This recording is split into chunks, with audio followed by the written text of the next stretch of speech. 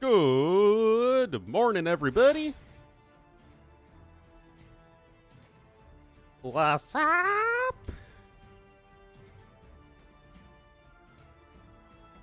Alrighty. Time for those quarterfinals. I also cut the side of my mouth.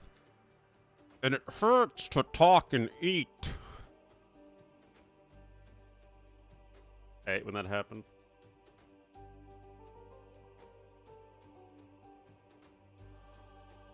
What? Alright, Tato and Sebastian are now playing first. I love last minute changes. Our bit? I think I bit it. You know, it's one of those things where you bite it, the side of your mouth, on accident, and then it starts swelling up a little bit, and now it's like kind of swelling into where you're biting down, and you just aggravate it even more. Also, I tried to make Korean cookies yesterday, and they didn't turn out all that well. So, I'm riding the struggle bus, guys. The most minor of minor inconveniences.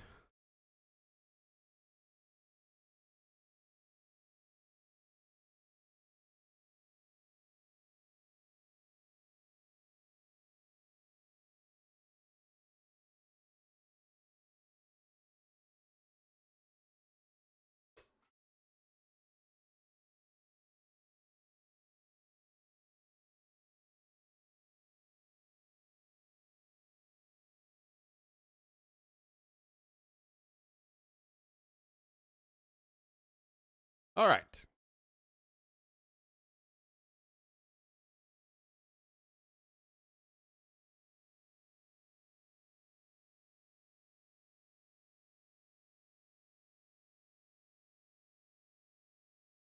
See these drafts. We'll start on the Ro8.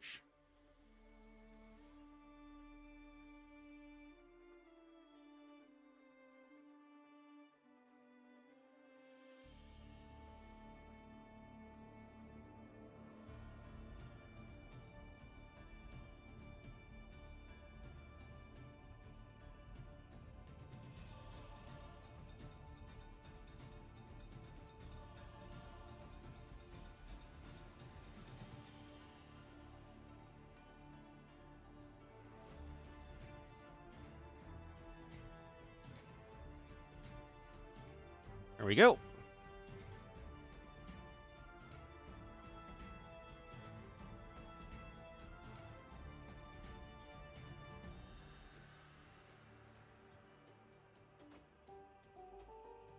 So, honey and involtini for Tato. We've seen that combo before. And then avocado and... Are those just like the worst Civ pools? We've seen this exact Civ pool combo yesterday.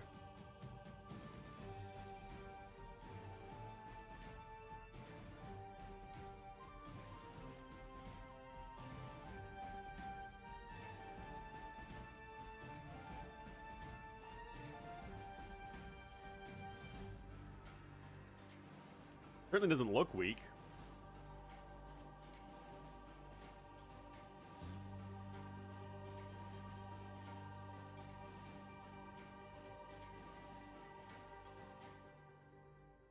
Mm-hmm.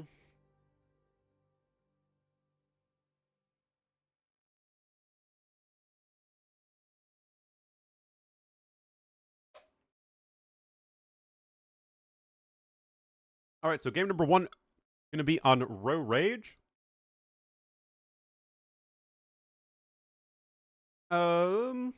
Could see Armenians here. For Sebastian. Could see Wu or Bengalis, maybe. Probably Armenians or Wu. And for Tato, Byzantines are an option. Italians are an option. Lithuanians are an option. One of those three civs.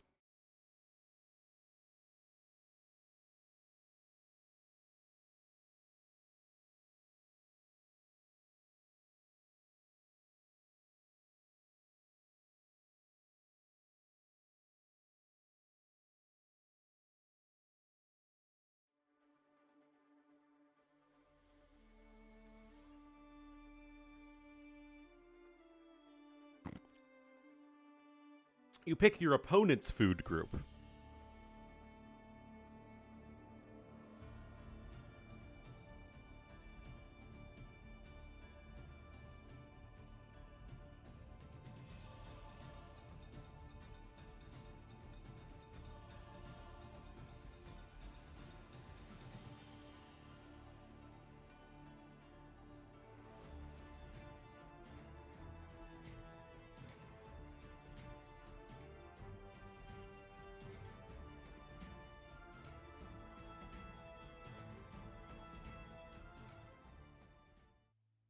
All right. Looks like we're good to go.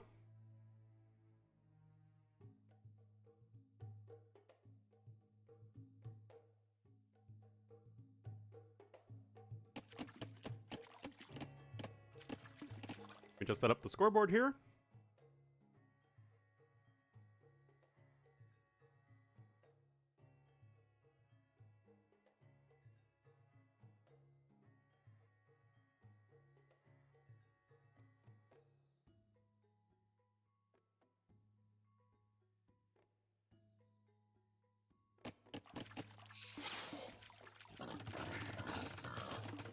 Alrighty, everybody, here we are. Game number 1 here on Ro8. Kind of a crescent moon shape here in the middle. Whoa, is this a bugged map?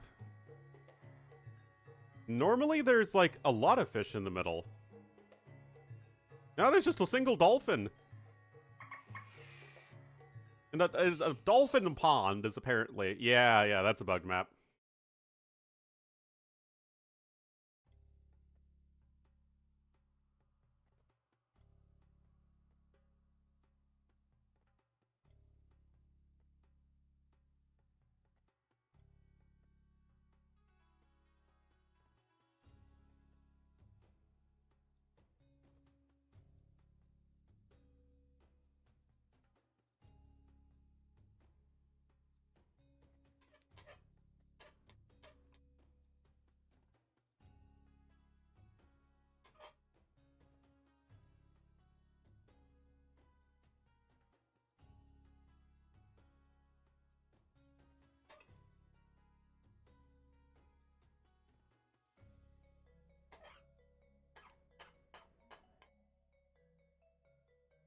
The team game version?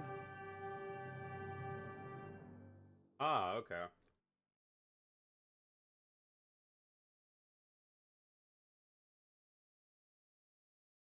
And I formally refuse to be getting barked at.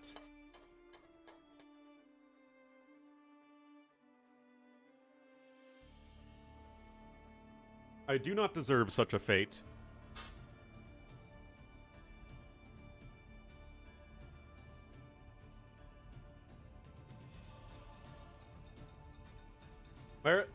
They did the old switcheroo on the schedule, and Viper's playing later.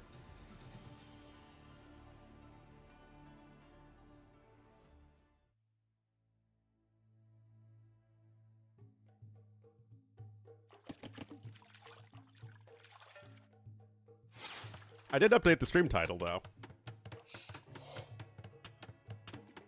Alright, guys, game number 1, take 2. Map looks much more like it should be.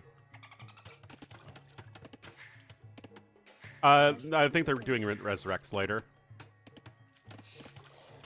Speaking. Close-o. Oh, Tato going to be in the red as the Lithuanians to the west of the map, and to the east in the blue as the Malay. It will be Sebastian. So 2 very good civs, especially on a hybrid map like this one. Although this is like... I mean, I guess it's a hybrid map, but because there isn't really any terrain, I mean, there's like a little bit of water here, but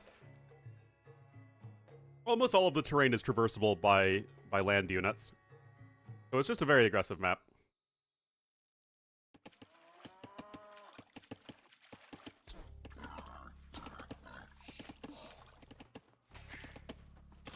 So... Why is there barking in my life?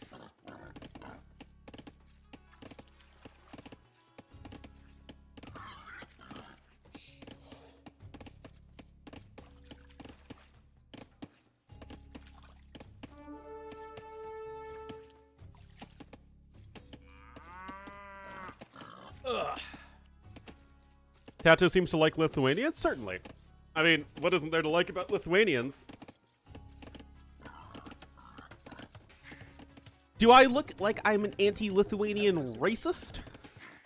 Speaking. Here. Swasti.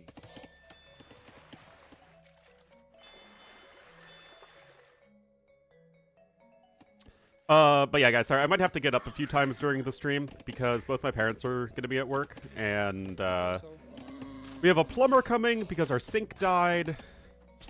Our kitchen sink died. And we have our contractor coming back in to work on my parents' bathroom. Announcement tournament? I think so. I mean, I assume they're going to announce NAC. Anyway, Sebastian happily fishing here in the middle. Note, remember, guys, that the middle pond actually has more fish in it than the side ponds do. So it's definitely the more valuable real estate to take if you can. Or just AoE things, yep. Hera, I don't know what happened with him, but he had to pull out of the tournament.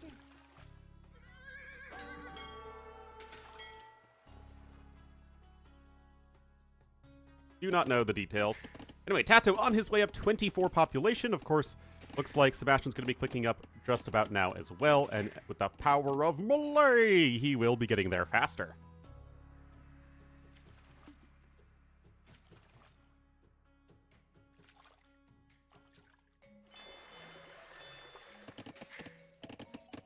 So, let's see what the plan is. I don't see a barracks yet from either player. And here come the villagers. And there is barracks number 1. Of course, you get the speedy spearmen as Lithuanians and the extra armored spearmen as the Malay. Tato coming in with his own barracks. I don't see anybody going over to the gold yet, so obviously it's only going to be one warship that they're going to be able to afford.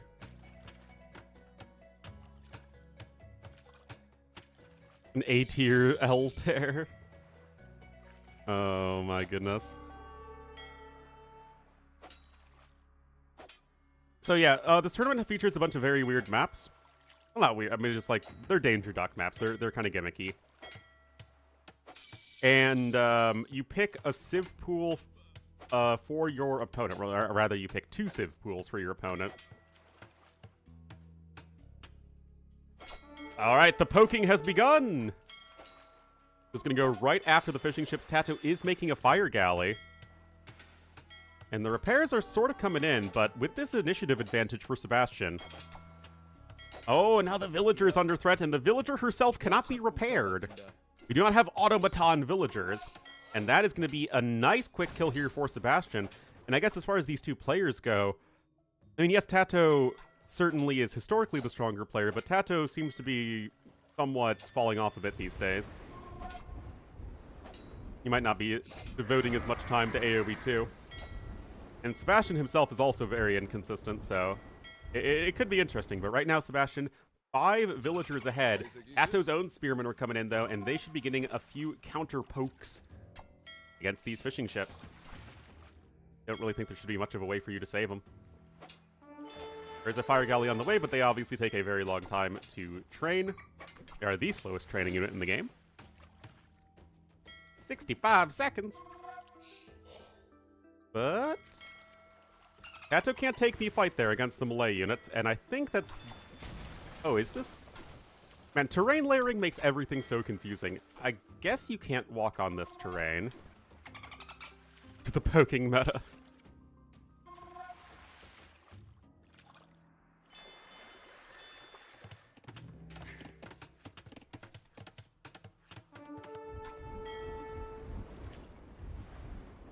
Well, 3 villagers killed to 2, still slightly in favor of Sebastian, and he is Malay, and he has less idle TC time. So still a pretty good spot for him, but Tato has built 4 scouts already. That is not a bad blob of scouts. Now the house wall there is quite good also. I just realized those Southeast Asian feudal age houses look very similar. It's just the deck area.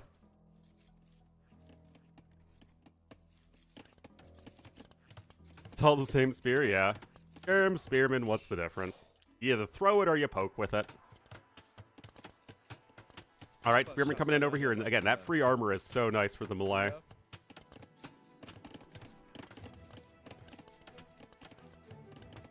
You can see just trying to sort of zone off the scouts from entering the base. More poking here to the south. It is currently 3 fishing ships to 3. Sebastian with a ton of vills queued up. It's definitely something I've noticed he does. He likes to queue up a ton of villagers, just to make sure the TC is always running and he can focus on other things. And then you can just cancel them later once you need to use the food for something else. It's not something that, like, every player does or feels the need to do, but it is something that is definitely, you know, if they host another, and by they I mean T90, host another Hidden Cup, it would certainly be something to look out for. Alright, Bill coming forward, as in back, I guess, for Sebastian. Gonna be leaving this area. And just still working with a nice eco lead. It's a food bank, exactly. Unfortunately, your food invested doesn't gain interest.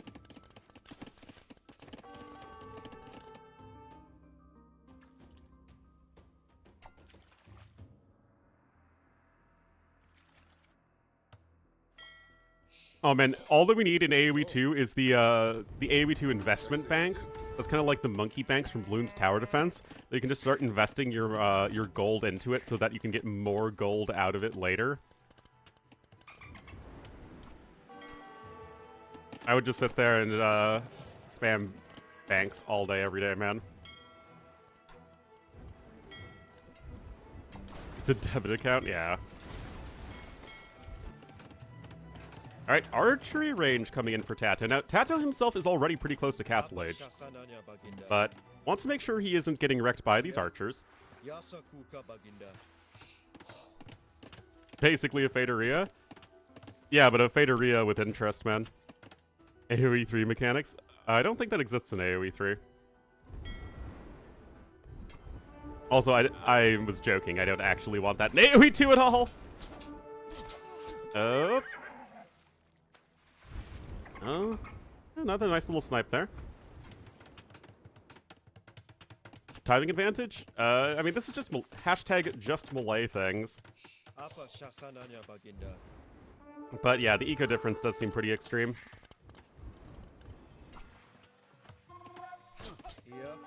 AoE 3? I don't really know the new civs in AoE 3. It was all too confusing for me.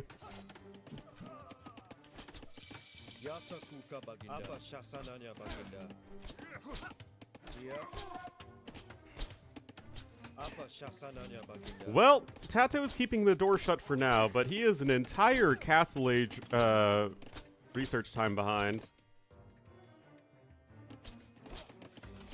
This is pretty rough.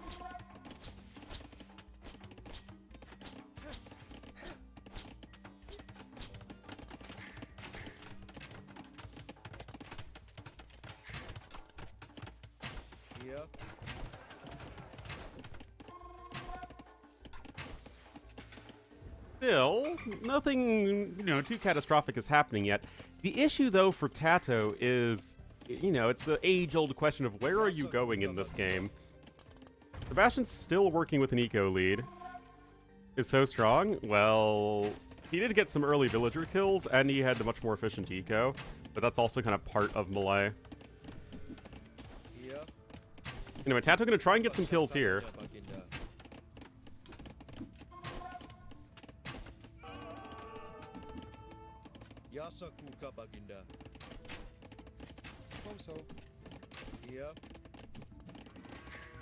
Well, second TC now coming in, so he's still getting that extra economy down. He's on 15 archers. They have bodkin.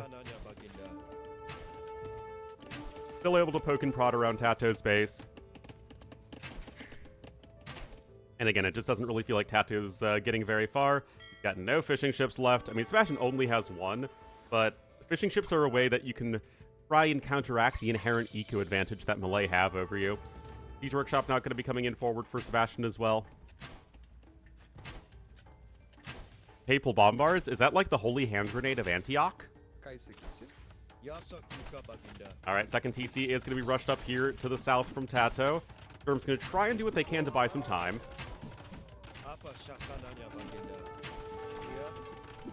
I mean, they do what they can, but you still lost most of your skirmishers before the elite upgrade and +2 defense came in. Also kind of interesting that you're prioritizing it over Bodkin. It's something that some players do, but not all of them. Shoot popes. Alright, Siege Workshop coming in.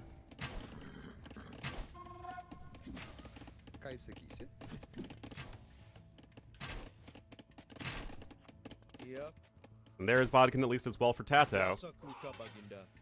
I mean, he's getting some kills here and there. He does have his own second TC down, but the resources collected difference is already just so substantial.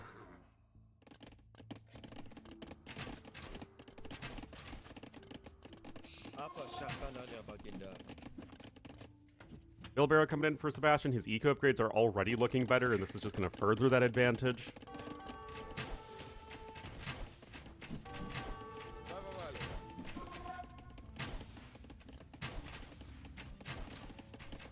Fire with the white smoke signal. Seems fair.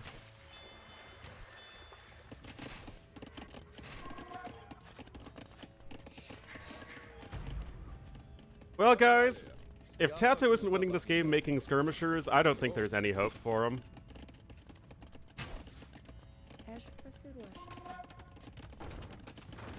Siege Workshop coming in. Third TC for Sebastian. He has a lead. He's continuing to apply pressure, make Tato uncomfortable, and just get his own eco going behind it.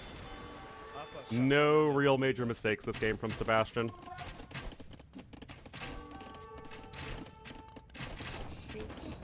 Mangonel on the way for Tato. It's already 2 out, though.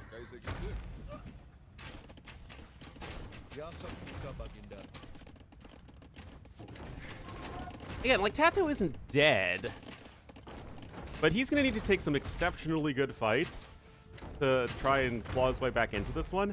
And the thing is, the army of skirmishers isn't one that's especially threatening to begin with. So going skirmishers when you're behind an eco is usually a pretty rough thing.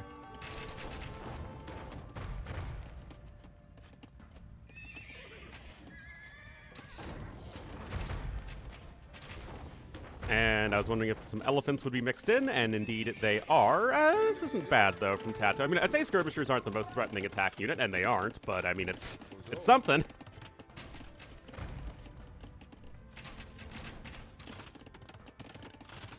Oh, the Muma kill is ready for battle.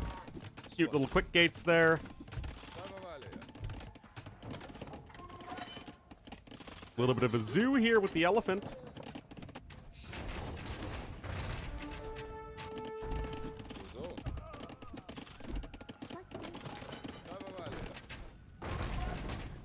Oh, that's a good hit for Tato.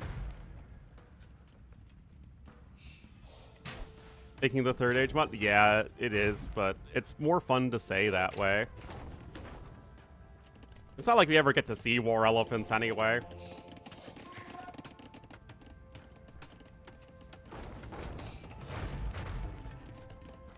Skirms have, well, only Genitors. I mean, I say that Tato doesn't have a way back into this game, but oh my god. I guess just forcing Sebastian to look elsewhere, I mean, that's literally as good as it gets for Tato.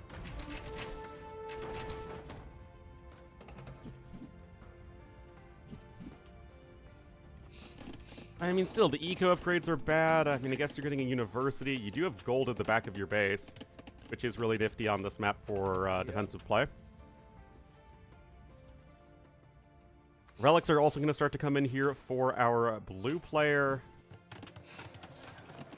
I mean, again, that was a great fight, but look at the resources difference. It is just not even comparable.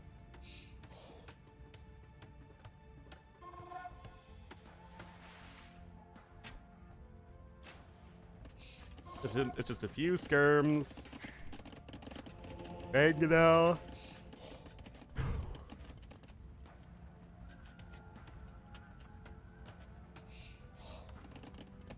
I'm not sold on this even still, even after those beautiful fights from Tato.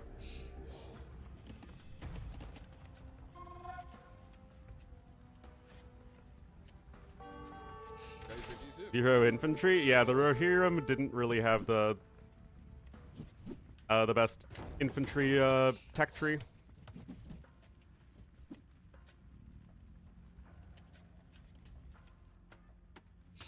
All they had were those peasants with sticks that were trying to defend against the Uruk-hai.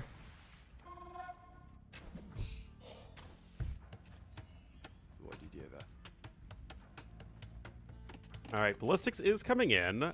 It's not in for Sebastian, who's really playing safe at this point.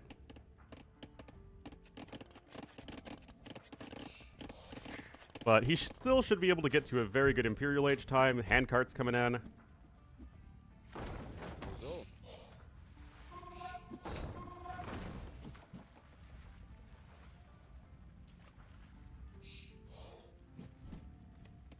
Like, is there a world where Tato can get more relics?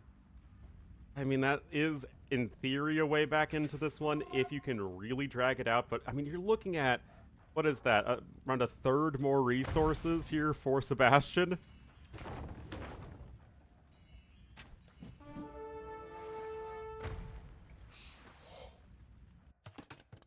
It is pretty rough. Okay, defensive castle coming in. Don't think this attack really should do all that much. No, this map had 5 relics on it, but I don't see any other relics.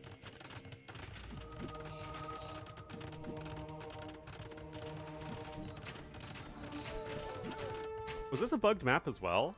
Because I definitely remember seeing a game where there were 5 relics on the map, but I don't see any more. Not like there's a monk holding any right now. Anyway, Imp is going to be on the way here for Sebastian. He's fine. Got some ranges coming in.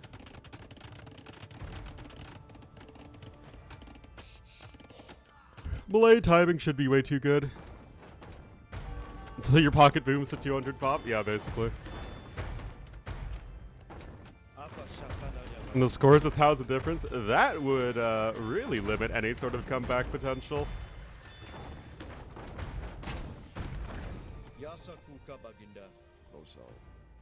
Right, Imp on the way for Tato, but obviously he is just way too far behind.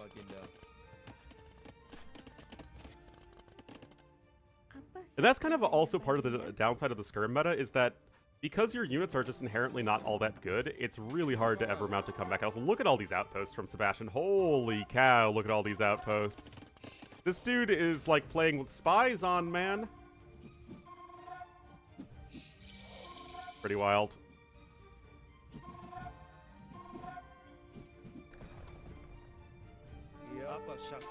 Yeah, Tato gonna have to tap out toe. I mean, that was a melee game if I've ever seen one. The eco difference completely spiraling out of control way too quickly. I mean, we're talking like, what, around the 7 to 9 minute mark is already when Tato needs to get an enormous amount of damage done.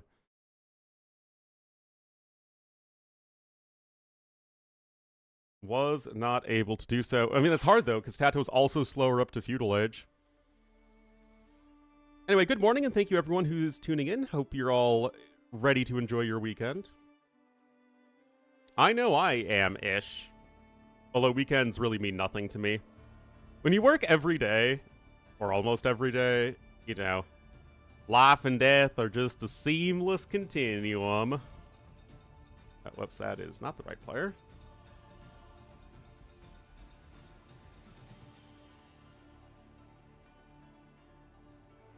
Avocado, did you miss the Avocado DLC, Kinbone? I don't know how you missed it. The guacamole unique unit is way too good. Although the avocado toast is way too expensive and really gives your young villagers a sense of entitlement.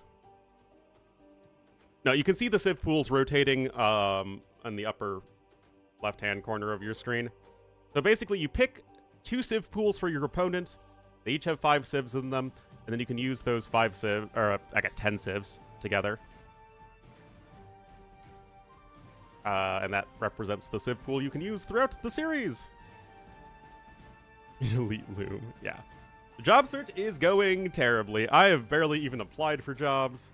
I've been kind of demotivated without any success.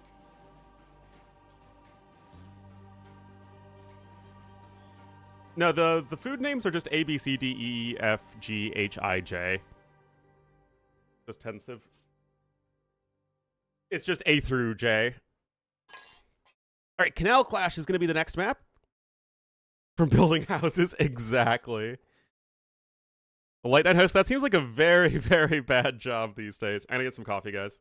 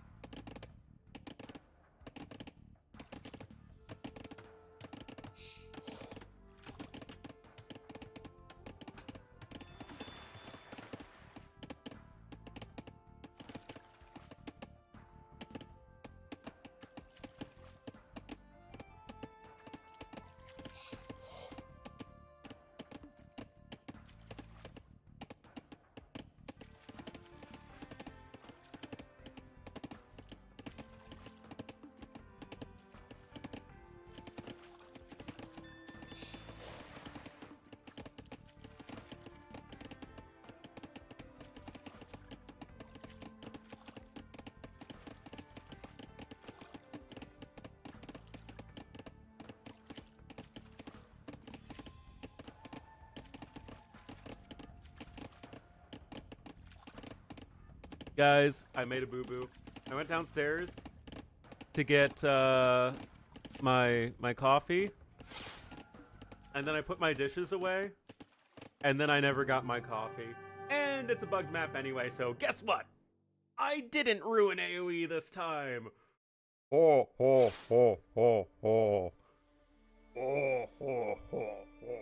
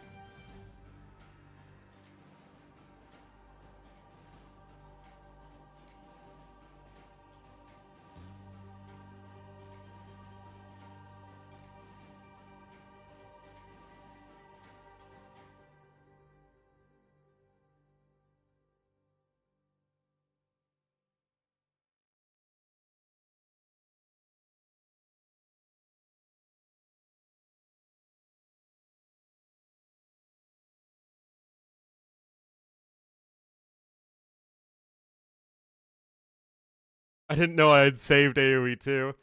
Man, guys, I really do fluctuate between ruining AoE and saving AoE.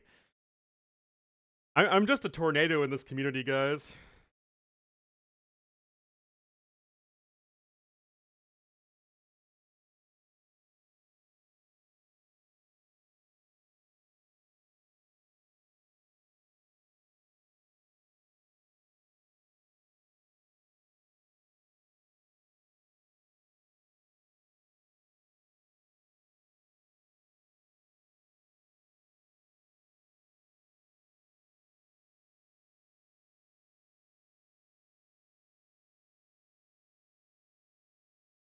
When I was last saved by a tornado? That's true.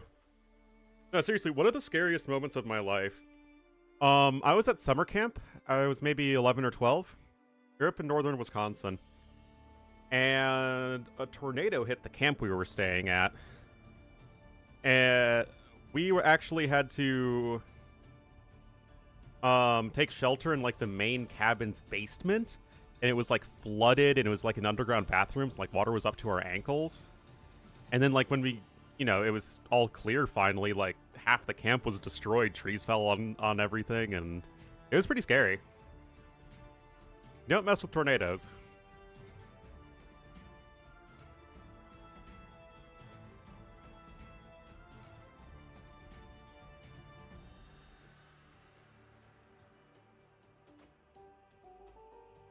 Especially as a kiddo, you know, I hadn't really ever spent much time away from home. I mean, thankfully, I was there with my friends, so, like, we had each other.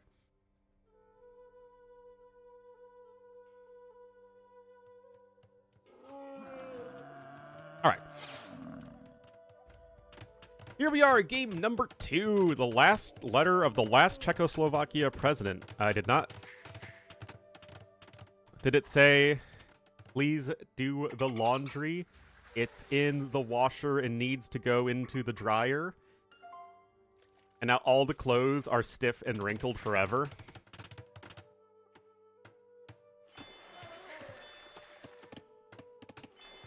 Yeah, wind is crazy.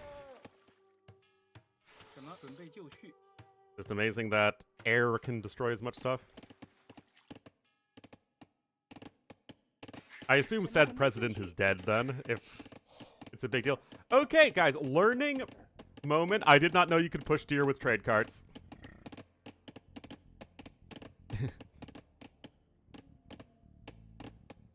Al Capone's vault, yeah, exactly. Kind of weird to see a water buffalo push a deer.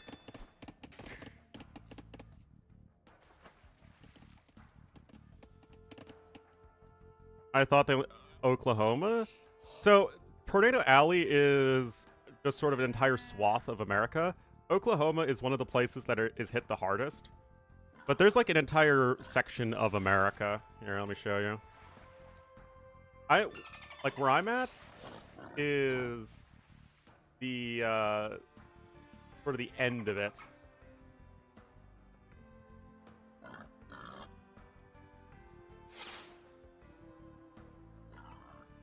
So yeah, this was like where a lot of the tornadoes were, like during the Great Depression and stuff. Now with weather shifts, it's kind of in this area. Tornado ally. Yeah, exactly. But yeah, it used to be further west and now is kind of going to the east.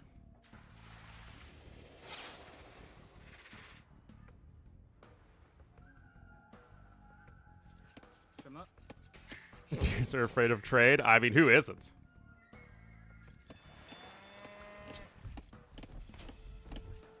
Anyway, it seems like you can spawn in, you know, 2 of 4 places. Like, you can spawn here, here, here, or here, in any combination of them. So they kind of got the close-ish spawns.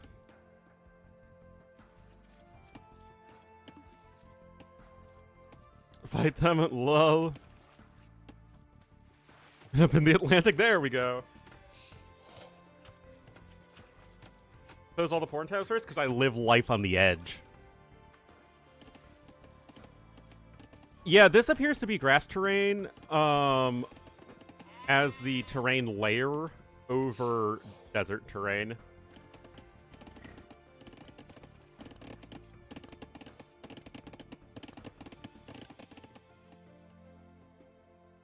Oh yeah, what the ocean looks like is the Windows Vista bug for AOC, when all of the grass and water terrain looked completely messed up. They seem, well, I mean, it's really hard to predict, right?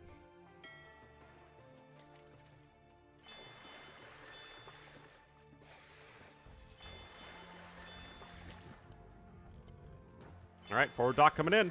Uptimes are similar. Blue Italians, both obviously very good, well-rounded civs here on an open map, open water map, hybrid map, whatever.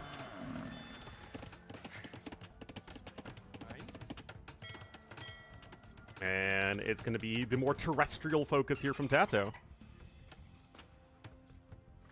Water was purple? Yeah, basically. And remember, there are neutral markets on the map, so Silk Road is actually a very legit tech for Italians to go for a trade boom. On scum? I mean, yeah, like, as someone who lives around a lot of, like, small ponds and lakes, like, this looks like an algae bloom.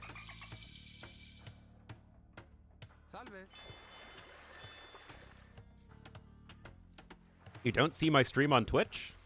It sure should be there. 128 people in theory are watching. Or they opened up the tab and forgot to switch it to something else.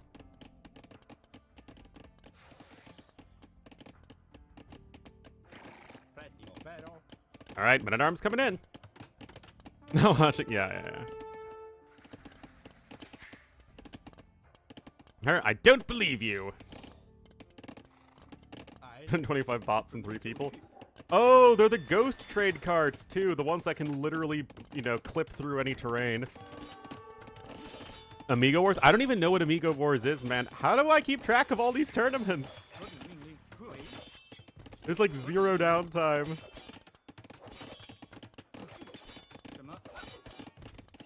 Look at those freaking trade carts just passing through everything. All right, Arson coming in for Tato. Not a bot? I don't believe you, Frostwoods. That's exactly what a bot would say. All right, the fishing ships have had to make their great escape.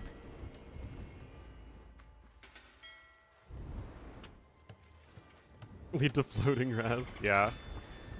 Trade is indeed scary. Was this message brought to you by the Trump administration or something? Trade is scary. It's complicated. It has positives which need to be utilized and negatives which need to be mitigated.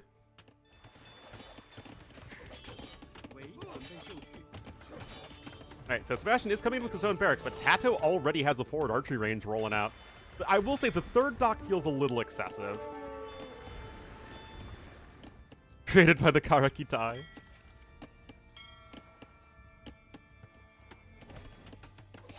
I mean, on the one hand, you have a bunch of men-at-arms and arson invested into for Tato, which is obviously not insignificant. If there's another Rage Forest tournament, then it might be worth making another tier list video. Move to Greenland? Indeed. The great land of these United States of America? Yeah. Our phones in depression? Yeah, and then use their opium again.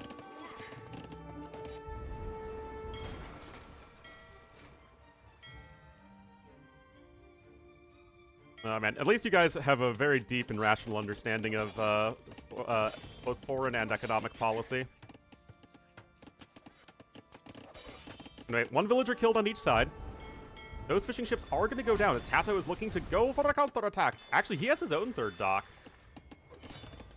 So Tato really being the one who's dictating the pace of this start. He's at 5 kills to 2 deaths. Yes, he's slightly behind in resources, but that's kind of okay if you're the one who is, again, with the initiative. Graveyard of Empires? Indeed. We really know how to pick them, right? We did both Vietnam and Afghanistan within, like, 40 years.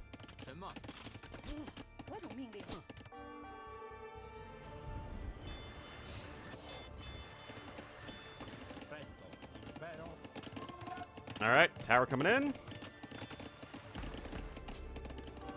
And Sebastian's still just trying to hang in there. Now, you can long-distance mine some stone to get another tower. You can see Sebastian actually only needs 10 more stone for tower number 2.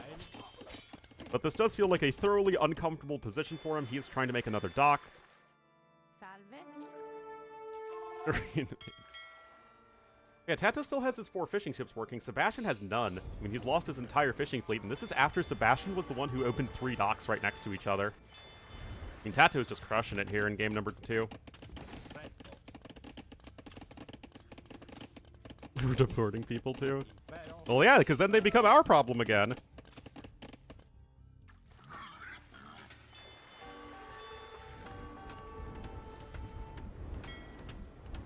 Avenge their loss. Hopefully they're not that stupid. Not that I'm a fan of the Taliban. Let it be known that Ornlu AoE is not supportive of the Taliban. But I'm not sure we're really in a position to oust them from power and replace them with something that the Afghan people would appreciate. That stupid?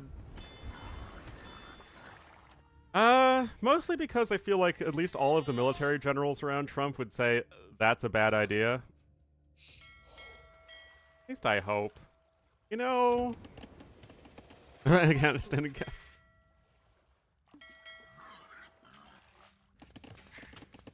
To be fair, Trump did say that Biden leaving Afghanistan was a huge mistake. Nice.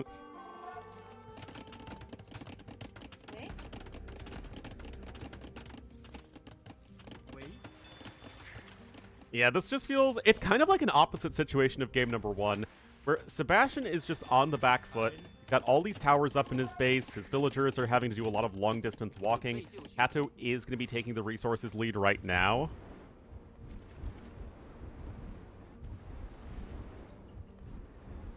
United States.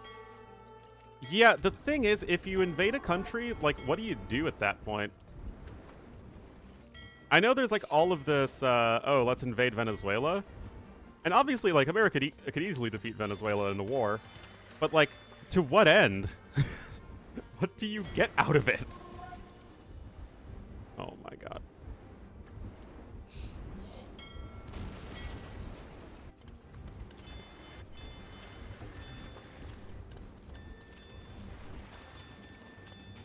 Invade a country? Well, it's, that's a matter of insurgency and regime creating, which is usually very difficult. A puppet government?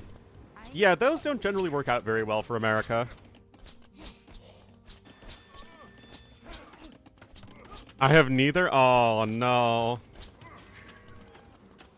Wait, if you don't have a microwave or an oven, how do you make food? You just have, like, a stovetop? Yeah, Tato's clicking up. Hot plate. Ah, yeah, that's rough.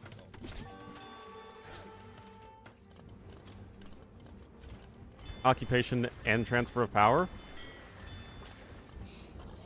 I mean... It already requires, like, a very significant and powerful subset of whatever country you're invading to be very pro-invading country. And it's difficult to create a powerful group, like, out of nothing. Or almost nothing.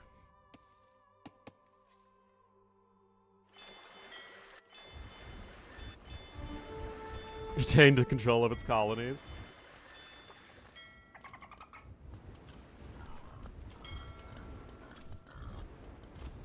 Imperialism. Well, not many people it actually describes.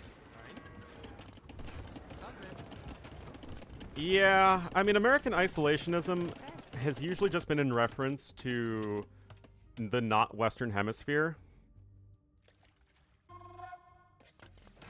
I don't think, like, I'm trying to think back to my American history. I don't think any of the isolationists that really sort of cropped up as significant political force in America at the end of the 19th and throughout the early 20th century. I don't think any of them were really, like, against the Monroe Doctrine, if that makes sense. Like, we still, you know, obviously got ourselves all tangled up in every single way in Latin America. I don't think there was really any major pushback against that. Usually it does, yeah. Aggressive policies from Mordor.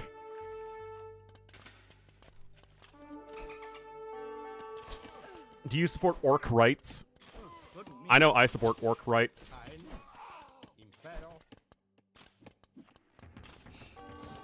Anyway, Qian Swordsmen are on the way. If there's any route back into this game for Sebastian, it's going to come from the fact that Qian Swordsmen are a silly unit. Tato's adding a second TC. I mean, Sebastian's been doing the best to take, you know, as good of fights as he can. He's added back in his own fishing fleet. He took down Tato's fishing ships.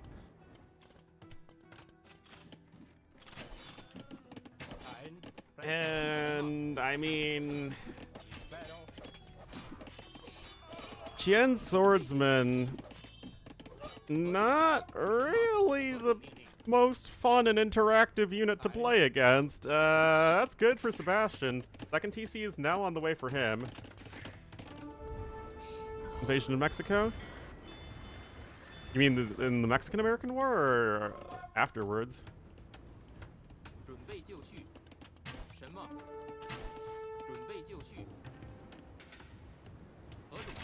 Alright.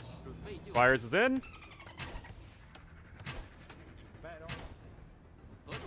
It's so silly.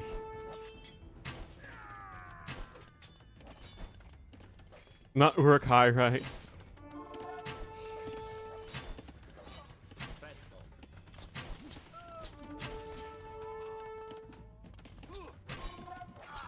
Only Urukai rights. Hashtag Saruman did nothing wrong.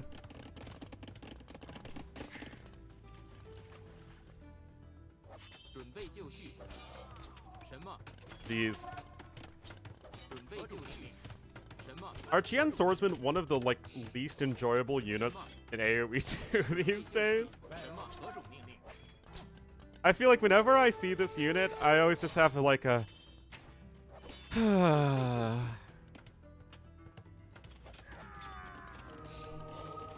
Another? Oh, I actually didn't know that. That's interesting.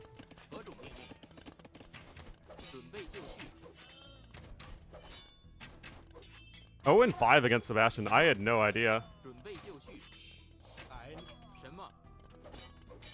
Well, I mean, Sebastian went from, like, being -5 in the KD to +11. He's still 700 resources ahead. He is in a grand spot. There's even a siege tower out, so you can hop. Actually, you can't hop over the walls of the siege tower. I guess it can just sort of run right underneath all the monks. Last game was Malay Lithuanians.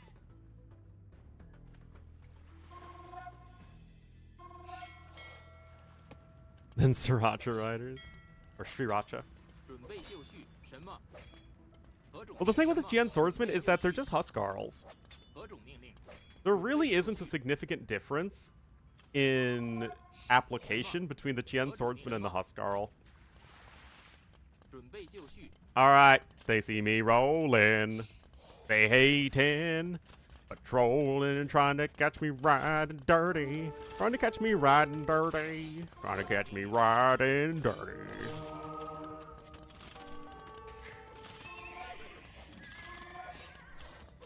Yep, we're siege towering, guys. Now, Tato can just keep the monks under the TC, which is certainly annoying for Sebastian to try and deal with at the same time. 9 villagers killed on each side. Sebastian still has his 5 fishing ships hanging around. Yeah, siege towers still feel pretty weird. This doesn't feel like how the unit should be used, and it feels like it's by far the most common application of the unit.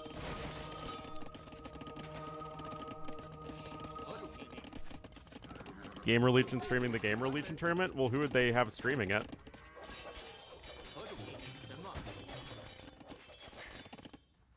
Gamer Legion doesn't have any streamers.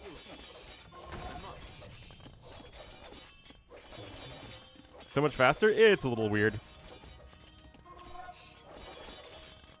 Anyway, Sebastian now with a huge army lead. 26 Gen swordsmen. I don't know why he's making a transport ship. What do you need a transport ship for?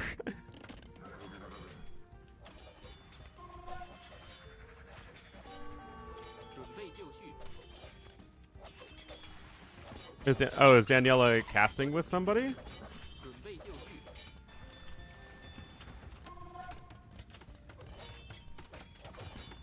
Anyway, Tattoo gonna try and go for long swordsman. Yes, they are a good counter.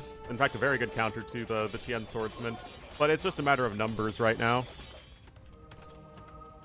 Ranged? Yeah, that might not be a bad idea.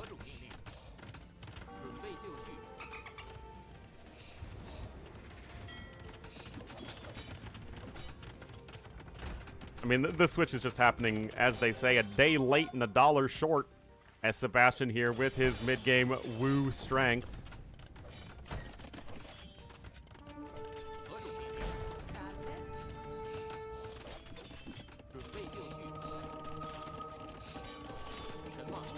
Here's the Papal Bombard. I mean, good monk micro, but the numbers Mason. What do they mean? Oh man, we're just running around here. Castle's gonna be here.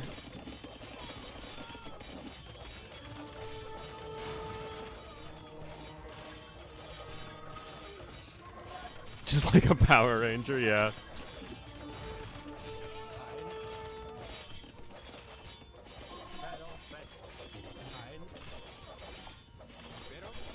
It's just Qian swordsmen are so much easier to switch into than the regular swordsmen. Like, they don't even have good upgrades. They just have +1 defense and squires.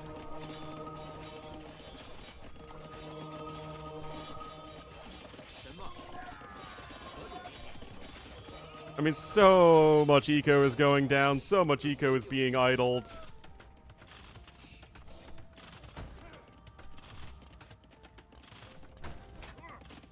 Armored troop transports, basically. The Nagraj, thank you for the raid.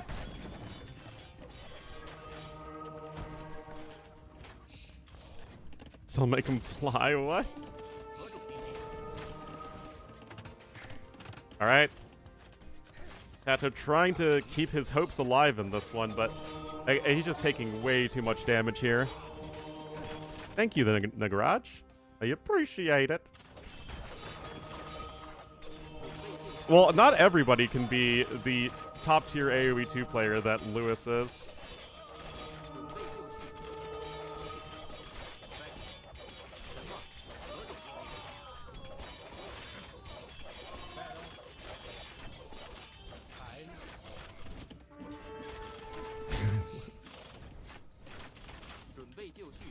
First round? Oh, did he lose in the first round?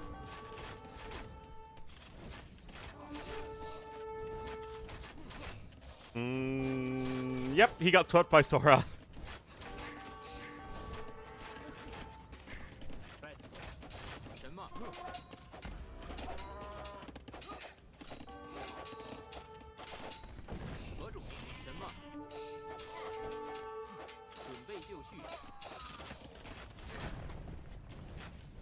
Well, the Fire Archers are slowly whittling away at the TC. I mean, honestly, this does go to show just how strong Long Swordsmen are against the Qian Swordsmen. It's just, the issue isn't so much the actual Qian Swordsmen, but the economic damage that they inflicted. And although the Fire Archers generally aren't a super strong unit, at the very least, they can poke away at the TC from the castle, and they're good enough against infantry.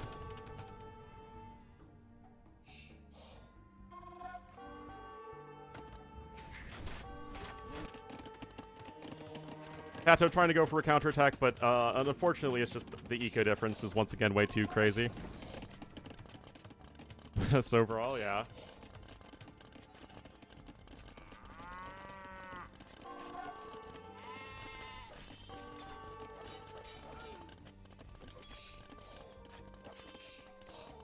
He actually played very well in the Sudden Disaster tournament. Lewis he's a memeable guy. He's a very memeable person.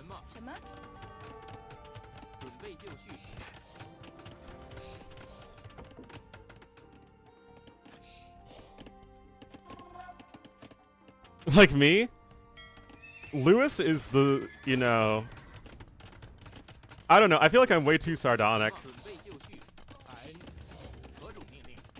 I don't have the cocky Gen Z attitude that Lewis does. I still have my zillennial self-depression. Deprecation and depression.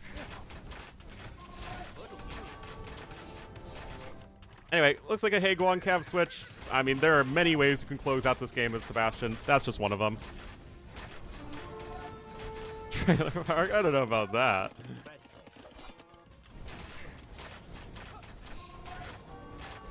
Anyway, it should be an imp GG here.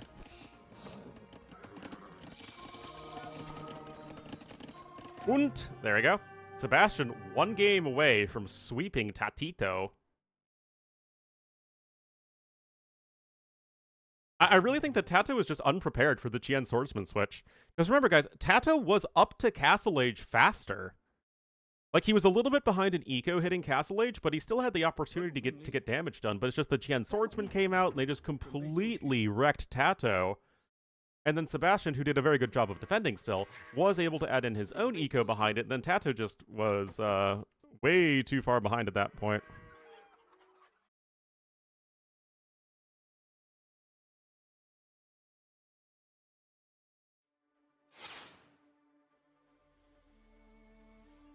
Rough stuff.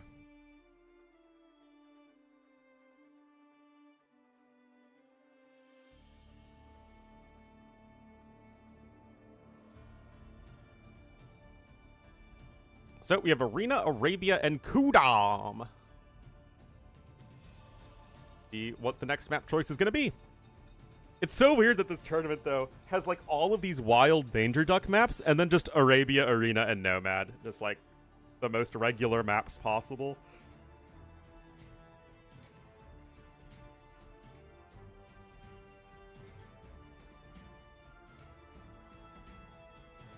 Draymond Green?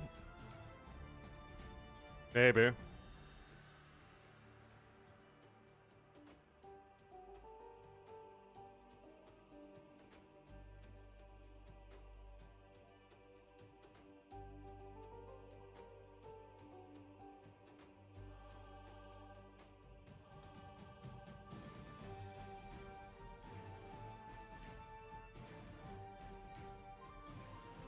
Alright, let's see what the next map's gonna be.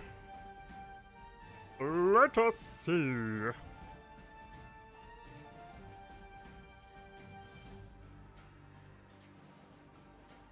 Arena.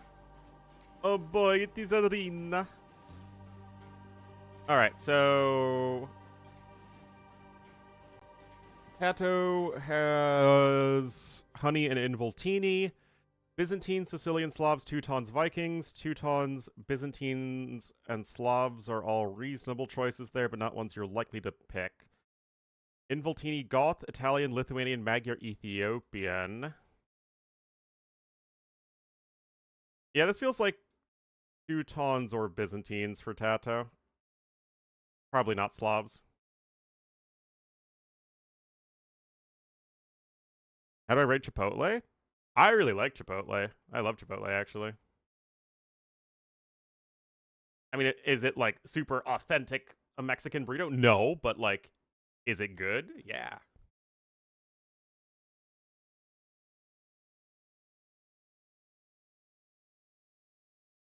Groupings, I don't really think... I don't see any similarities. Or, like, overarching themes that would tie them together.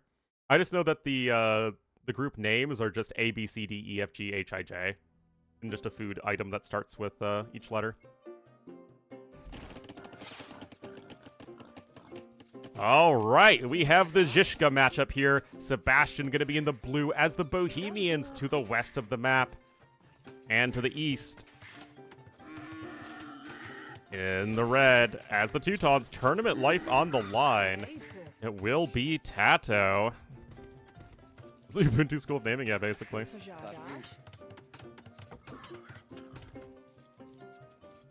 So, here we have the OG closed map. Slow Doom Push Civ. And here we have the better one. Oh, man. Tato, I think, to win this game is going to need to really leverage a tower rush, monk rush, do something very aggressive. And the rush distance is actually seems to be a little bit closer than Ladder Arena. Ladder Arena generally has a bit longer rush distance, which promotes light cap play.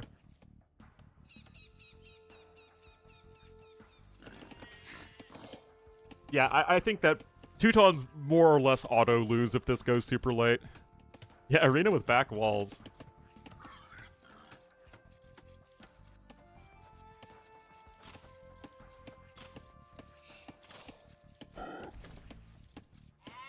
Yeah, I think there need to be some more small ponds with lots of fish in them and some more rocky terrain to prevent walling. 2 on wood? Indeed. Like I said, if Tato is going to be doing anything here, it's going to be YOLO Tower Rush. I don't think you can just play this one passive as Teutons.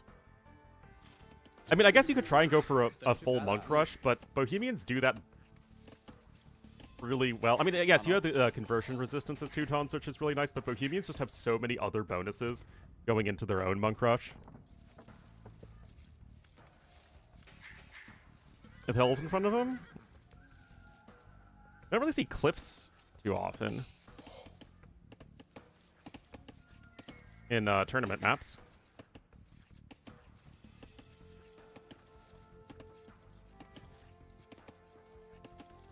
Indeed, Tato gonna go up here on 20 pop, no loom. Oh yeah, it's rough stone actually. Also doesn't have that much space in the back to boom behind. I mean, in general, there's not that much area for you to play with.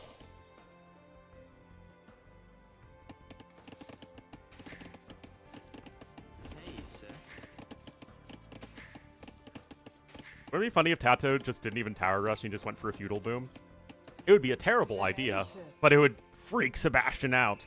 That's all that matters. Yeah. Anyway, 8 fills is the correct number to send forward. No more, no less. Yeah. I mean, long ago. I mean, Teuton tower rushing has always been a thing, right? Because of the extra garrison space.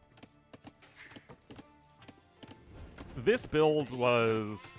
I mean, I think you click up a villager sooner than you used to. It used to be like, I think, 21 pop. But 8 fills is the number that you can send forward, guarantee to win every single tower battle, and still have enough of an eco at home so that you can keep fueling your aggression. Anyway, Sebastian already starting his house wall here. I mean, Sebastian, I'm sure just... You see the Civ matchup and you know what's going on. 23 pop is still very fast. Bohemians are actually a very good Civ at defending tower rushes.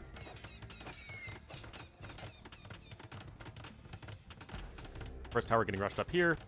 Counter balls in, but yeah, the bad stone is certainly not something you're going to want to deal with. And I actually really hate the fact that he's not walling like here. Surely you can wall here and still start to mine that stone. Okay, he's going to reroute the walls a little bit. Brubly Ridge Farms remembers? I know, man. I know. Like, as a caster... and somebody who creates content, I feel it's my job to know as much about AoE 2 and all of the different interactions as possible, especially if I'm supposed to be an analytical caster or whatever I am. But there is a not insignificant part of me that just wants to turn the custom Civ pool on and just have, like, only the AOC Civs and just play those every single game. Punching the gate. The gate has much more surface area than the wall segments do, so villagers are all able to attack them together.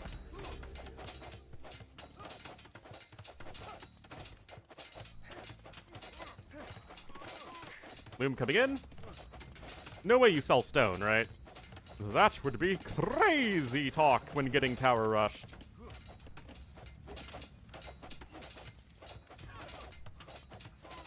Wait a minute. Oh! I was like, man, it's taking a long time for the gate to go to... It's 1800 HP walls. Did Tato not know that? Surely you don't tower rush with 1800 HP walls, right? I was like, man, I'm wondering why it's taking Tato so long to break through. Oh my goodness, guys. No way tower rushing is remotely good in this situation. I mean, everything felt like it was so slow.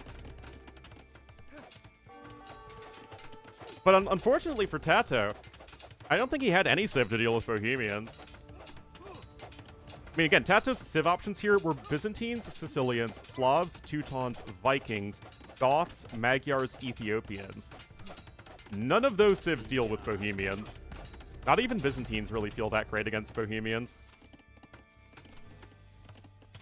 Not the wall. No, the wall also has 1800 HP, so it's a lose-lose situation.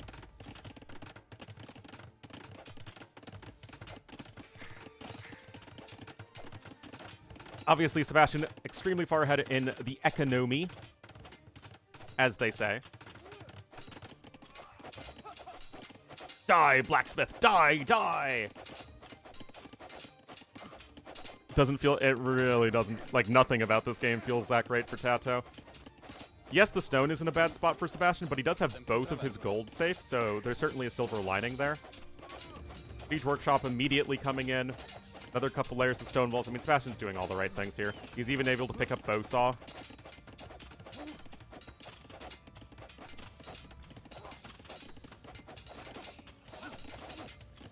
Okay, there's 13 food left on that forage bush patch. It shouldn't really matter, though. I don't think that really makes a difference. Mangonel coming in. You have your free gold shaft mining here as the Bohemians. It's rough, man. Scout is here, and we'll at least be able to see what is up. Yes, Sebastian does have Loom. I hear it makes your villagers harder to kill.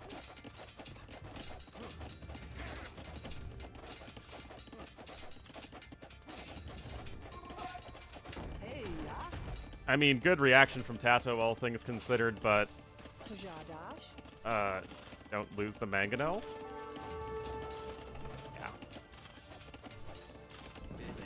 It would require a pretty major screw-up. It would require an Ornlu level screw-up for Sebastian to lose the Mangonel here against the tower. Alright, Sebastian is deleting those walls. I guess, sure, why not? And remember, guys, because Tato sent 8 villagers forward, Sebastian doesn't need to add in TCs to be ahead of his opponent in terms of economy. You can see he's 1,100 resources ahead. There are versions of the Tower Rush, and this is where I think actually the dynamics of the different build orders on Arena actually get very interesting, and actually more interesting than Arabia, which just seems to be a much more one-dimensional flowchart. If you're up against the Tower Rush that is like 2 villagers forward with archers garrisoned inside the towers, a la, say, the Vinchester style Tower Rush, which we might actually see later today. That one, it feels like you really do want to get that second TC down if possible, because your opponent has a much stronger economy behind the initial Tower Rush than the Teuton Tower Rush or the more aggressive versions of like the Pole Tower Rush that also don't involve any military units.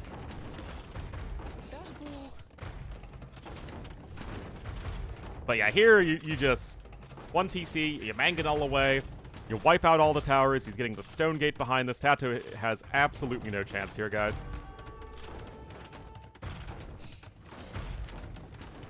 Oh, I love this as well. Look at that. Get the gate down and also wall the villain so she can punch down the tower here. Yeah, it is very, very bad. Bohemians can get way too good of an uptime here. Oh no, the peasantry! Oh, it's always the peasantry, guys.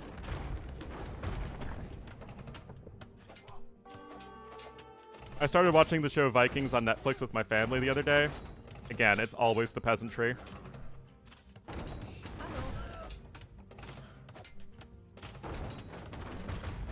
You know, it's like, you know, it's all about Ragnar and stuff in the beginning, and I'm like, well, let me tell you, family, in AoE 2, there's a very controversial scenario about Ragnar. Oh.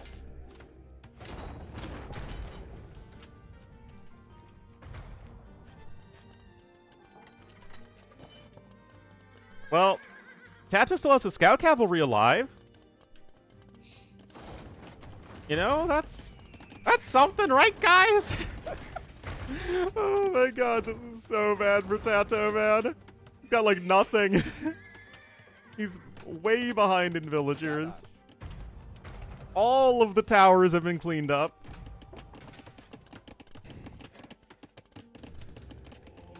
Monastery coming in here for Sebastian. Now, Sebastian can take this game in a number of ways. If he wants to, you can go for like an aggressive castle drop with monks and siege and just try to end the game immediately. If you want to, you can try and boom behind it. If you want to, you can try and go for hand cannoneers and push that way. I think there are multiple reasonable things you can do here as Sebastian, which is really just a reflection of, one, how good Bohemians are, and two, how good of a position Sebastian's in. Like, you just do something semi-reasonable and you win the game. So yeah, Phil's on stone, adding in another TC. I think the safest approach is probably adding in some TCs while still trying to maintain a semblance of map control. Knights are queued up. He is housed, though, so you want to, you know, not be the housed.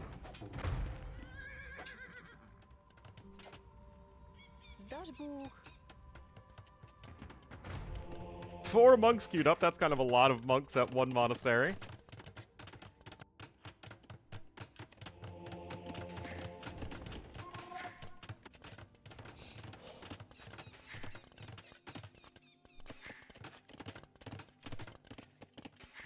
All right, I'm gonna go up to 3 TCs here.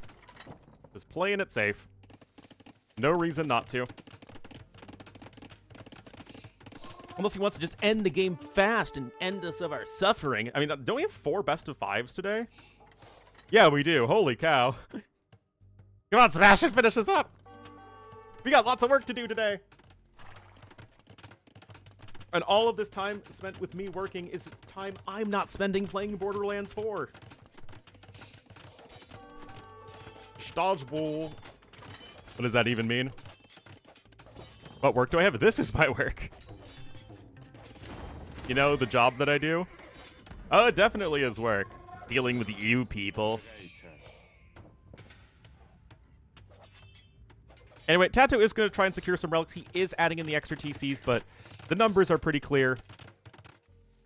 You're ahead by almost 3,000 resources as Sebastian. You're ahead in the 3 TCs. You're 9 vills ahead. You have vastly superior eco upgrades.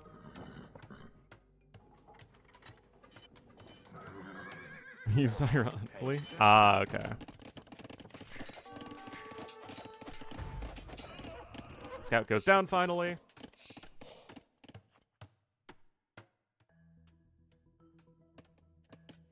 Economy. Leveled up. Remember, Tato is relatively old for an AoE 2 player. He's what, 34, 35? I'm sure Tato's just at a point in his life where he wants to kind of do other things.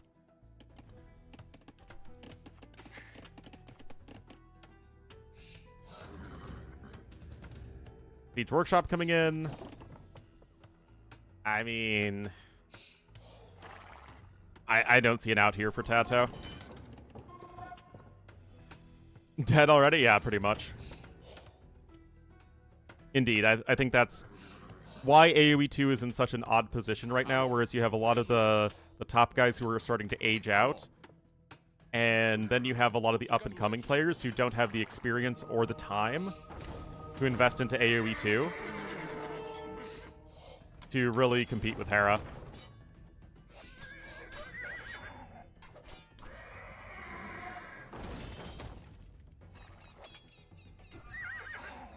Yeah, that wasn't great for Tato. Other than AoE 2? Yeah, I mean, the thing with AoE 2 is, of course, what the Lord Doubt teaches us is that you don't need to be, like, a lightning-quick player. And although, of course, your reflexes will slow a little bit, especially compared to the Zoomers out there. This is actually what I would do if I was in Sebastian's position, so I liked being validated. 36 in December? Yeah. Go for 3 TCs, then go hand cannoneers to make sure you have map control and don't die to a fast temp. I like that a lot, actually.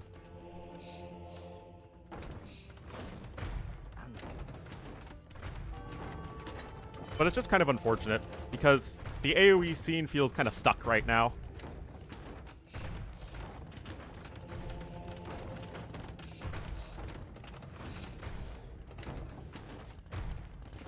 I guess Tato's now getting bow, so he still doesn't even have a Horse Collar, man. He did get 4 relics, which is nice, but again, it's not enough. Eating out anytime soon? Yeah.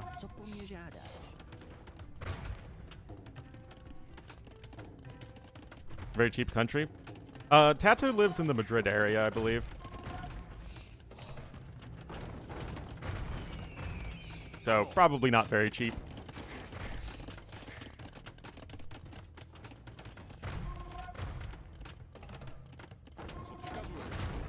More siege towers! I guess Sebastian really likes the siege towers, man.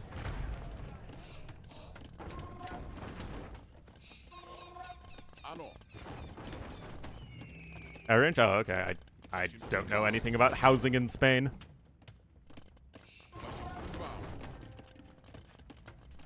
By the way, guys, this is why you don't add a bunch of houses at the front of your base, because this sort of thing happens all the time. This is why you see a lot of the top clowns build their houses in the back, which is what Sebastian is now doing.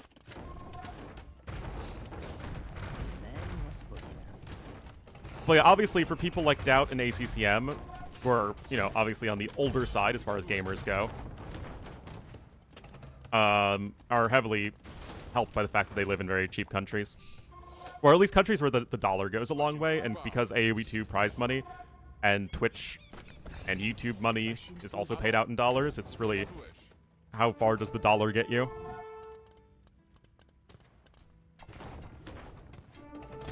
Yeah, Doubt has a stream. ACCM is the only player I know that actually just makes a living off of AoE 2 tournament winnings. Because ACCM streams are probably a very insignificant percentage of his income.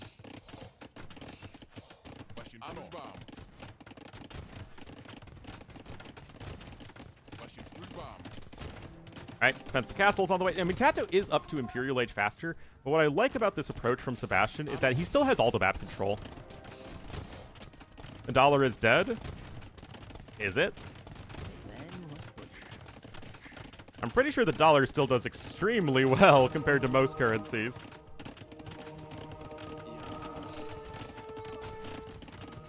Like, if the dollar is dead, then what is the good, you know, default currency out there?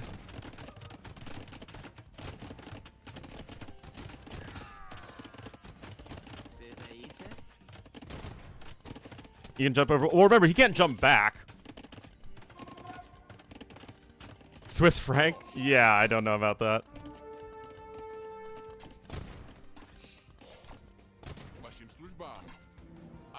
I don't think the Swiss franc exactly has the, you know, permeation that other currencies do. Compared to a year ago, yeah, rip.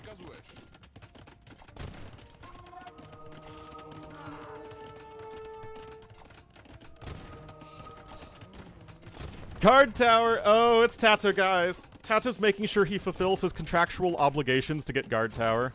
Bricks currency? Yeah.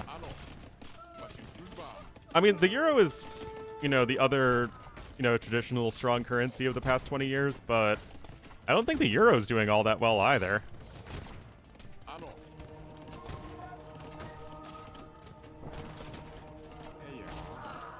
Oh, the mass seppuku of the hand cannoneers feels bad, man.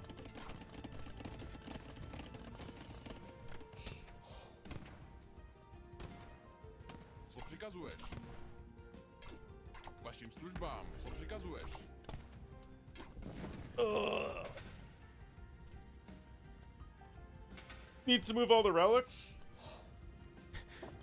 I mean, I think he's pretty cooked no matter how you look at it. It's also bad for Europe, yeah.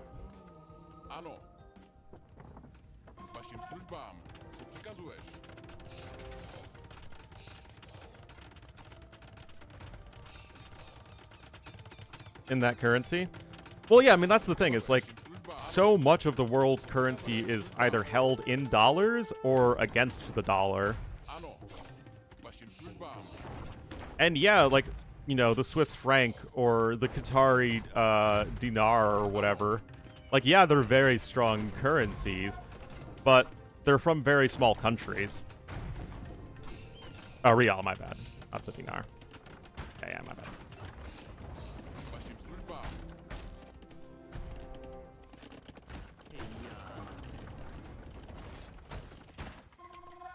Currency? Oh, no.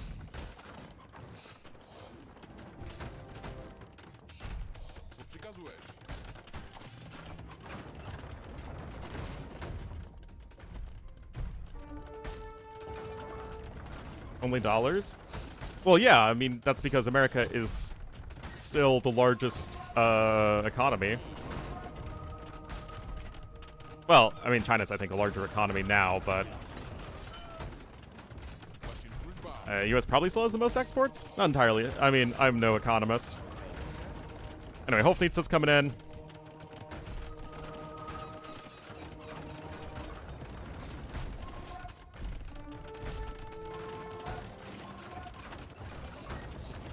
Don't bring the British back.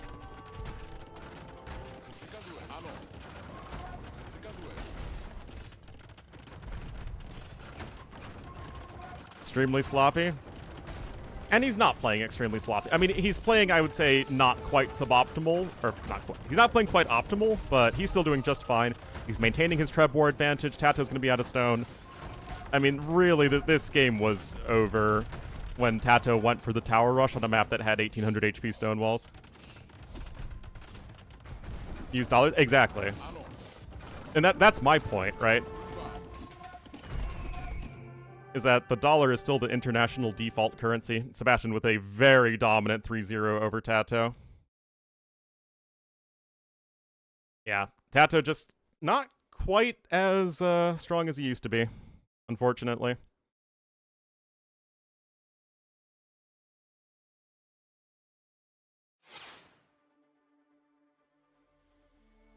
Just not as sharp.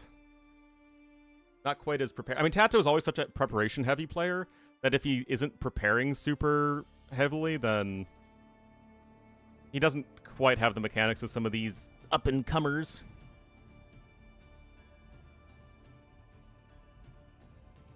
All right, so what's the next one?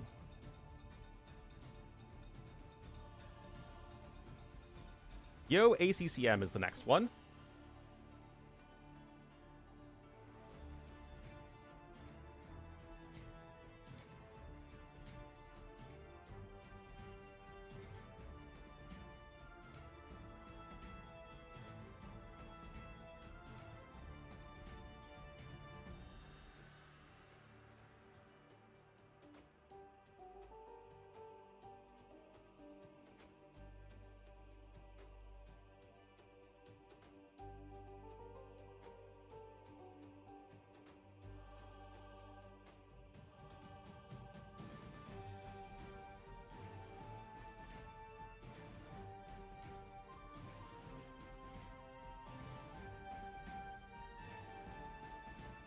Right, now what I do not know is that if these are going to be live games or recorded games.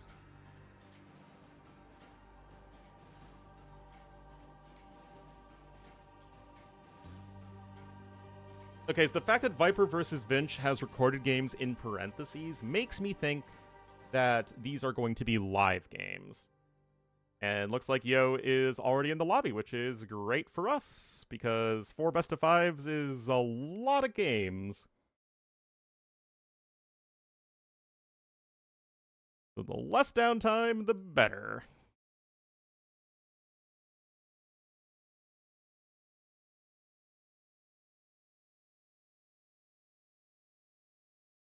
Looks like we're going to be starting on Pez Panino. Yo, of course, with Nomad and Chili Nomad. ACCM with Personal Pizza and Ro8. All right, guys. Hope you're having fun. We here at Ornlu AoE just want everyone to have a good time.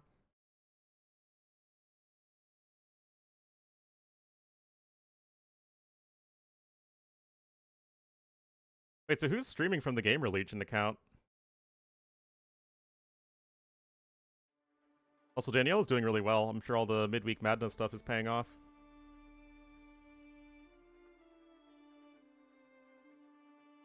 Try some what? Anyway, guys, I need to take a quick break. Be right back, and hopefully we'll get into the next one in a moment. Yeah, we got 4 Best of 5s today. We've got lots and lots of stuff to do.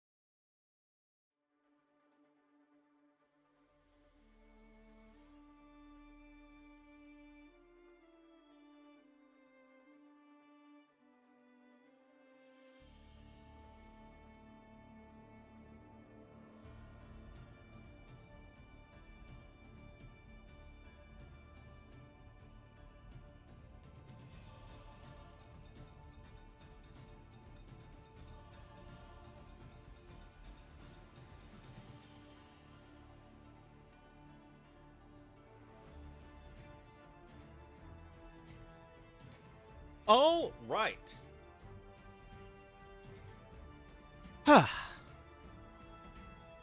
So, we got Pez Panino. What are the civs? Why are we seeing the same civ pools every time, man? I mean, the only one that's different is, we have a Jambalaya.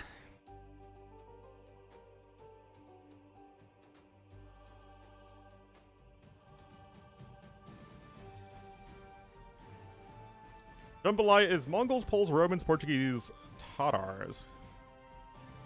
The food is the name of the civ pools.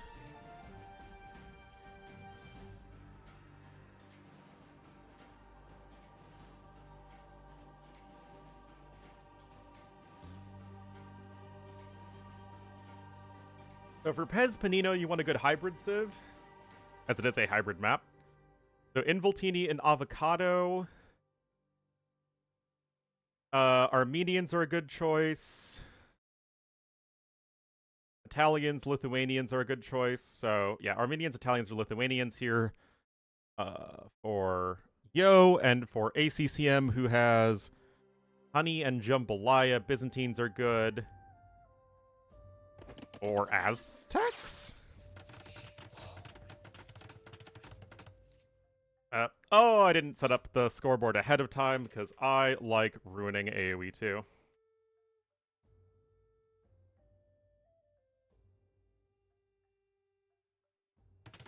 But, yo, and red.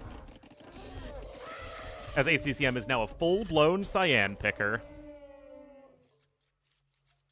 Fitting ingredients, yeah. Oh no, Div Tom was here too! Oh no! Alright, remember, this is Regicide for some reason. We will have Yo in the red as the Aztecs to the northwest. And to the southwest, very close by, in the cyan as the Sicilians, it will be ACCM. Alright, interesting. These Civs feel a little too balanced for my, my tastes. Need to see more, you know, Bengalis and Lithuanians and Malay and all that stuff. Khmer. So. Jambalaya, where did you think it was? It's, Cajun.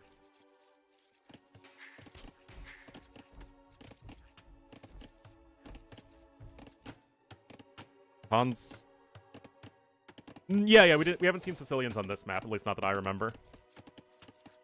Well, I mean, it has heavy African influence, so you're not far off the mark.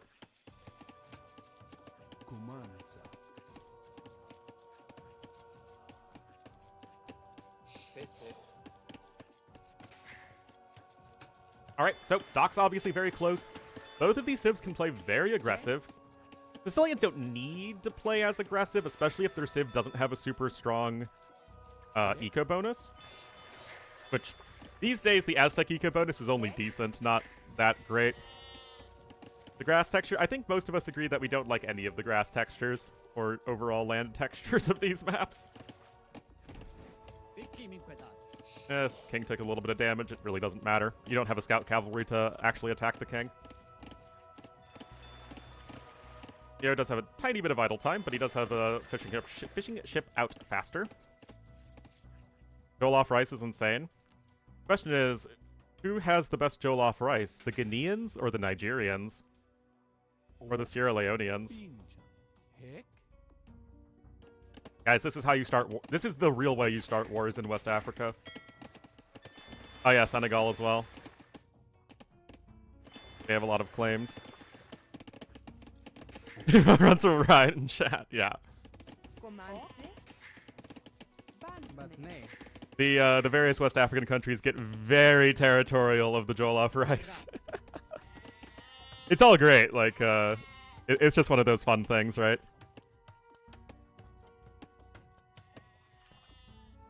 Top 3 rice dishes? This rice is so ubiquitous. Okay.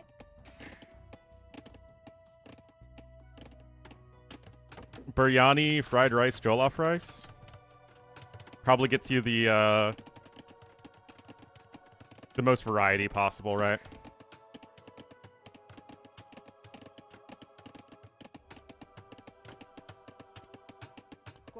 I mean, that just gets you so much, right? You can modulate those dishes in 10 million different ways.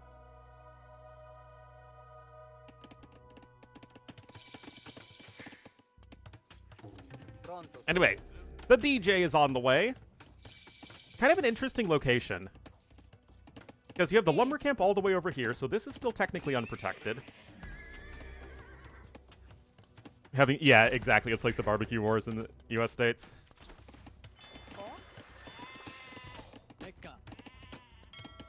Which, for the record, I actually like the vinegar-style barbecue the best. I had it in Huntsville, Alabama. I think they also it's like characteristic of Carolina's style as well. That's the best barbecue I've had in America. Although St. Louis barbecue is like my second favorite. The sauce is much more vinegary and less like ketchup. Like the barbecue sauce is less thick and ketchup-like, and much more. It's closer to like hot sauce. Which I love hot sauce, so I mean that checks out. But all barbecue is good barbecue. Texas, I mean, I also love Texas barbecue.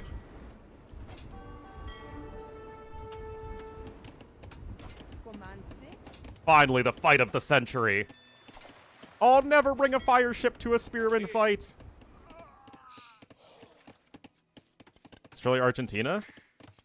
I mean, Australia and Argentina both obviously have plenty of, you know, cattle production.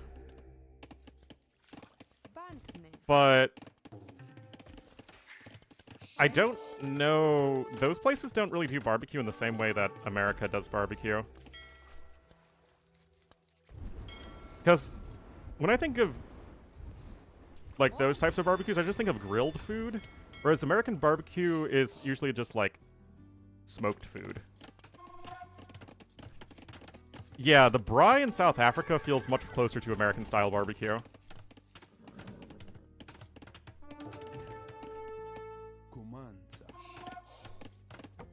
But Dirty Scroll, you probably haven't had good barbecue sauce. Because there's a lot of lame stuff out there. Rice, okra, and beans in New Orleans. That was the worst meal you ever had. Okra really seems to be like a you love it or hate it kind of thing. I'm not like the biggest fan of it, but I'll eat it. It's not like tomatoes and celery, which is just straight up icky. And cucumbers. I refuse to eat any of those things.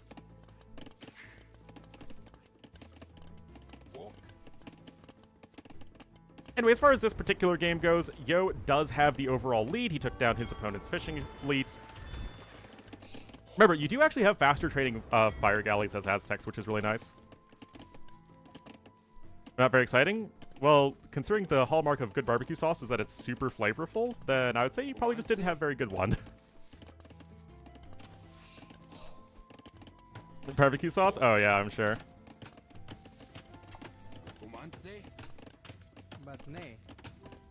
Food and traveling and experiencing local cuisine, especially the stuff that really hypes up local inhabitants and residents, is like one of my very favorite things in the world. That's actually one of the biggest green flags I look for in like a dating app, is other people who really enjoy that sort of thing. Archer range incoming.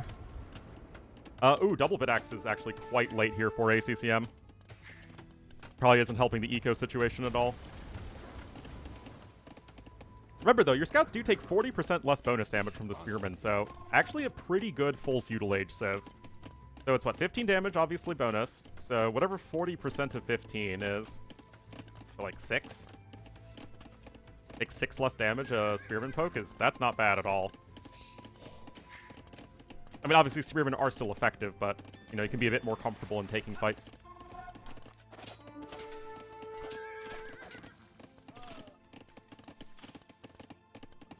Bloodlines is now in, but the fishing ships are still fishing shipping.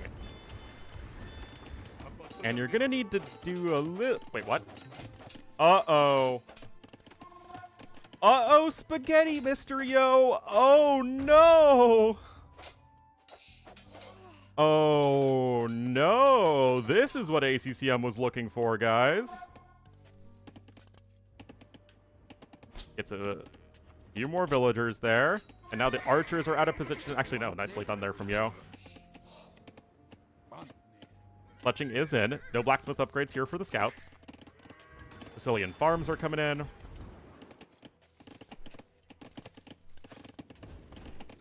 And Yo is still a vill ahead. 19 on food right now. I mean, these fishing ships are so huge. Although the near deep fish are about to run out, so either you're going to need another dock.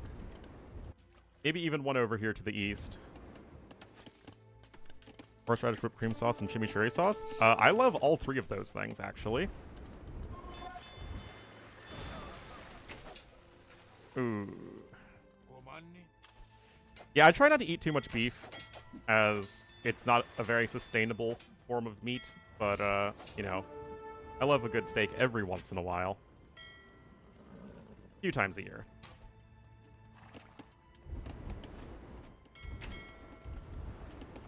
Also, I still do like hamburgers.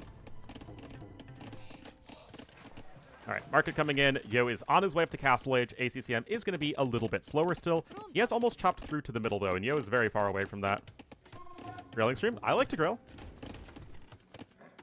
Better grilling than baking. I mean, I tried making some Korean cookies yesterday, and they just didn't quite turn out as well as I wanted. It was big sag. I mean, they still, like, taste good, but they're not, like, as good as they should be.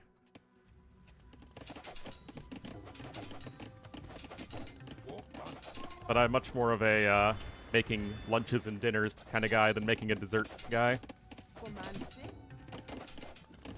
Asian versions of things? No, I also make some Latin American food. A Korean cookie. It's called yakwa. It's it literally means medicine cookie. It's with honey and ginger. It also has like rice syrup in it, which is kind of a fun ingredient to play with.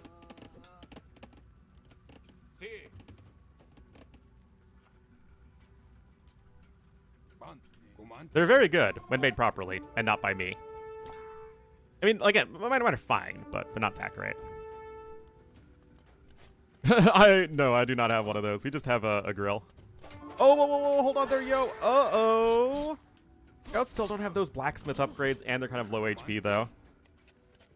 How long did I bake them? See, the recipe says, like, bake them for 15 minutes at 250, bake them for, 10 minutes at 300, and then 5 minutes at 350. So it's kind of confusing, and I felt like I probably didn't bake them quite as long as I needed to. But also the dough didn't quite turn out right. I mean, it was a little bit of a rough baking experience. But like I said, they're okay. They're okay cookies. They still taste good. Besides, they have soju in them. How could they be bad? Poke. Alright, monastery coming in now for yo. Frozen burritos? I mean, if I'm gonna have like a single meal burrito, I just get them at Chipotle. Baking? Yeah, it's definitely a bit weird. Different heating temperatures? They sure do, which makes this whole process that much more confusing. It's also only the second time I've ever made them, so, you know, it happens. It happens. And every meal? Oh no, that doesn't sound interesting.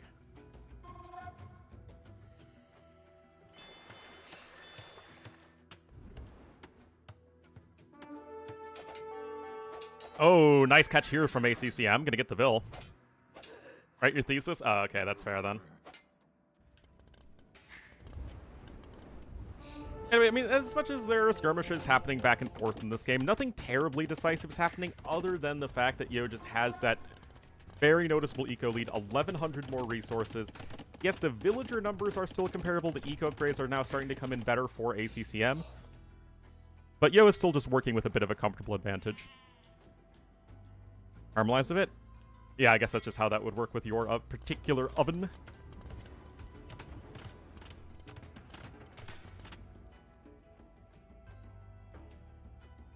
But nay. Anyway, if at first you don't succeed, dock again. Like playing the children's game Dock Goose.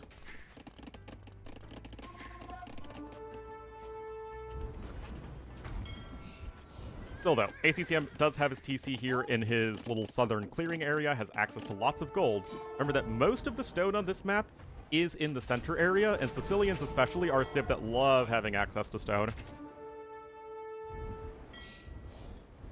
Looks like all those scouts have gone down. Eagle Warrior upgrade coming in. Yeah. I don't think the university student diet is one that is for the history books in terms of nutritional value. I know mine sure wasn't.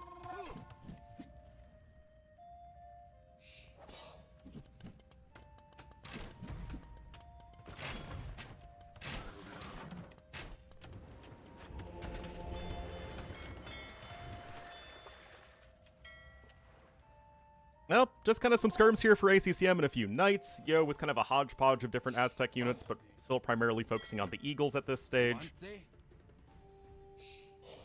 Marble Monster Breakfast? Well, I don't smoke, thankfully.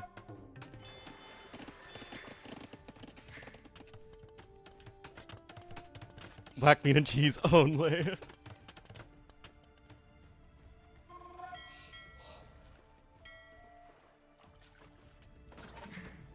Still, neither player adding a third TC, which is a little bit interesting.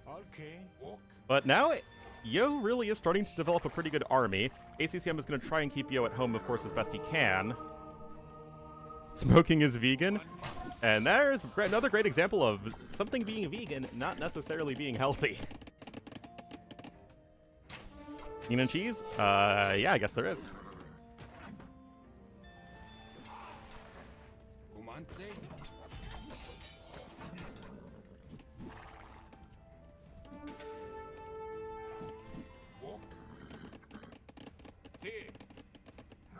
Well, Sanctity is now in. Again, I'm just really surprised that nobody's adding in that third TC yet. Nobody's working, like, super close to a castle. 8 different. I mean, burritos in general are great.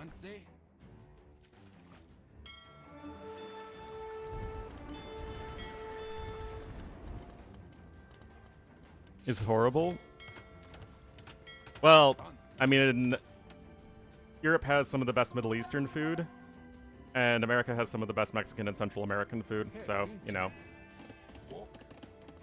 You each get your own immigrant community food that is better than the other. Although I will say America also has some great Middle Eastern places, but that's just because we get immigration from everywhere.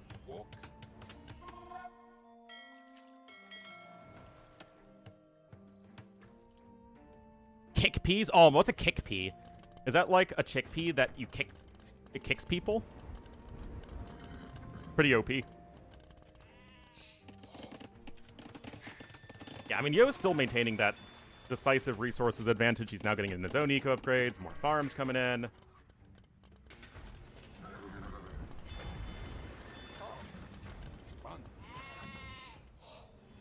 Like I said, though, with the center, a lot of stone here. We're Puritans? Yeah, that's true.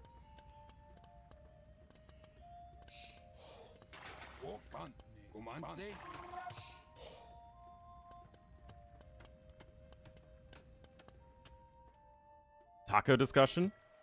I mean, tacos are great.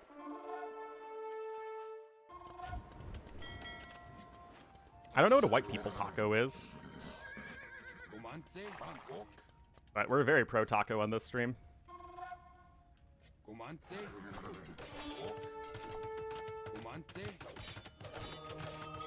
Oh, it's the monks. Is this the manifestation of Yo's advantage? Remember, for taking reduced bonus damage are these knights, even against the eagles that don't do that much bonus damage overall. It's still nice. And look at that, much better engagement there from ACCM.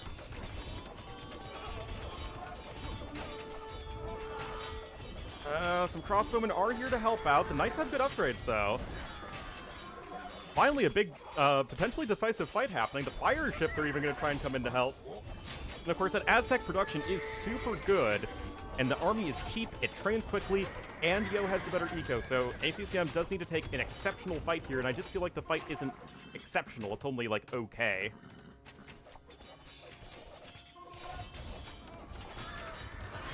More pikemen here.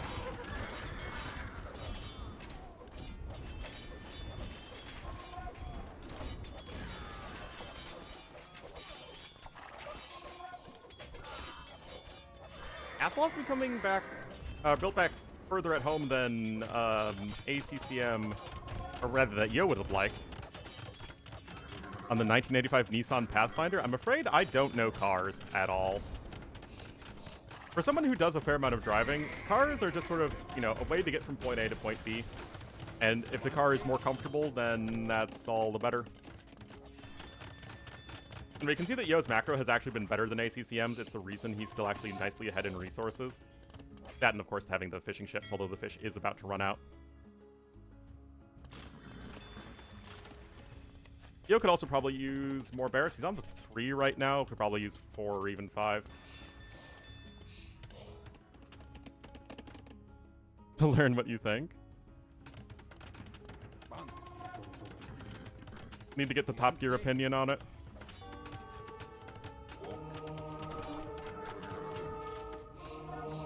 What does that even mean?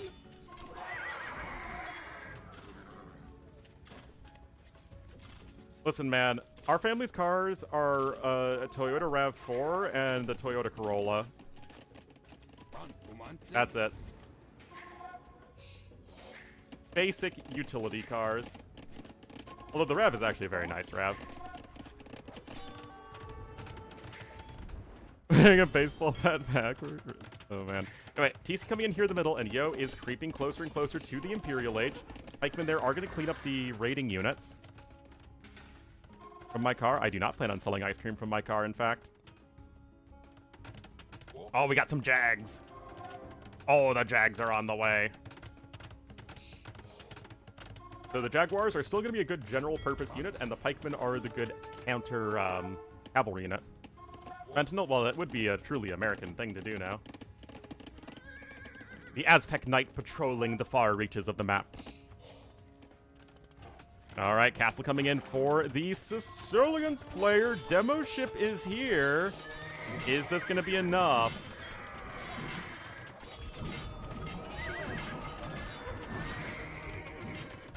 Yeah, I think Yo just has a little too much going for him right now. And, oh, Imp is also a lot later than I thought it would be.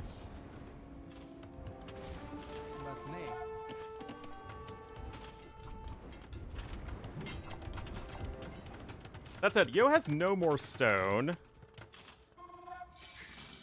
And now it's going to be most of the stone access here for ACCM. But yeah, Trebs are on the way. Transport, I guess you can just go over to the sides. Yo does have 2 relics as well as the Aztecs, which is always great. Adds another TC here to the north of the map. Oh, have to be careful there, Yo! Of course, no Halb for Aztec does help out ACCM a lot. And that's going to be a good fight for ACCM, but another wave of Aztec units are going to come storming in here. Remember, you still have a decent amount of gold at the back for ACCM. I actually do like this map. I think it's kind of an interesting one. Yeah, next left? Oh, yeah, for sure. Still, the trebbing has begun. ACCM's still a little ways off from Imperial Age, but without any more castles, Yo cannot get Conscription, which is going to be super important for churning out Aztec units even faster. Cannot get Garland Wars, which would be very useful. And even the Jaguar numbers are going to remain low. Meanwhile, First Crusade is on the way here for ACCM. He only has 4 TCs, and he's going to try and rush up the 5th one, which I think he can actually do in time with the power of Sicilians.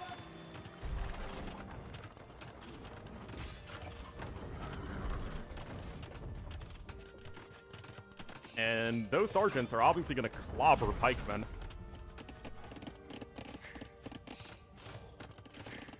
Yep, those Sicilian TCs go up fast.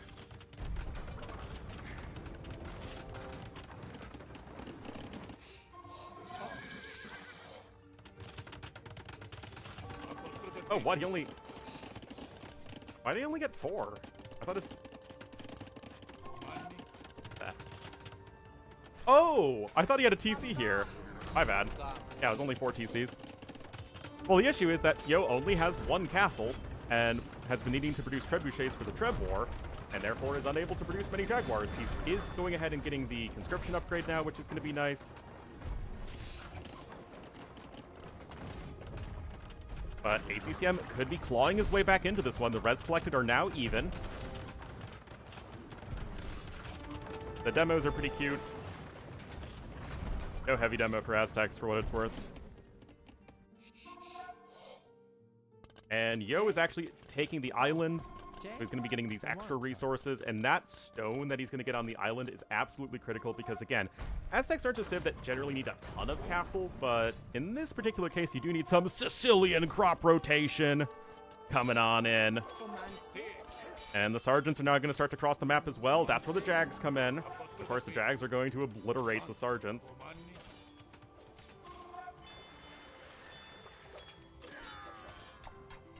We got Cavalier and we've got Sergeants. Could be looking for the Elite Sergeant upgrade as well, but actually it's now ACCM who has 0 castles at the moment and 0 stone access because he's lost control of the middle. He doesn't have the stones on the side. Now there's at least 1 extra stone he could get over there, but it would be very exposed.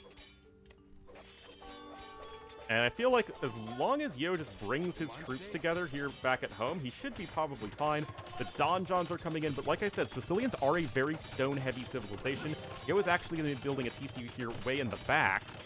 Actually, so is ACCM.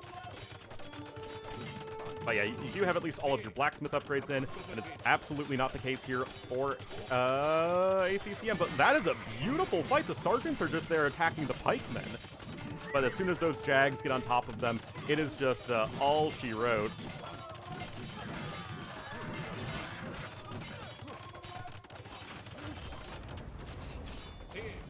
And again, the Sicilian army is quite strong. Don immediately is going to go down, though. I mean, ACCM's a fighter, man. He's trying to keep himself in this one. He has reclaimed some stone control here. And if anything, it feels like Yo needs a bit of a better balanced eco. ACCM has actually taken a nice resources collected advantage. Yo doesn't even have heavy plow, man.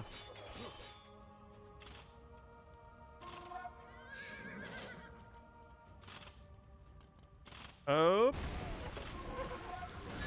I mean, Demos versus Cavalier is kind of a weird matchup. Anyway, you're out of resource. Yo, with a lot of idols right now. Shipwright even coming in for ACCM. Obviously, Sicilians are a better water civ late game than are the Aztecs.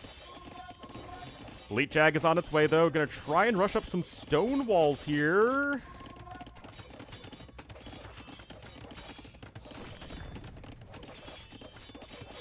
It would have mattered more when Jaguars had lower base attack and more bonus damage.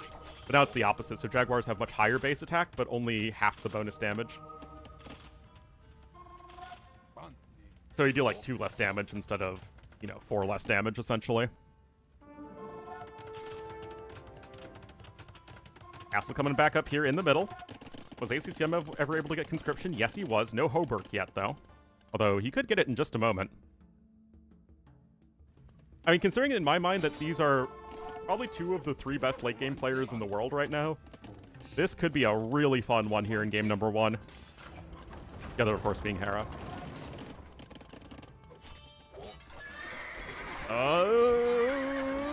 Pikemen are pikemening around. They are fully upgraded for Aztecs, but even so, those Sicilian units are tanky. But now, guys, look at this. 11. They're 30 attack on the Jaguar.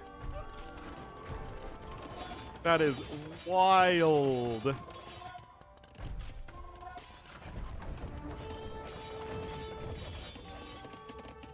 And of course, you have that big mobility advantage here with the Sicilians. You need to get a gate or something in as Yo.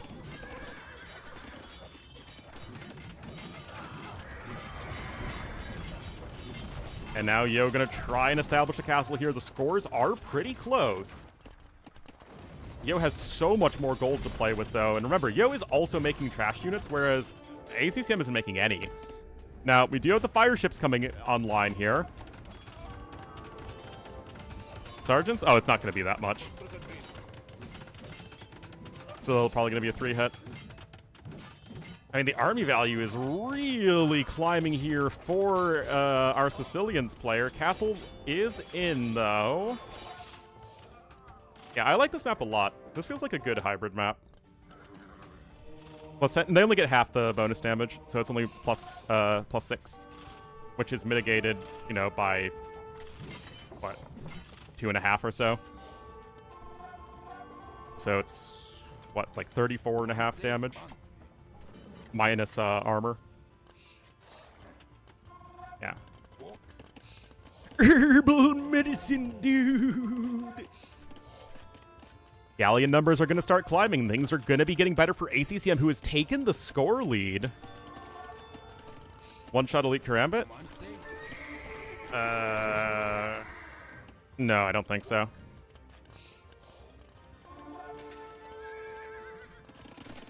I mean, as nice as ACCM is setting himself up here for the post-imp situation, he should be almost out of gold. He's got 2,400 more over there.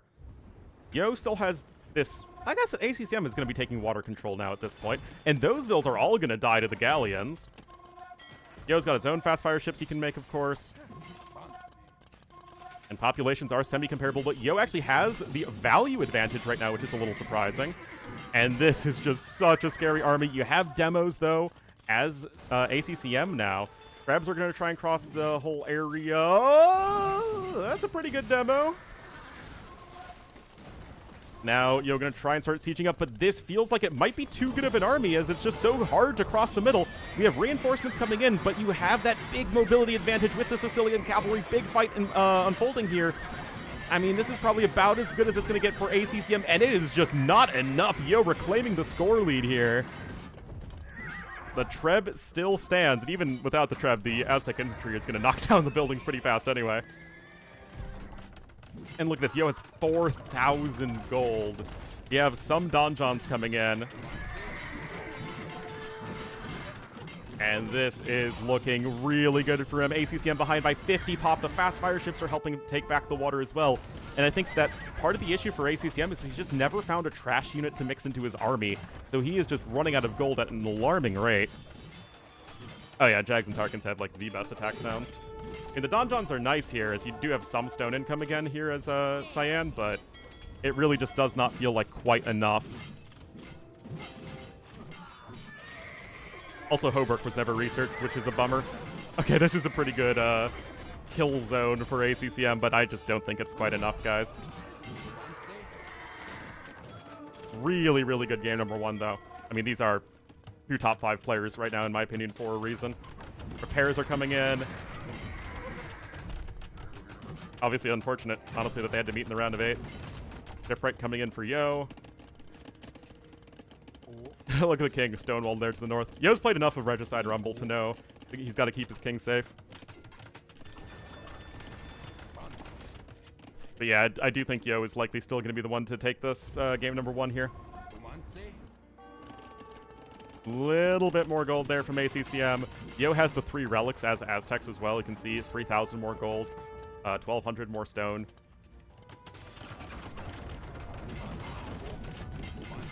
Post it. It comes close to it. It does feel like it would have been nice for ACCM to mix in some Scorpions, I think. I mean, maybe Onagers, but I do think Scorpions might not have been a bad idea. Maybe a little over-focused on the Cavalier, but it's a very tricky situation no matter what. Yeah, I just don't think that the melee units are going to be doing enough here. The Cavalier would do better against a more ranged unit-heavy army. But yeah, now you just don't have enough resources left as ACCM, unfortunately. Res destroyed heavily in favor of Yo, despite a negative KD. Just goes to show how much cheaper his army is.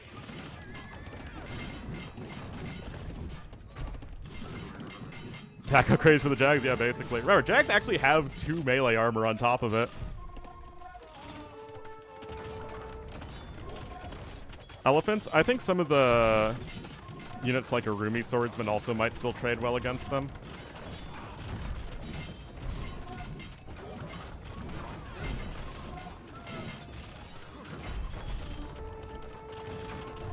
But yeah, it's just a little too late. Another castle coming in here from Yo. Edram as well. Yeah, Latus obviously can. Cataphracts can.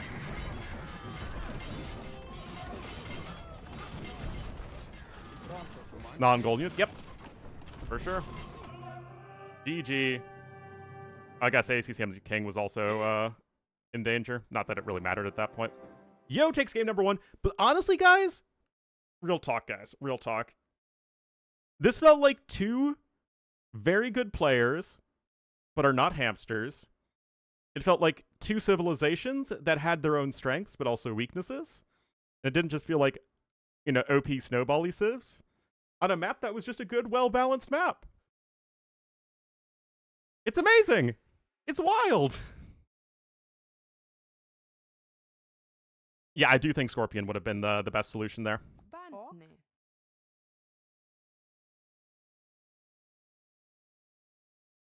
They do, it's just ACCM didn't tech into any of them.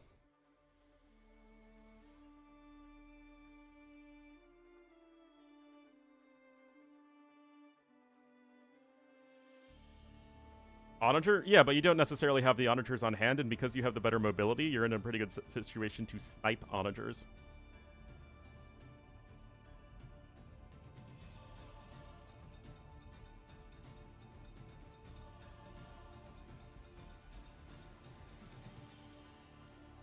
lately. Yeah, he's playing great. Well, also, the architecture of the map was such that it was somewhat restrictive.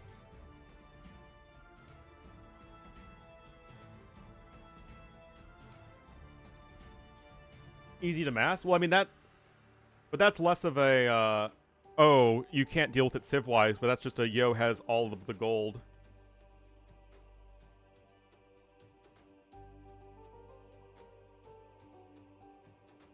Yeah, obviously, any civ with fully upgraded arbs that are good or, you know, hand cannons. Number 2 player? If I had to pick one, I would say yo.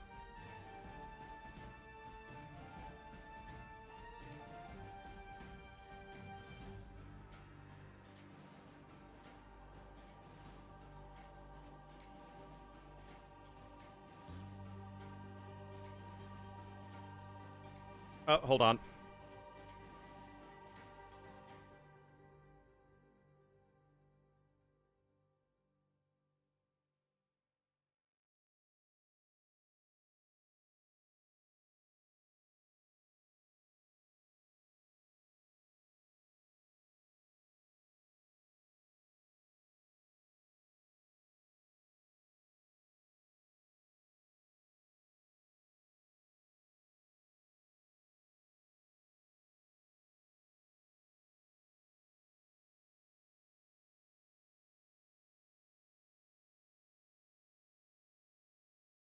All right. As we're plumbing the depths of design space. Ranged anti-infantry options, but that's okay. I mean, again, Sicilians do have fully upgraded Scorpions. Also, that's a map where you could try camping with Galleons, which are, you know, very good for Sicilians. Full upgrades. So again, there were options. It's just you didn't really get to them.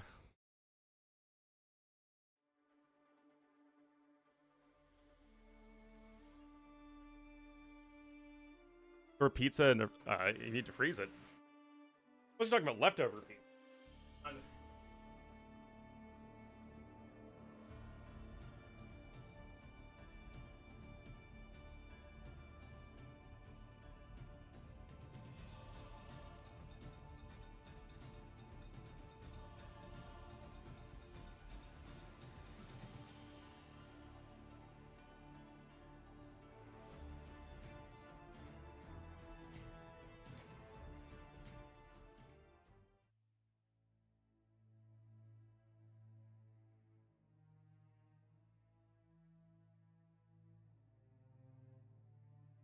Who is this? Who is this stranger? That was a huge yawn.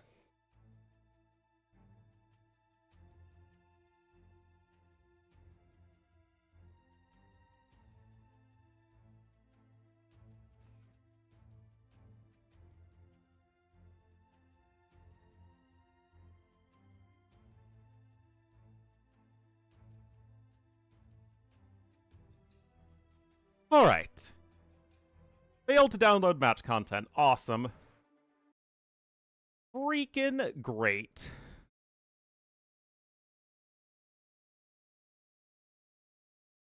Oh, we're closing in on 10,000 hours.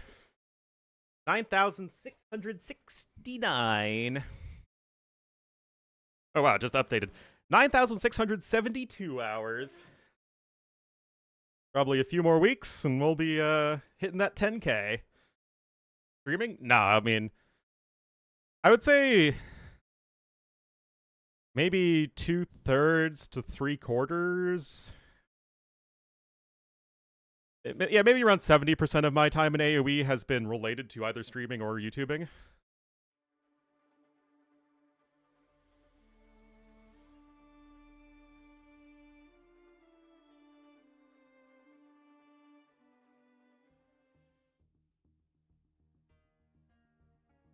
Yeah, no one ever answered me this. Who's streaming on the Gamer Legion account? With Daniela.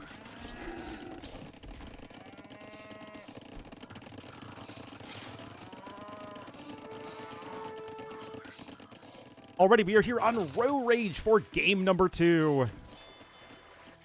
We'll have Yo in the red as the Lithuanians to the east, and to the west in the cyan as the Romans. It will be ACCM. Alright, looks like the scout's already taken some damage here for both players, 15 HP and 18, so ACCM getting a little bit of the better end of that. The Ro and Y is in rage? Who knows, man? Just rehosts her stream. Ah.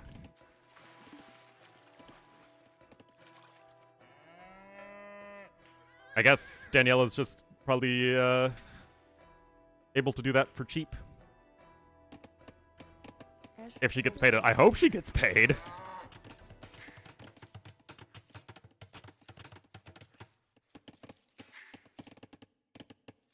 Anyway, feudal age time is going to be exactly the same. There's just one more fishing ship out for Yo. First, leveraging the good start for Lithuanians, able to go onto wood sooner, get the dock out. You've seen this for many years now. Eric's coming out here from ACCM, though. 4 bills. Even long distance mining the gold a little bit. An exposure? That only works if the GL stream is bigger than Daniela's own stream, which I don't think is the case at all.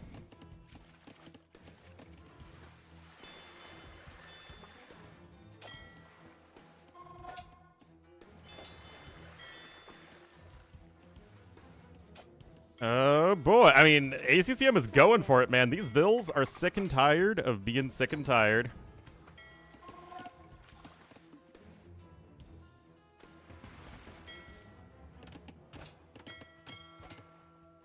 She's paying them? Why would she pay them?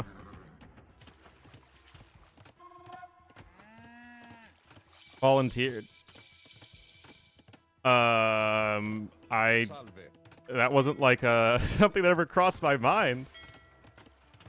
I mean, I would be happy to if they asked me to, but I also wouldn't do it for free unless it came with an agreement that I would also cast, be flown out to cast the LAN event, where I would be compensated.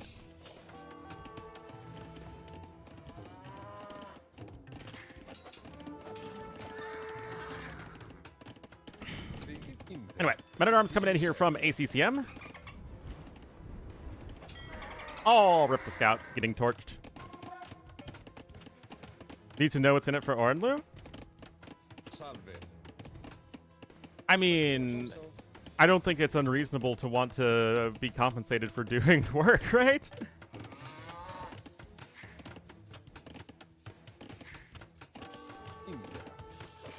Again, it's not like, oh, I need $300 a day. Oh, looks like maybe a demo hit there. I don't think it's being greedy. Oh, come on. Come on.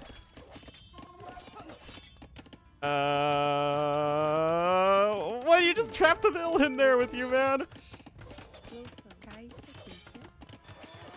Is this worth it?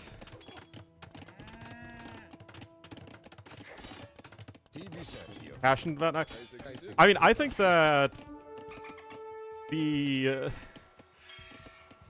way it works for compensating people in the world of esports is probably incredibly exploitative.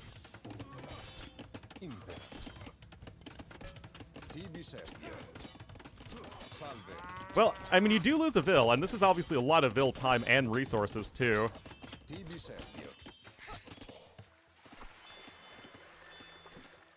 Yeah, like I said, on the one hand, you have people who are basically paying to work. Yeah, a lot of idle TC time for Yo. Like, I've basically had to pay to work events in the past. And then you have, some people getting more likely overpaid. Yeah, 70 stone to kill 3 Men-at-Arms and all the idle time. It still might be worth it, though. Well, for ACCM, I think it's still worth it. He still has his 3 fishing ships alive to 0. He's looking great. T90? Well, the thing is, T90 actually is probably underpaid, relatively speaking. Salve.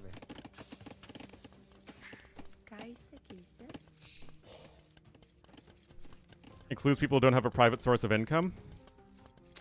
Yeah, I mean, it's,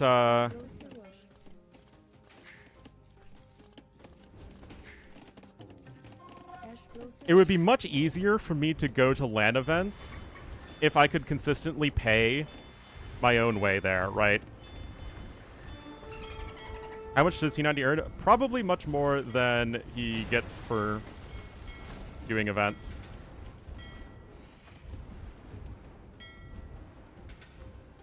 You'd be making double? Yeah, exactly. Impera. Salve. Bozo.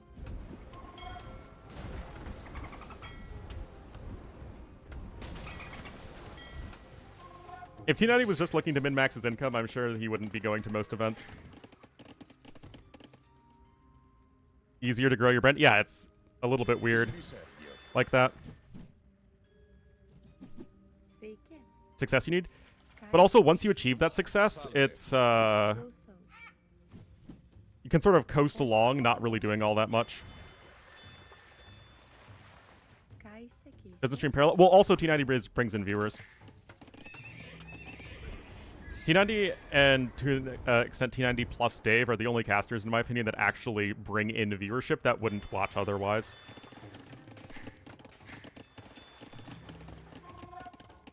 I don't think anyone else has that kind of relative influence in the community.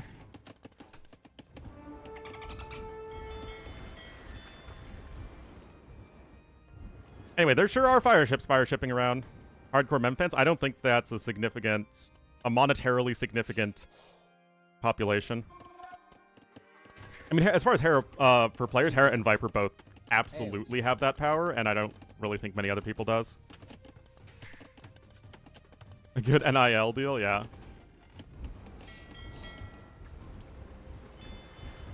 He's the biggest life hack? Yeah, seriously.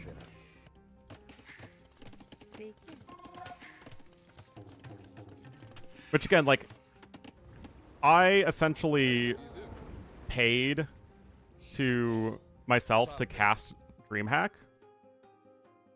And I was hoping that, you know, my, I guess, advantage for it would be that, oh, wow, Ornlu, this guy does a good job, so let's hire him to do other events in the future. But unfortunately, that just never panned out. And that seems to be what T-West is also trying to do, flying out to the last NAC himself. So hopefully at least it works out for him.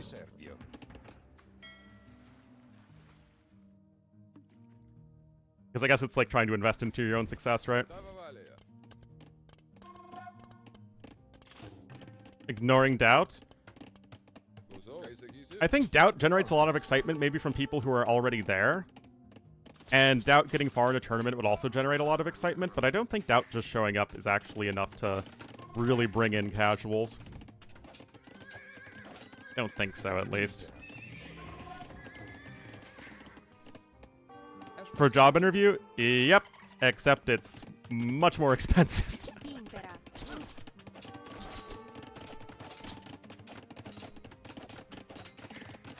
In T-West business plan? I don't blame you at all.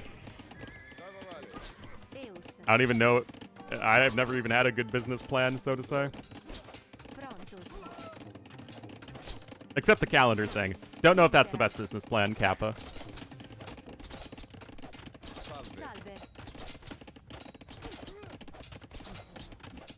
Because they watch anyway. The only way that you can monetize the hardcores is if you can get them to actually, like, pay more than what a casual would do, but that doesn't usually happen.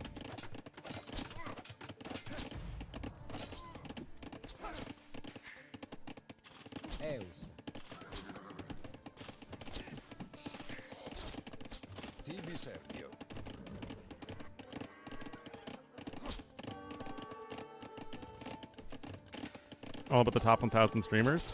Yeah, I mean, again, streaming is not exactly... It's not a business you go into for the money. Group together? The casters that it would help would be smaller casters that wouldn't be enough to draw in. Like, again, it wouldn't benefit at all the biggest casters to form some kind of casting group because it would reduce their own share of any revenue or even, like, stream time. But yeah, I'm sure most of the Twitch revenue that is earned by, like, the top, 400 or 500 streamers.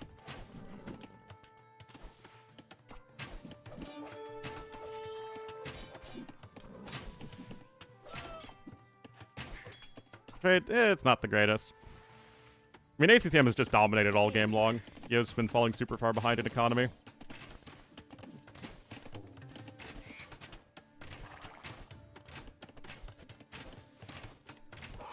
When Zero Empires did his own thing. Are you talking about Escape? Well, also, it's way cheaper for individual casters to do their own thing. Way less overhead.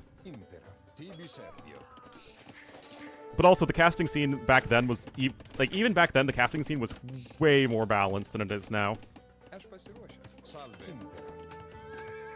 Like, the relative disparity between...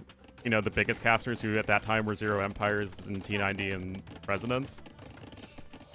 And then Mem, of course. Versus everyone else was like, they had 2 or 3 times as many viewers. And now it's like, hundreds. And sponsored streams? Yep, exactly. Twitch streaming business? It's hard to say.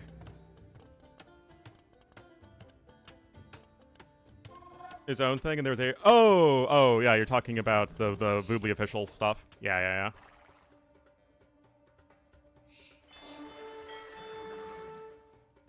More... But... It's a little bit different, though. Because...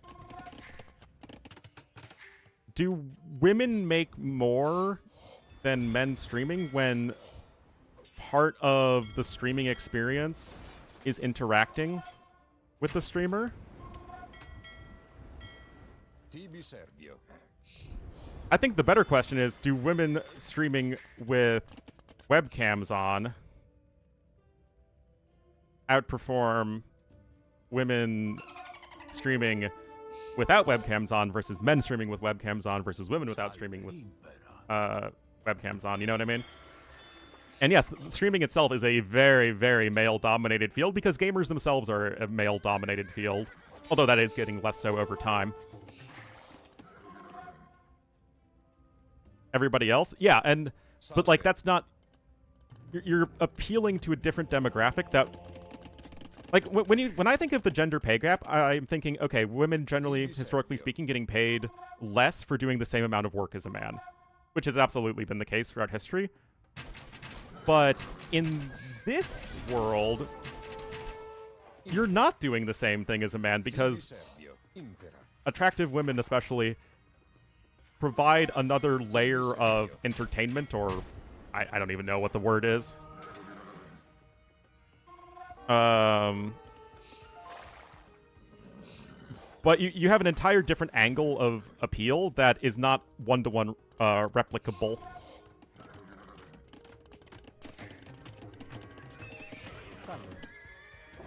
And even so, it's still, mostly male-dominated.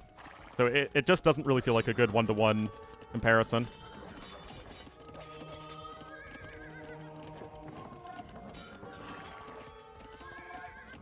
Yeah. It's a fun conversation. Well, what? It's a hybrid map game where ACCM was extremely far ahead from, the very, very start.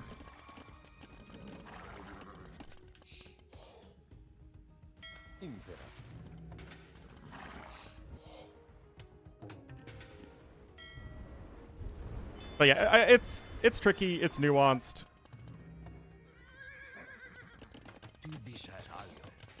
Such is the world we find ourselves in.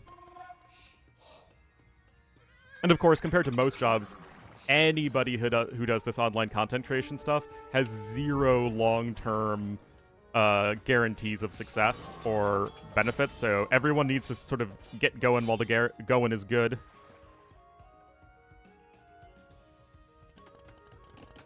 Show a bit of cleavage.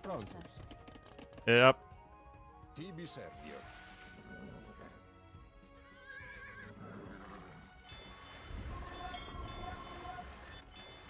But, like, is it more unfair that to be a successful streamer, men have to be generally much funnier or especially much better at the game that they play or cast or whatever than women? But women have to be attractive and use that as part of their selling point when men don't have to do that? I mean, who is it to say that one demographic has it better than the other? Especially when it both involves some things that you don't necessarily have control over.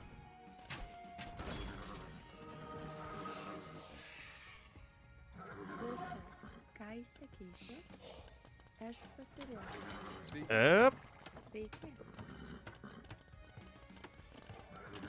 Good at anything? I mean, then there's that whole thing where it's just like, you know. Yeah, that's a whole other thing where it's like, how do you get influencers or whatever who are literally not good or notable in doing anything? Anyway, YOLO Castle Drop here from Yo. ACCM is about to click up to Imp, but it is going to be messing up his eco a bit here.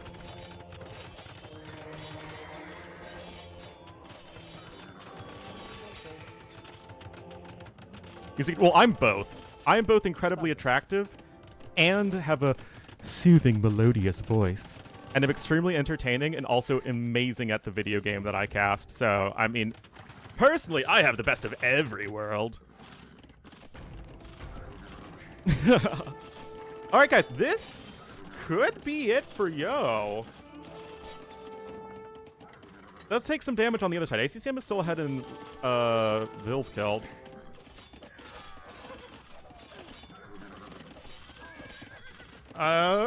Honestly, this is kind of insane. Those streamers to play with him? Well, Hera has done a very, very good job of growing his stream.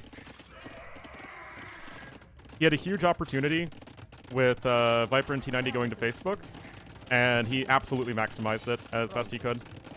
And again, he also sort of was grinding to become the best player in the world, which is a huge reason for his success as well, so.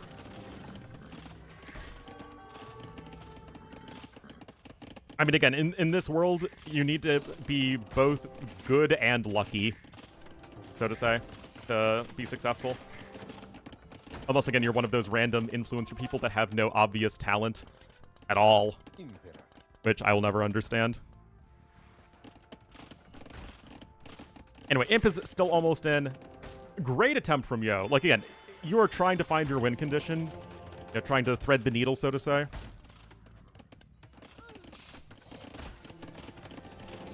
I mean, Yo is actually going to be able to get to those relics, maybe.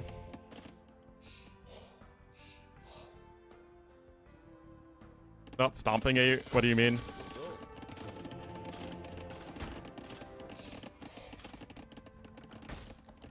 Rolls number 1 is decent. Yeah, exactly.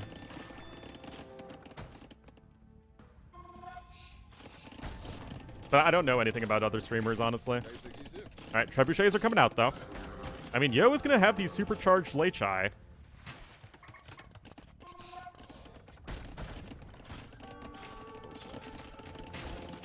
I mean, the pikeman numbers are still really low. Yo is the score lead, guys. Wow, this game went from being incredibly boring to very interesting.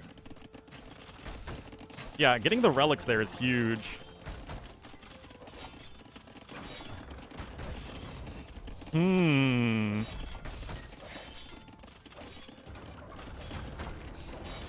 Yeah, talk about trying to find a winning play. This game was like blah, blah, blah, blah to wow. Rams are on the other side, which, I mean, like, they could be annoying, but you still don't have a very strong, you know, army with which to attack at the moment. Game number 1 was fantastic, yeah.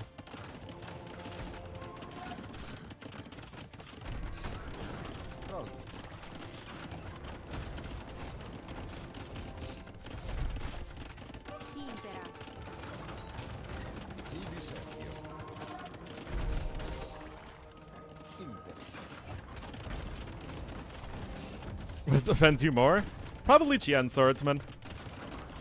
The latest is a better unit, but the Qian Swordsmen are just so easy to spam in early Castle Age that it just feels a little brain dead. Yes, Romans do repair siege faster. They repair anything faster. I mean, Yo is on his way up. He does have a Vil lead at this point, even if he is still far behind in resources.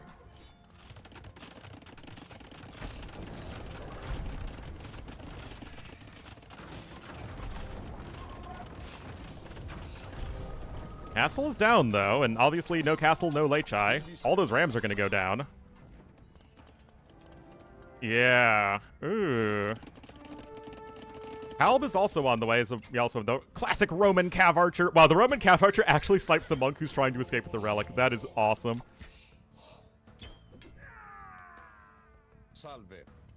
Yeah, just now getting +1 defense on the pikemen, and it's like if you have an army of only pikemen, it's really not that scary from ACCM, even though, again, he's still ahead in resources. Yo is ahead in resources destroyed, but not by, like, an enormous margin. And he's going to try and switch over into skirmishers because they're the best unit in AoE 2. But even then, it's not going to be the easiest thing in the world to actually make a switch over into fast. There are all these archers still here. And of course, although Romans can play mid-game crossbowmen just fine, like any civ that isn't Spanish or Bulgarians can, not super good as the game progresses. So these units are going to be of increasingly limited utility. Yes, there's a lot to not like about Qian Swordsman. Definitely need a bit of a rework. Salve. Impera. I think that, honestly, the devs are in a pretty big bottleneck when it comes to likely not being allowed to give elite versions to units. Because they're only allowed to have, you know, however many different skins in the game. Because now that elite units have to have distinct models. Which I'm like 95% sure is why we didn't have any of the secondary unique units have an elite version in this expansion.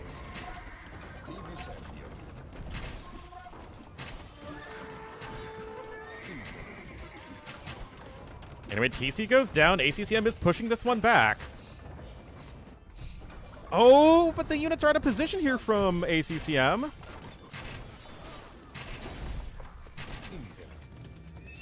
$30 gold? That might work.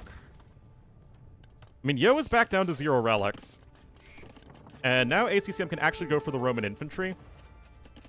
I mean, you're still actually opening it up to hand cannon, so it's still not going to be that great. More skins? They cost more money to make. More money to make and more, I guess, space to put in the game. You lose an elite upgrade? Yeah, again, I'm pretty sure that it is a design restraint. In the same way that, why don't they give, you know, a new architecture set or a new, new voice lines?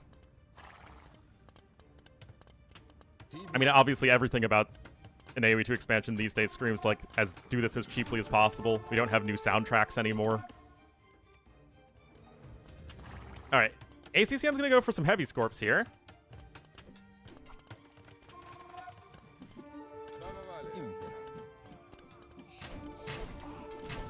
They go all in, and Chronicles, again, is not doing so well.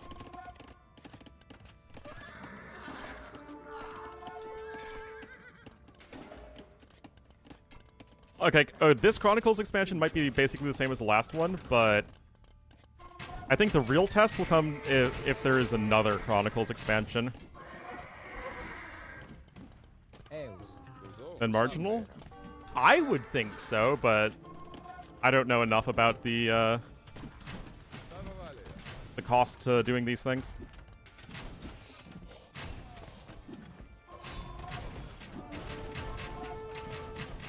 All the regional skins? What do you mean? All the regional stuff is in the game for free.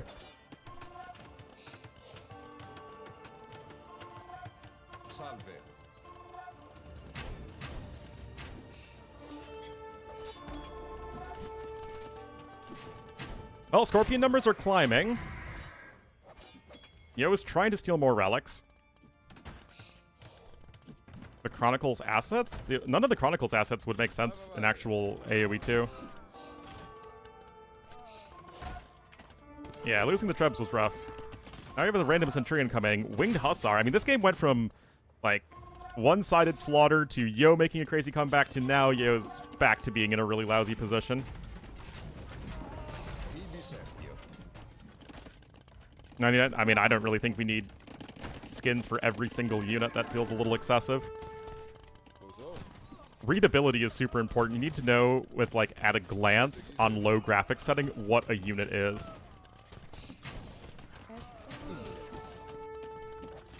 And although not impossible, that seems very difficult to do with giving regional unit skins.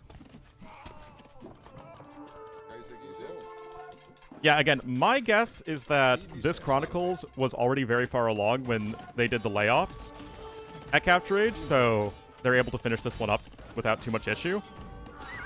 I will be very surprised if we see another Chronicles ever again. Unless, again, the big indicator that, okay, maybe Chronicles was a success, is if they restart rehiring a bunch of people at Capture Age.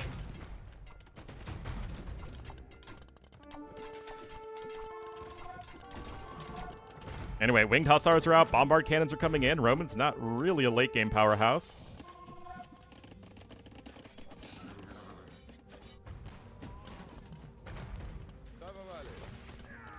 First Gunpowder is going to be doing quite well.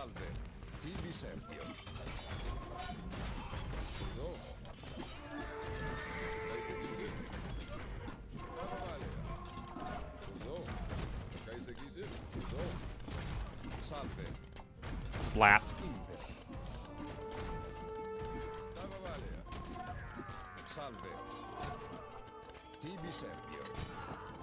I mean, these two usually play very good series together. I mean, guys, Yo has a population lead right now, and his Civ is just better in the long run. ACCM is still back on 3 relics. Don't know where number 5 is. No, I think there are too many hand cannons for Legionaries to work all that well. ACCM securing this gold in the center would be huge. Oh, he didn't even have a horse collar all game long. Oh my goodness, ACCM, what are you doing, my man? That's so bad. So much wood.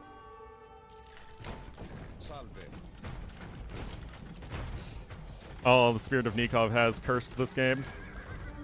Anyway, fully upgraded Winged Hussars for Lithuanians. You have 3 Bombard Cannons with 2 more on the way. You have soon to be 20 Hand Cannoneers. I mean, Romans are just not really the best Civ in this situation.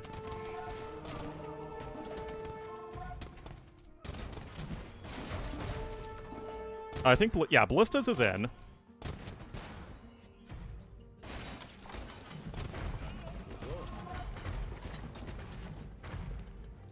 Easy to play. I mean, especially on a map that is fundamentally fairly open, although I guess ACCM does have a lot of wood in the back of his base, which is going to help at least make it take longer for him to be forced out onto the map.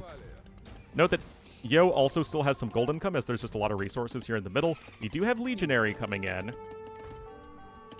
Oh, market coming in for trade. Gotta do that. Kappa.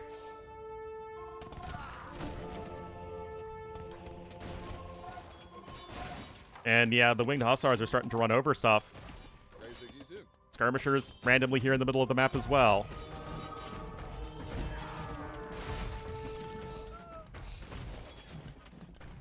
Wow, this game went from really lame to really good. I'll take it. I will absolutely take it. I mean, Yo just making this a game that shouldn't even be a game, and now he actually has a big score lead. Legionaries are in, but, I mean, you just already have the huge blob of hand cannoneers. Oh, wow, Conscription is a little bit late from Yo, but I guess better late than never.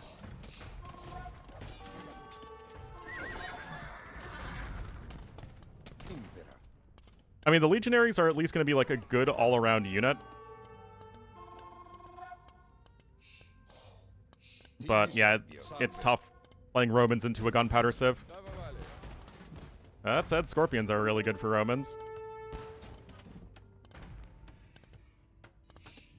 Having some monks here to actually heal up the injured hand cannoneers is going to be nice, as the Scorpions, you know, they don't finish off units very easily. They just kind of do a lot of damage, and eventually everything dies. Well, yes, as I have said many times now, Lithuanians have a very significantly better late game than Romans do. But, I mean, you're just kind of going head-on, apply directly to the forehead here as ACCM. Another wave of hand cannons are coming in, though. And the bombards have at least mostly escaped. Don't bring them forward, though! What are you doing? He just lost another bombard for free. Yo actually has enough stone for another castle as well. And with so much gold in the back, is it really inconceivable for him to go into the latest here?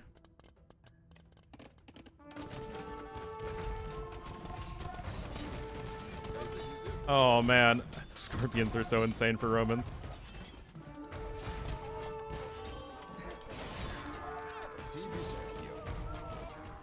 And they're just getting splatted on by the bombard cannons. Yo could certainly use another castle here.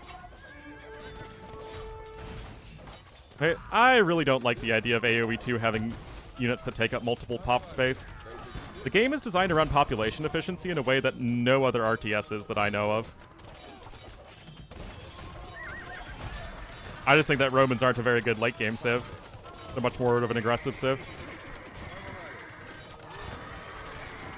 And that is just how that works.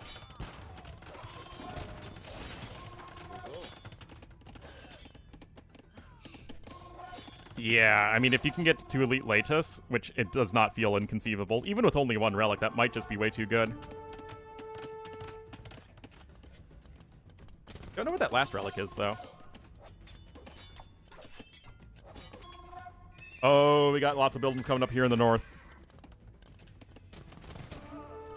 I thought Warcraft 3 had units that took up more than one population space. I mean, there's only 3 villagers here. It's not like it does all that much right now. I mean, these villagers are obviously open to raiding, but ACCM kind of needs all hands on deck right now.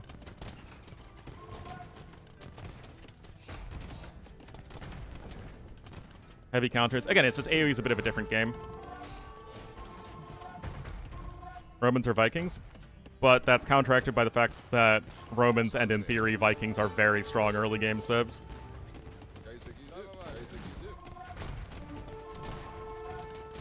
There's Elite Latus coming in, guys. The numbers are going to start climbing again. This might be the kicker here for ACCM. It's gonna be so hard to deal with a bunch of Lechai. That said, Yo doesn't have much gold. That's a big blob of infantry units. I mean, Vikings still do have a good eco. It's just there are other civs now that get a good eco and a good tech tree. And like I said, guys, Malay are basically just better Vikings. Oh boy, Bombard's doing work here.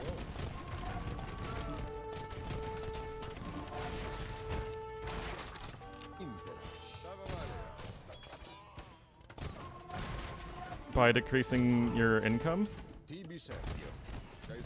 Oh, okay. Yeah, I don't really remember Warcraft 3, how that works, honestly. I mostly just played the campaigns. How much gold is still on the map? 12k. Map has a lot of gold on it. I mean, this is a big raid at the base here of Yo, but he does have 7 Lechai.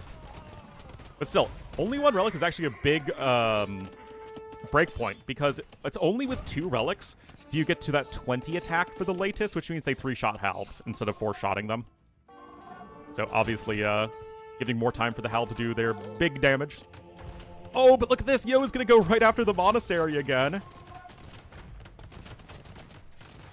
I mean, ACCM is just like holed up in this corner of the map. He still has some wood income here, but Yo's raids are doing work.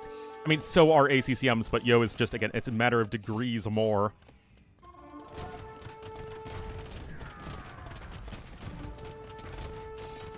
Yeah, Romans have siege ram.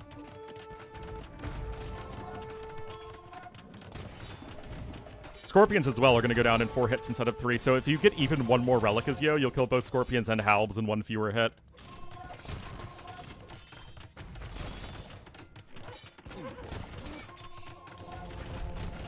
And of course, 3 relics right there.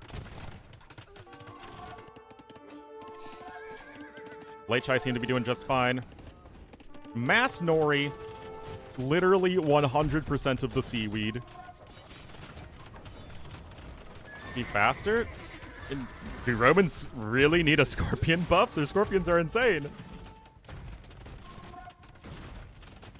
Vi servio. And everyone got ballistics? But Romans are still a constant pick on tons of maps because of their eco. Again, ACCM had a big lead early on. Romans are a very good early game civ, and he wasn't really able to close it out, and Yo is also playing this, like, spectacularly. I feel like we just can't take away from the fact that Yo just went gigantic beast mode. The YOLO castle was the first thing that even, you know, had him thinking about getting back into the game. And again, like, we were just having a random conversation in chat because the game was so one-sided. And yet, able to make the comeback happen was Yo. I mean, ACCM was just on the back foot. His late-game army, of course, had little mobility, and although he had plenty of Roman infantry and scorpions, it just doesn't trade well enough versus the gunpowder. Well, I mean, I would say that Karambits that are taking up less pop space than one is actually better than units taking up more than one pop space, and I also just don't like Faderias in the first place. So I would never use it as the reason to do anything. Yeah, more stone for Yo is certainly a big help. And just able to take those efficient fights.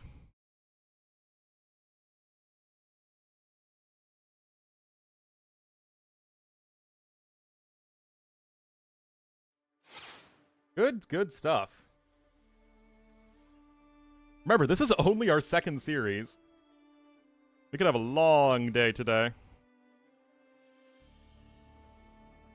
But tournament life on the line here for ACCM.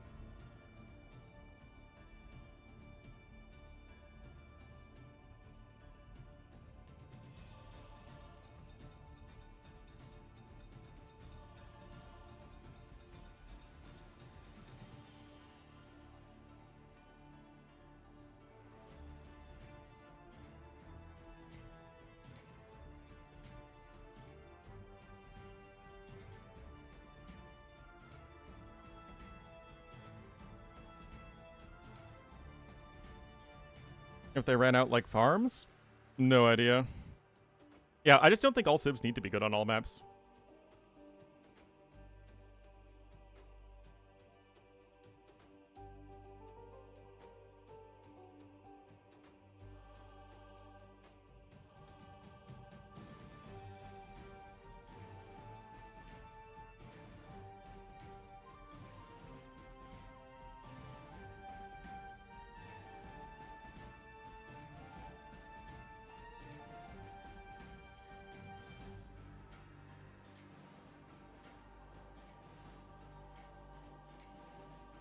Alright.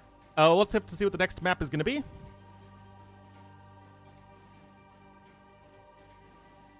Late game? Yeah, but that's a huge nerf to civs that rely on gunpowder for their late game ranged units, like Lithuanians. Alright, be right back.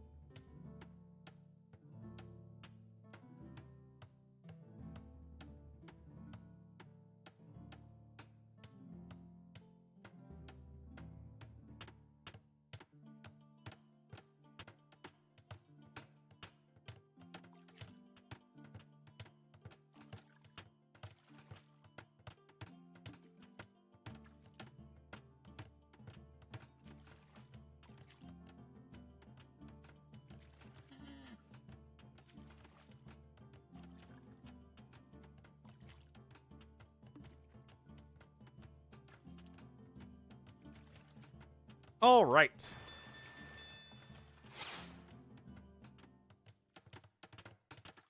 Game number 3 is going to be on Chili Nomad.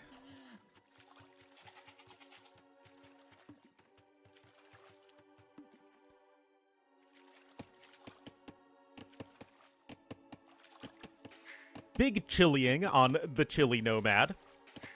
Yeah, we're going to be in the red as the Italians to the south, 1 game away from the next round.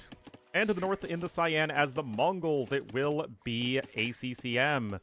This map is like just a super open map that also has a ton of fish in the middle. Dealing with decimals. Actually, that is how the game works with both Mahayana and Asnari Cavalry. And Karambits, for that matter. So, this has all of the makings of a map that I hate. Just super open. It should just be about rushing up to Feudal Age and going for the water control.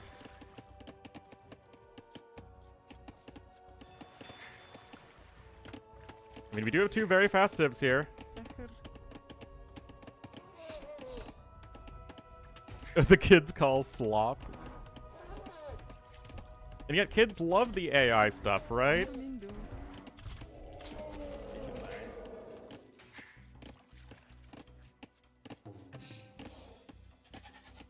Oh, and someone asks what the gimmick is for this tournament. So yeah, basically you have a bunch of oddball maps like this one, plus Arena, Arabia, and Nomad for some reason.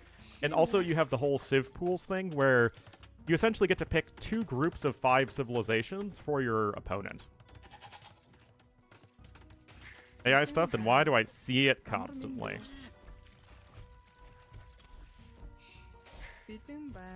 Like, I just see on YouTube all the time, like, oh, here's, like, AI versions of whatever. And, like, you see ads and stuff now.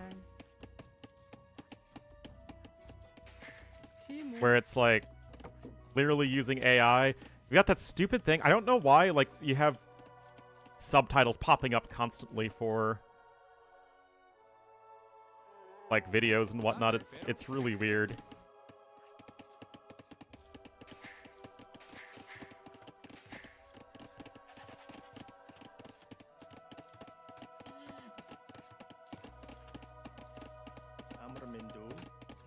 AI voiceovers? That's so bizarre. Flash annoyingly? Yeah, it's like the annoying flashing of subtitles.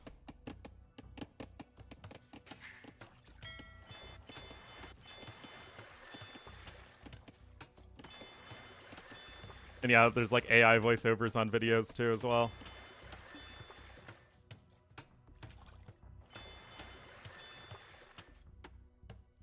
Anyway, uptime is going to be faster, actually, for the Italians player. I mean, these 2 civs do get age-up bonuses, but Mongols are still generally the fastest.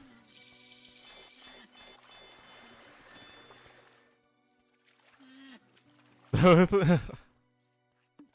jeez. All right, fire galleys are on the way.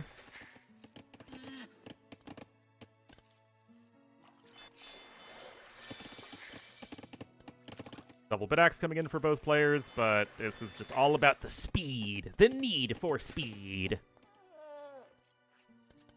It is ACCM slightly slower uptime. Going to cost him. Already have more fire galleys on the way. That said, ACCM is just getting tons of hunt. There's like a lot of hunt on this map.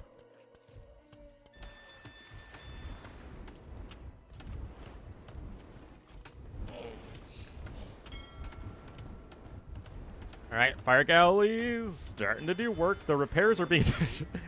The repairing in AoE has always been so weird with villagers just like repairing units that are over a tile away.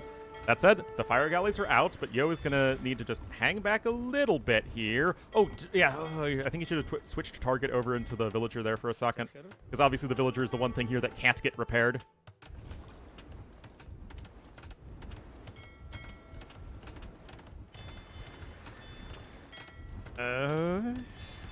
Throw planks onto the ship, yeah, basically. But now the numbers again coming in. The demo raft is out. That is a underwhelming demo hit, to say the least. I mean, ACCM is literally doing everything he can to keep his fishing ships alive, but it's all about the fast uptime, man. Oh, no. Oh, no. Guys, don't you freaking love these sorts of maps?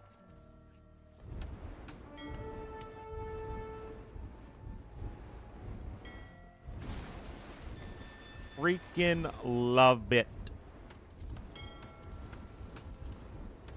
Loom is now coming in for ACCM. It's not actually. Yo is also getting Loom.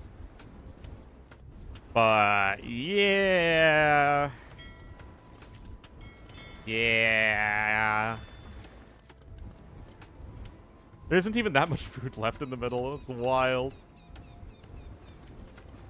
But it's just both players invested a ton into the middle, and Yo just gets the win there. That said, the hunt is still a huge aspect for Mongols, and that is something that you can't take away from them.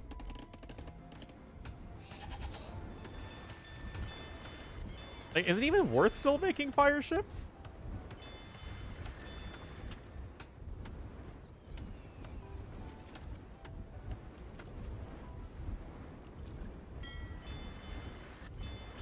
I mean, to do it, he need to get a decently faster castle age, which does seem possible, again, thanks to all of the hunt here. I mean, there's still more rhinos and elephants he can take. I mean, Mongols are just insane in these sorts of situations.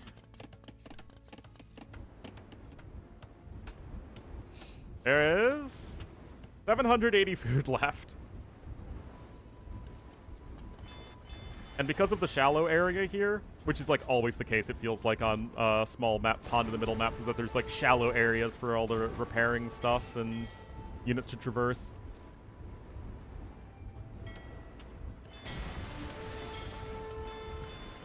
But like ACCM is still himself investing into the middle a ton here.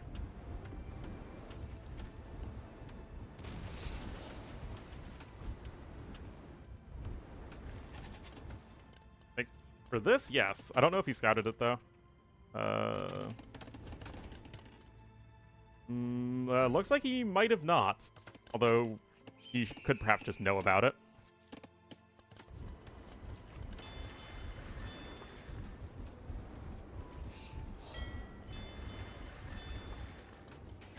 Okay, so there's at least a scout on the way. I mean, ACCM probably wants to know at the very least if Yo is going for a lot of feudal pressure, which he's not. But maybe ACCM thinks it's worth slowing down his castle age even a little bit just so that you can get that information. Well, I mean, it makes sense that castle age times would be similar, considering that Yo won water and has the 2 extra fishing ships, and they both made similar levels of investment into water. Now, of course, these fire ships don't actually do anything for you at this point. I mean, they're basically useless, in fact.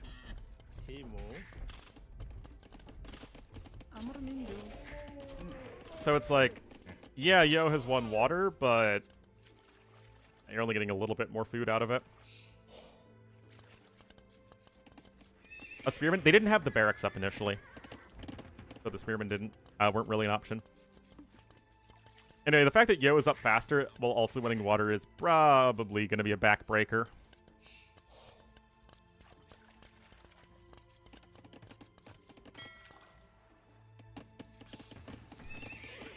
Got some scouts coming in for Yo. Does have 17 on food right now. I mean, he himself is able to take hunt. Even if Italians don't gather hunt as fast as Mongols, it's still just going to be free food, basically.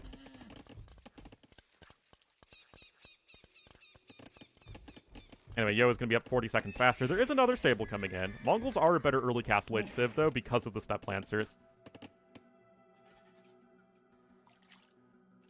The gold...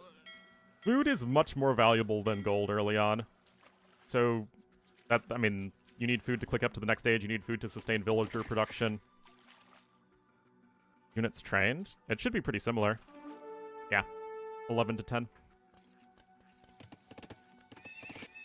Like I said, similar investment into the middle. Yo just won it.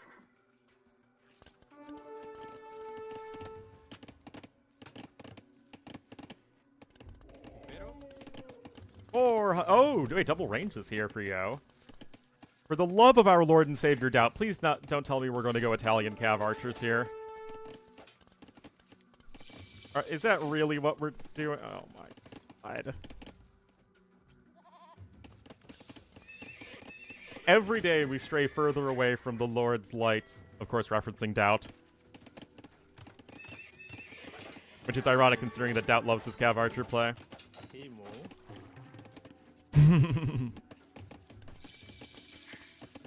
Second TC coming in for Yo, pretty quick as well.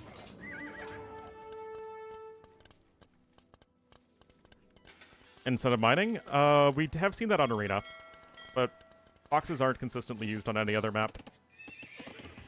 Anyway, ACCM is still heading Castle Age with a decent amount of resources. He's still adding in his own second TC. The score looks really good for Yo, but like I said, they both made almost the exact same investment into water, and Yo's only going to get a small boost because of it.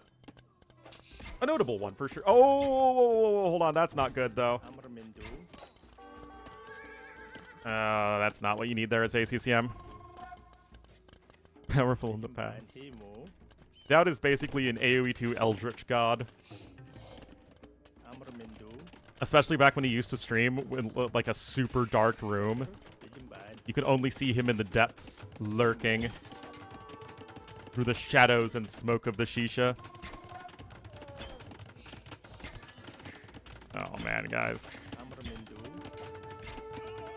Yo is actually playing insane right now.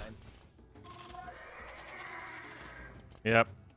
And all Yo needs to do is scout this area, which he is going to do.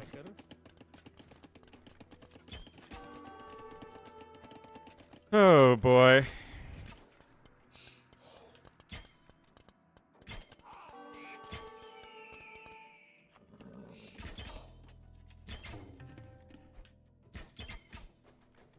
This is rough. I mean, it's ACCM, right? He's not going to give up.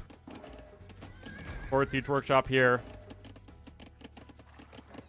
I mean, Yo is only ahead by 4 bills, so to say, but I'm not too sold on this.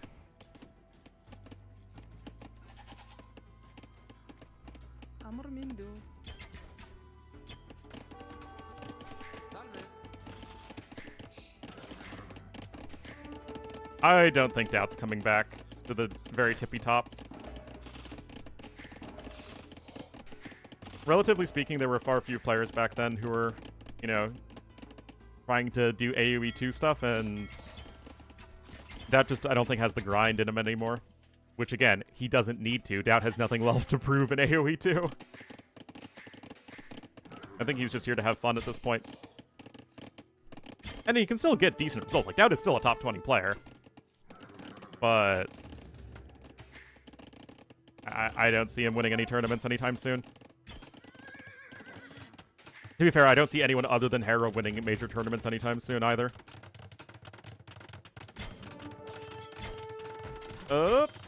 I mean, Death Lancers with Mongols are pretty darn silly. There's a build with which to repair.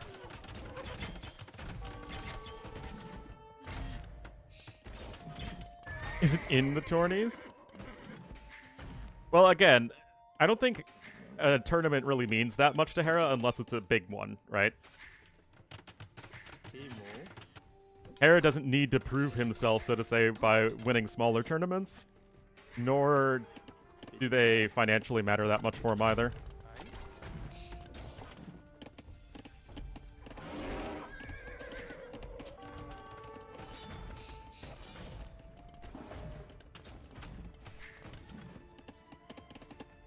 A GL tournament? Well, I mean, Hera was in this tournament. He just had to drop out for some reason. Some personal reason.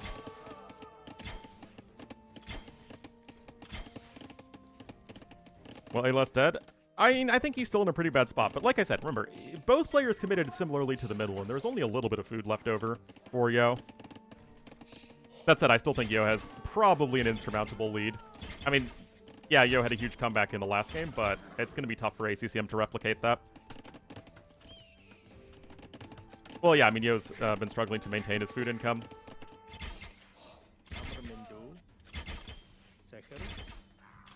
Oh, boy. Still, ACCM's own army has been trimmed a lot.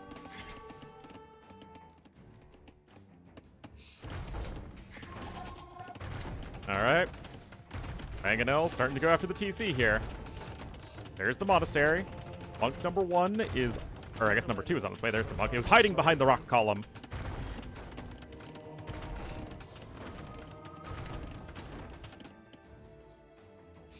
Husbandry's coming in now for ACCM. I mean, both players are on 3 TCs. And Yo's army value is heavily inflated by these fire ships, which, again, don't do anything.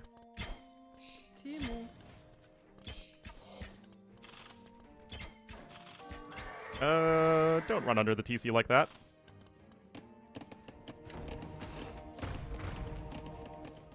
With the comfy chair, indeed. All right, Glartol with the 7 months. Thank you so much, Glartol. Welcome back to the Wolfpack. I appreciate the support. Groups of units, that would be pretty nifty. All right, Monk there does go down.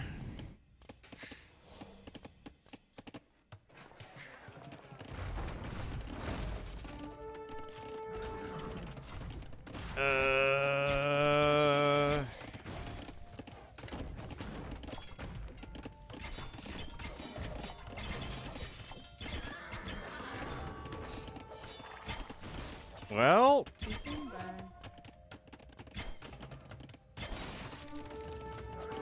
gets the kills there, and that's probably it. Yeah, I don't really see there being much of a comeback at that point.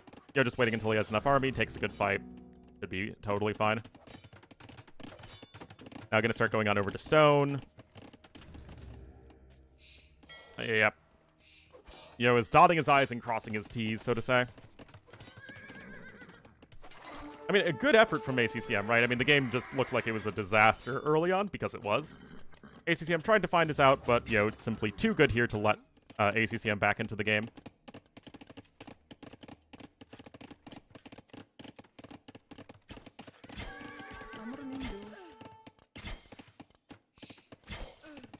Orville's going down. I mean, Yo's just being so active. 23 villagers killed. ACCM has actually lost 25, so he must have lost some vills to boars and stuff.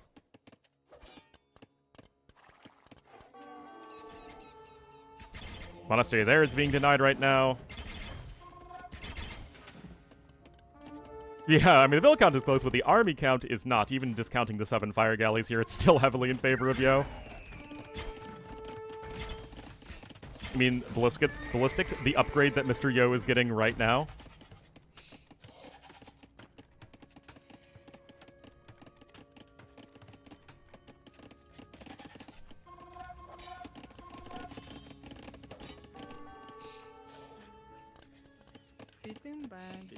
Your mining stone is ACCM, but I'm sorry. There are some more vills going down. It's just ACCM's eco has just been in such a rough spot for so long. I think Yo deleted the fire ships there because he got housed, which was pretty funny. Ballistics.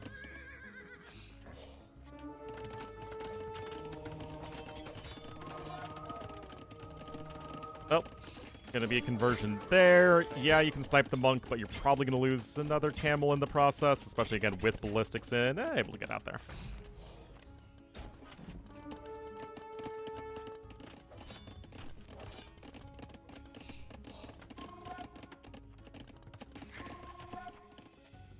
Probably a good thing that these are being 3-0 sets, though, because, again, we're only halfway through the day, and I'm 3 hours and 30 minutes into the stream.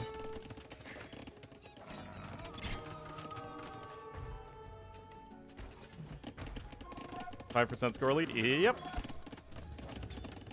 That Mangonel's also going to be forcibly ejected soon.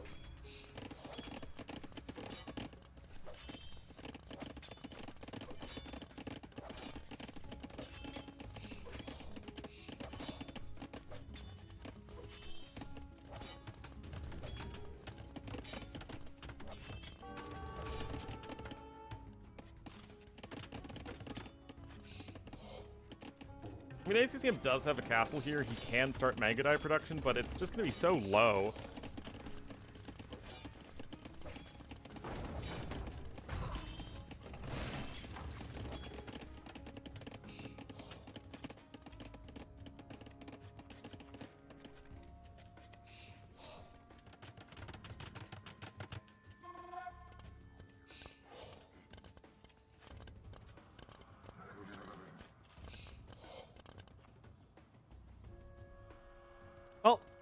Step Lancer is trying to go for a counterattack. Unfortunately, I mean, it's ACCM doing everything he can to fight back. Yo isn't having any of this, though. Another aggressive castle incoming. It'll be 3 games in a row where Yo tries to go with the aggressive castle. Cleans up those scorpions there. Mangudai still very much in their fledgling stage. Those Step Lancers get a little bit of damage done, but still not going to be enough relative to the fact of just how far ahead Yo is.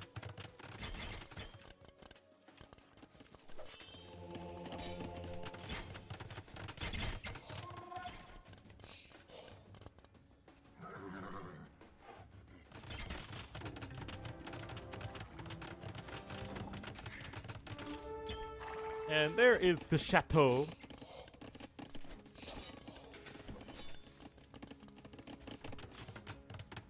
It's a lot of the farming infrastructure there.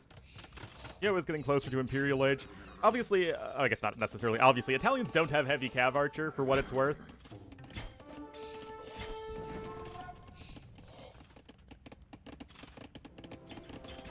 But you could even start to think about a Genoese crossbowman switch. Now, ACCM does have the stone for another castle. But, I'm just not seeing it. Although, I mean, ACCM is trying to save up resources for Imperial Age. There's another castle coming up on the side. At the very least, you can expand away from your opponent. But these counterattacks really aren't getting enough done. Even the converted camels help out a lot.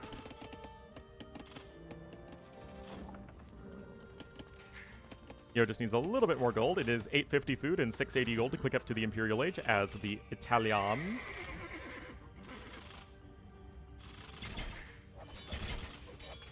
Anyway, 480 HP, by the way, is the threshold. In case you don't know, units are forcibly ejected at 20% HP of the building. Yeah. All right. Okay, so similar imp timings. Yeah. There's no such thing as a get out of my game castle for ACCM. Oh boy, another one incoming. Again, like, ACCM is doing the, generally speaking, right things to try and come back into this game. It's just Yo's too good of a player to let this slip through.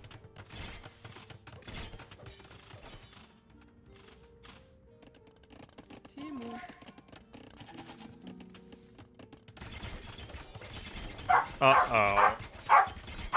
Why do I have a dog barking at me with a stick?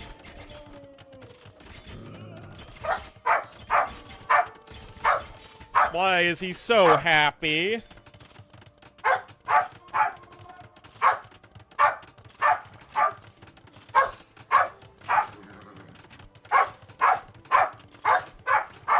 Hey.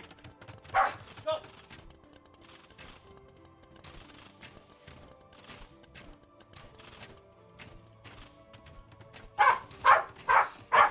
Get that? Go. Stick? It's a rubber stick.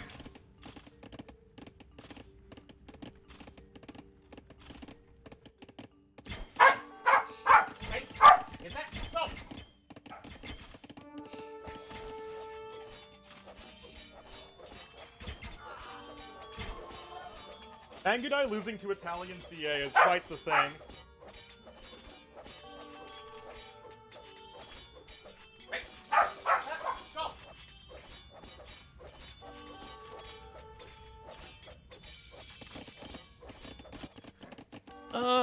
Not too sure what the Mangudai are doing right there. Yeah, there's the GG call. Hey, what's that?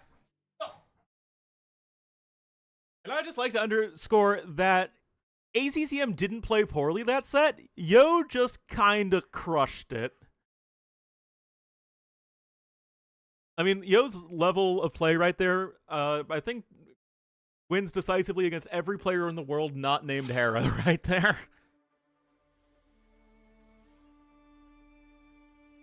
Really, really good play.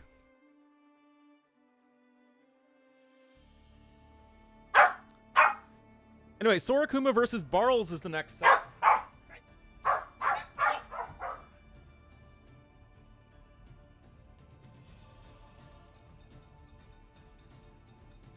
This should be another close one.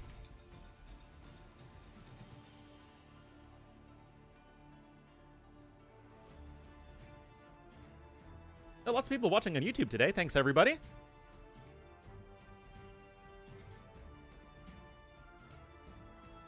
Oh, and then we're just gonna sit down right there.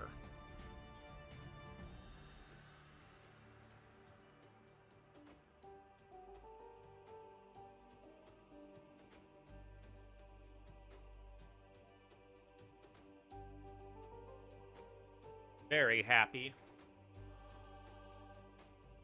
That was a...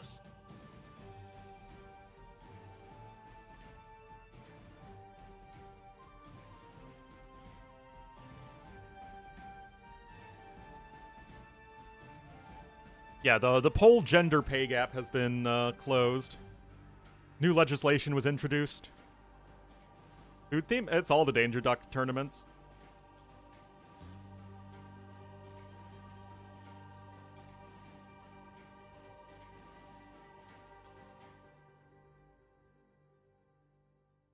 Time dependent? I have no idea. Oh my goodness. How am I supposed to update the scoreboard?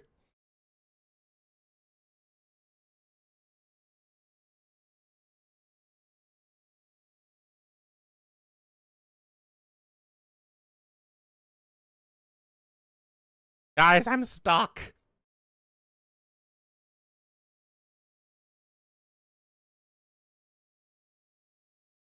Auto petting device.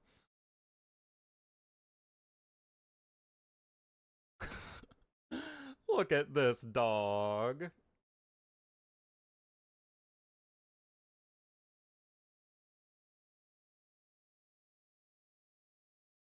The March to 2K had a bit of a break when Borderlands 4 came out. We're still at like 1920 or something, though.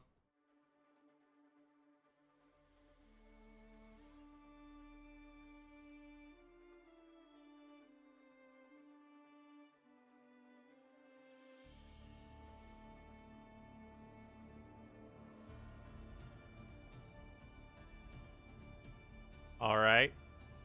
Try. Update the scoreboard. Uh-oh. Guys, I think I made a mistake.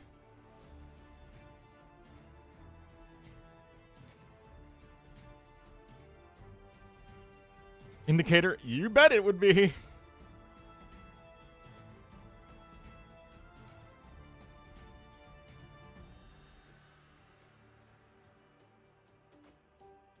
Uh-oh.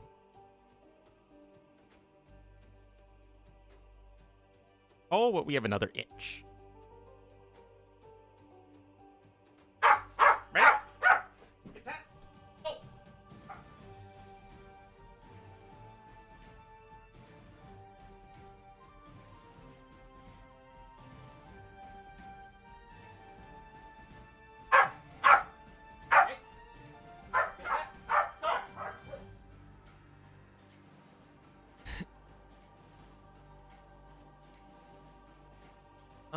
Do we have a draft yet?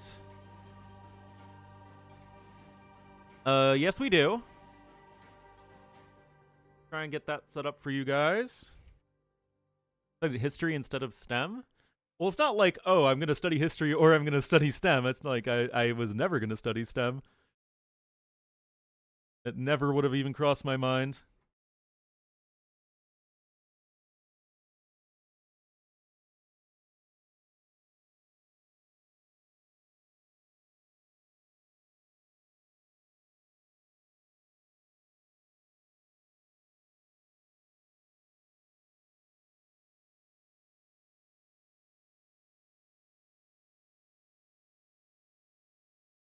Oh, we could see Mauerfall. I haven't seen that one yet at all. And Parl's picking the two normal maps.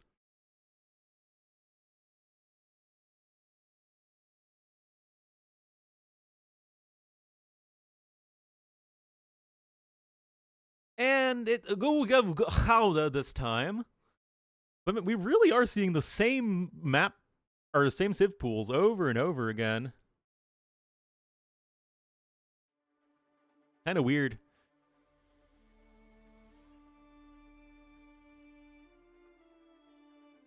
We don't see caviar, we don't see duck, we don't see baguette or frittata.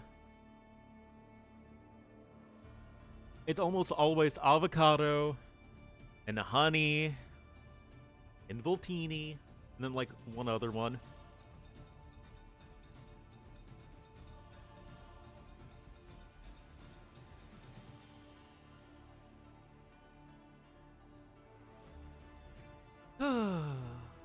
Am I allowed to sit down again now, Dash? Oh, he's so happy.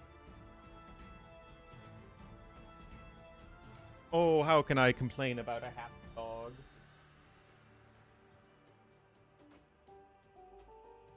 Or a dog.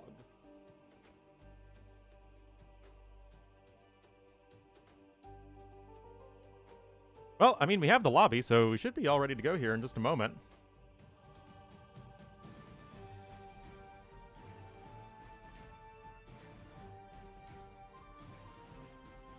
Oh, okay, so the set has started in a private lobby. Game 1 will be shared at 17:45, so in 2 minutes. Sadison attack. Oh, no.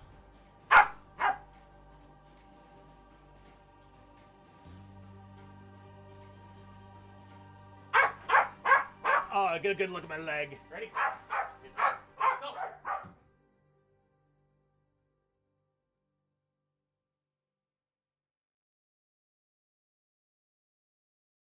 Additional playtime, seriously. Ready? Go.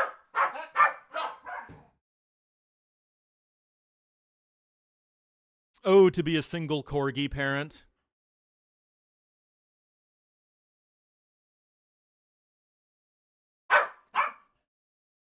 Ready? Go.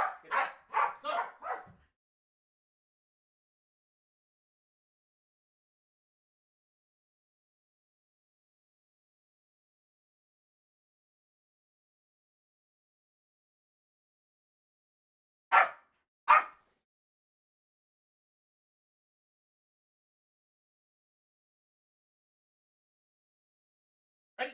Go. Nice legs. Oh, thanks, man.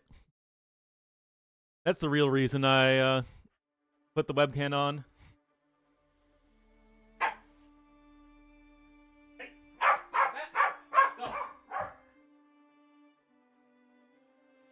Gotta show off my lack of natural body hair. What? You didn't get the stick? Again? Go on.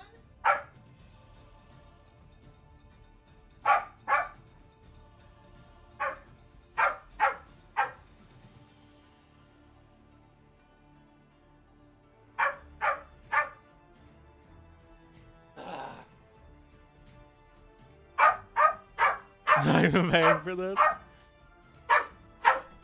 One.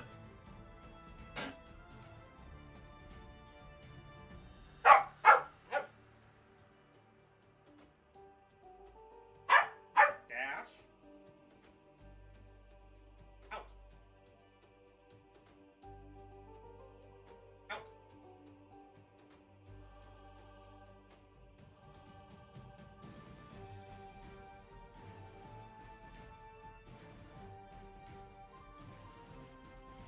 All right, looks like we got the rack.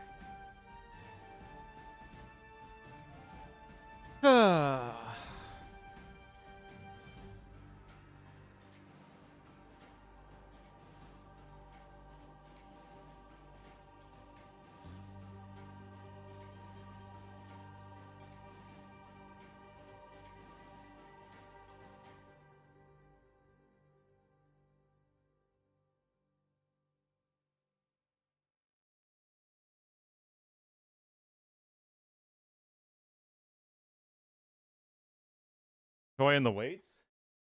It's one of my mom's little dumbbell things.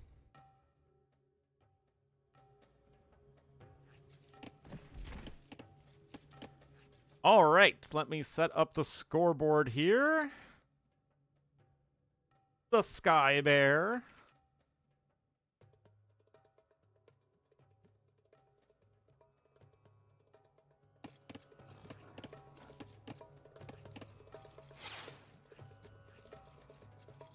The corgi is now on my bed.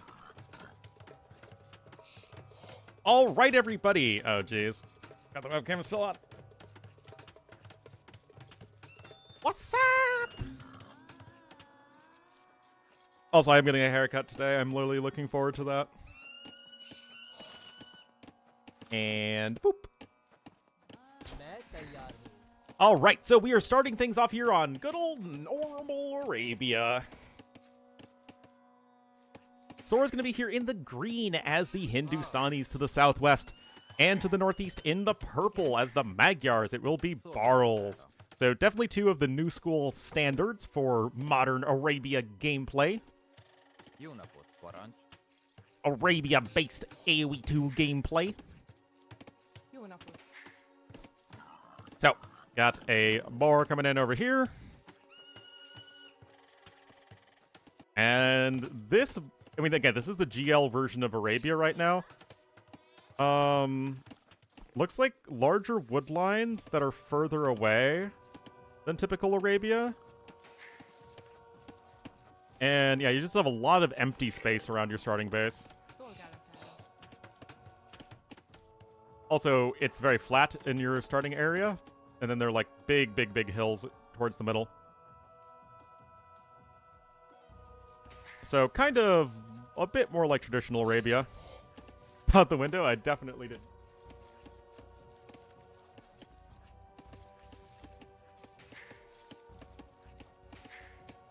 Anyway, looks like Sora's going to go 19 pop with Loom. Very normal stuff for the Hindustanis. Yo, 1-3-0. And Barl's also going to go 19 pop with Loom, so exact same early game. Of course, Hindustanis do have the early food savings to make things a bit better. Wait a minute, hold on. Oh, it's 18 pop with Loom, my bad. Jeez, these people click up fast these days. Can't keep track of it, man.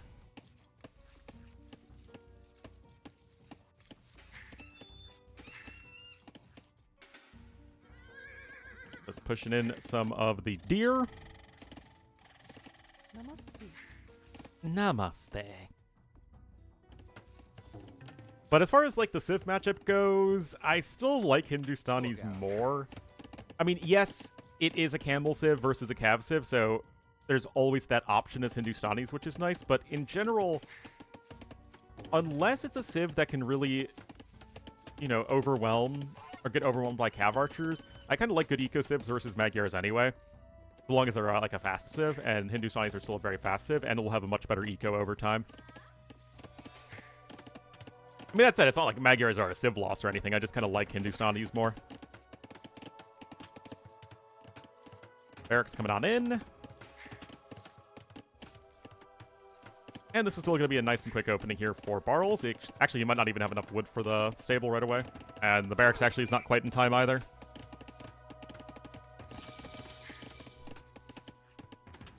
It's just a little bit off. Tora is as well, actually. Meta anymore? They still do extremely well on the more aggressive maps. They're like Bulgarians, but good. Yeah, Sora is the replacement for Hera. I mean, not... I mean, he was up against Hera in the round of 16, and then Hera dropped out of the tournament, so Sora got the win by default. Scouts are on the way. And the same exact thing will be here for Sora. Of course, you do have that free forging, though, to give you the nice early edge here for Magyars. But obviously, you make way more villagers than you make scouts. So the food savings for Hindustanis are going to be much greater. And forfeit? Yeah, that checks out. Absolutely. Horse Scholar coming in here for Hindustanis. And again, this is a way you can sort of leverage a little bit of the economy advantage, right? You have a bit more in terms of food savings. You can squeeze out that eco upgrade when Barls cannot afford to do so. Also, Sora clicked up one bill later, which is better for your eco, which is why he's, again, slightly ahead in resources.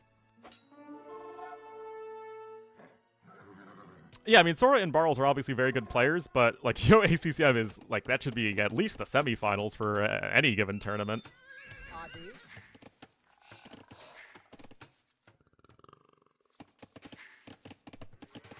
Anyway, farms coming in here for purple. Barles going to be a little bit faster in doing so than Sora, but Sora still has a few more geese left. Sora does not think his goose is cooked. Only 1 spearman for each player. 4 scouts for each. Of course, you have that 5th one on the way for Barles. So far, neither player really committing too hard to any one thing. 3 and 5. Who's at 2 for tournament elo? Is it Larry? Larry the Lobster? Kind of weird. Larry doesn't participate in enough tournaments for me to put him that high in terms of, like, how I would seed things.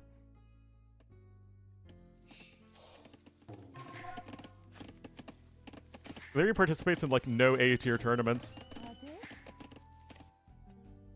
Yeah, Sora's doing very well these days. Lose points?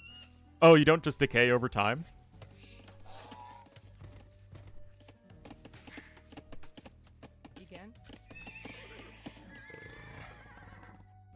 Anyway, you still have to be cautious in taking these fights as Sora due to the difference in strength with the free forging upgrade. Oh! Like I said, you gotta be careful in taking these fights. Both players getting low HP in at least one of their scouts. And still, Sora's chasing back Barles for now. Very, very even game so far. But this is something that Magyars are not going to be as happy with as Hindustanis are. Because, again, you're just saving more and more food. That said, pretty good eco balance so far for Barles. Has lots and lots of farms down. Still has actually some geese left as well. And he's getting all walled up. He has more wood lines secure than his opponent, as Sora only has the 1. So, it's a perfectly fine game either way. Res collected are similar, and you do at least have some food savings with all of the scouts you've decided to go for.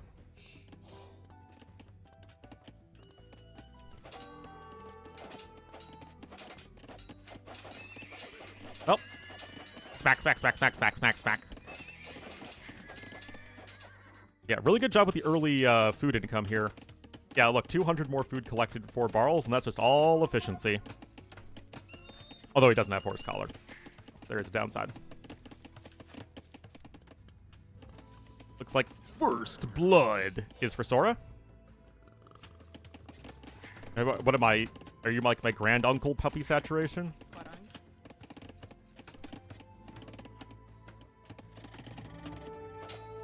Anyway, it's very rare these days to escape feudal age without... Hold on. That was not the best fight in the world for Barles. I mean, the Spearman was there in a much better position for Sora. Scouts got the high ground fight. Oh, jeez. Yeah, that's not what you're looking for. What I was saying is that it's usually rare these days to escape feudal age without having to build an archery range in some archers and skirmishers, but it looks like that's what Sora's trying to do. Barles going to be playing that bit more safe and standard style, going for skirmishers. Like, Barles is sort of executing the 2025 Arabia meta, and Sora is kind of executing the 2023 Arabia meta, if that makes sense. Which is much more focused on scouts into Castle Age. What you look for.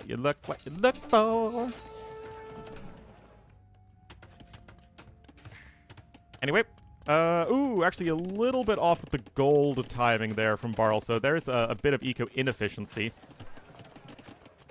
You can see, just has to wait for the gold income to come in, whereas Sora can just click his way up to Castle Age. So, in some ways, the eco management's been better for Barles, but he is going to be behind in the timing. 1 second idle time is obviously quite nice, but, yeah.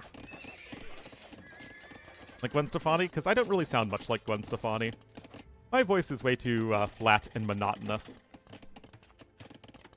Oh, he did make the archery range. Do you really need skirmishers right here? I guess he's worried about archers pushing out onto the map, but that's not really a thing that's happening.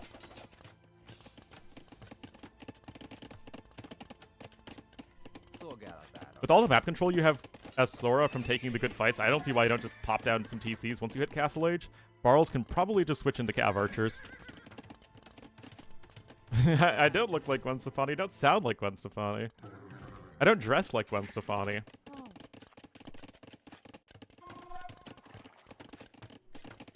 Range number 2 coming in.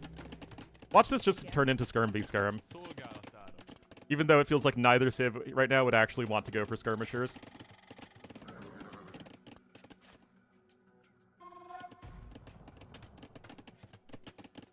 You know, thinking me a cadre of Korean girls following me about? I don't, unfortunately. Yes, Mr. Dog? Why are you sitting and staring at me? What? No! Dash? Do you need to go out?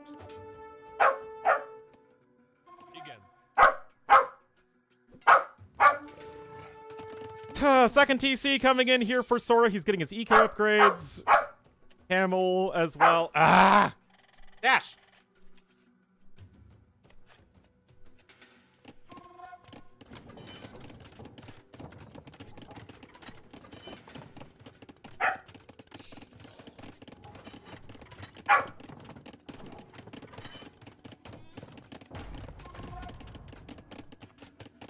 Guys! Just sat down in my lap!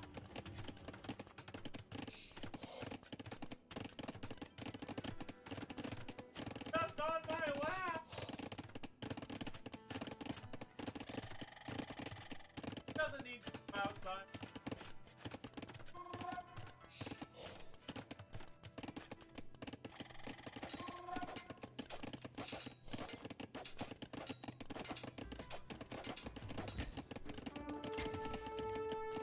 Guys, I'm a little much right now.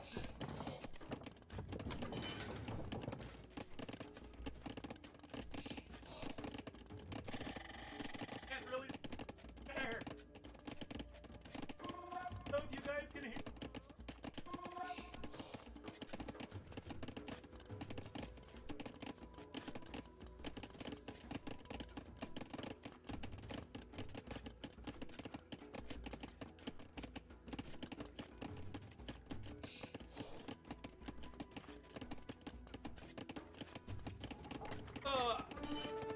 I don't think you guys could hear me.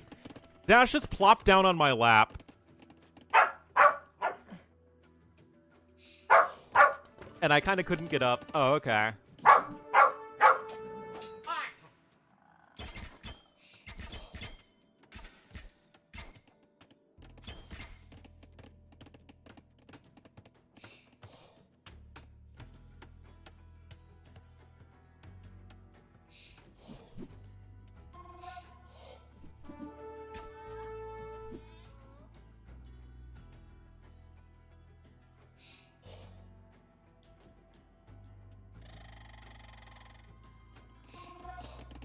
Isn't done yet? He usually isn't.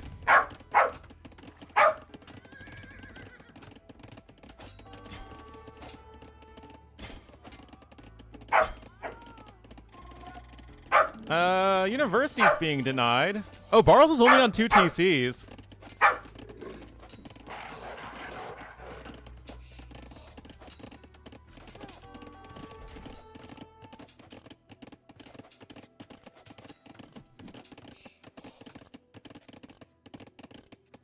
Now we're back to standing and wanting to bark at me. Dash, do you need to go outside? Oh, we're thinking about it. What a novel idea, he says.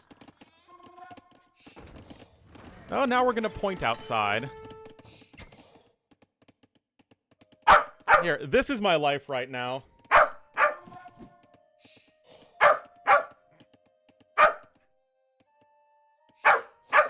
Yes? All right, I'll take you outside. All right, guys, I'm sorry. Don't have much of a choice here.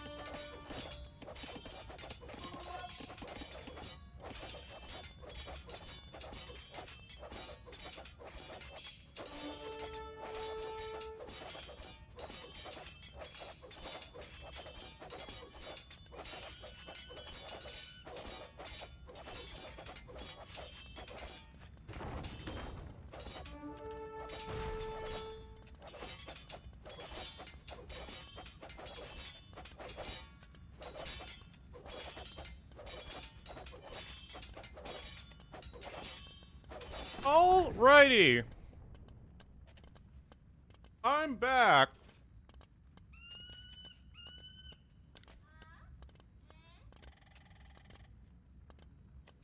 Uh-huh.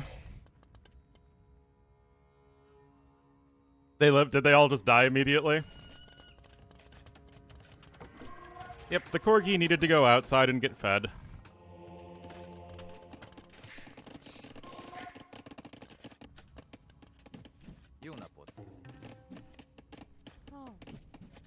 I'll die. Alright, so Barles is on his way up as well, but... Oh, actually, he has an eco lead.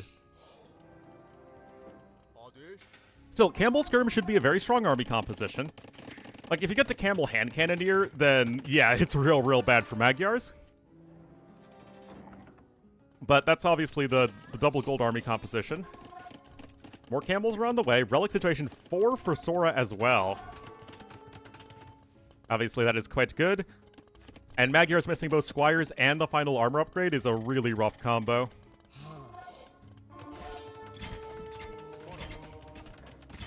For their part, Cav Archers still missing Thumb Ring. Grand Trunk Road.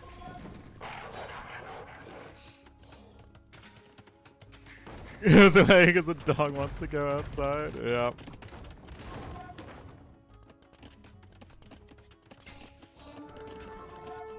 All right. Good castle positioning, though, from Barles. There's one random Gulam here killing the random forward houses. All right, Imp is in, guys. Trebuchet immediately on the way. Bracer and probably Heavy Camel in just a second. Or I guess Chemistry first. That's fine. Guys, there are only 7 Cav Archers right now for Barles. This could be getting really rough. And yeah, again, great castle position. But I'm not sure if it's going to be enough.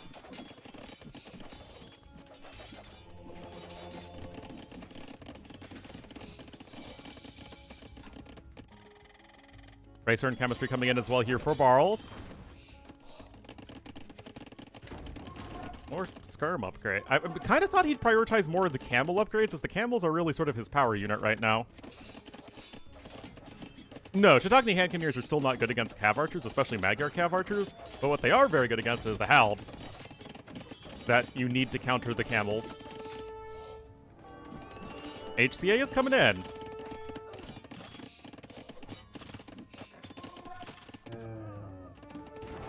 Oh, that's a good hit against Sora. The Vills there are going to go after the Treb.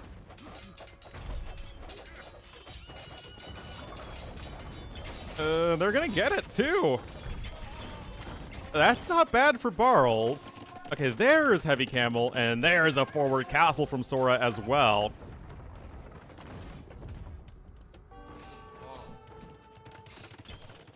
And the CA numbers just feel so low. Oh, good Mangonel hit, though.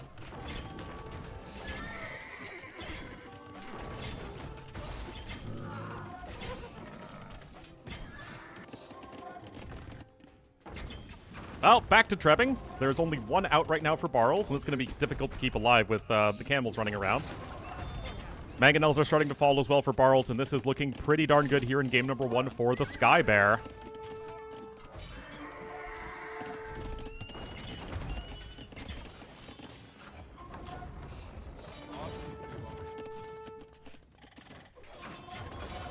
Like I said, the camels are going to make it very difficult to keep the trebuchets alive.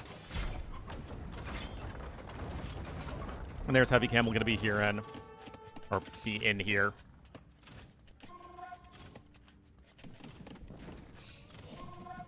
Skirms are going to be fully upgraded.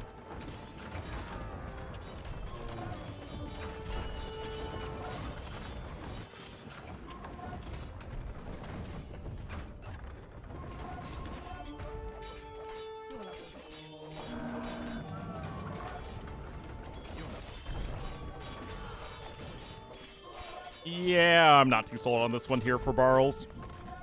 The score does tell the whole story right here. I mean, I get, like, the idea, okay, I just want to get to the Magyar Cav Archers, but it's just not enough. Way too many units for Sora, and he will take game number 1. Yeah, Dash is my corgi. Yeah, ahead in every single resource, ahead in the Imperial Age time, just took those good fights by the looks of things. He got 5 relics, and of course, the eco is so much better for Hindustanis.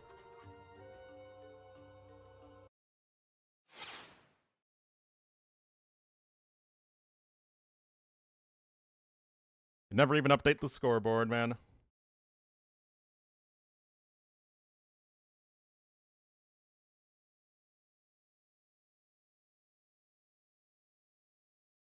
In what? Was I wrong?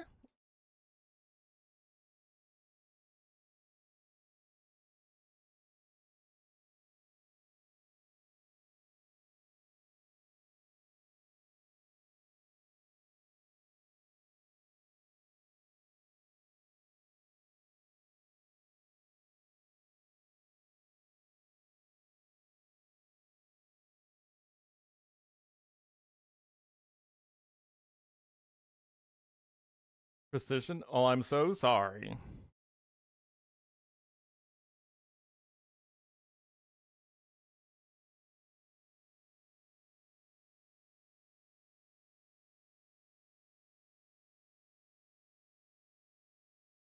It's hard to be precise when you didn't see exactly what happened.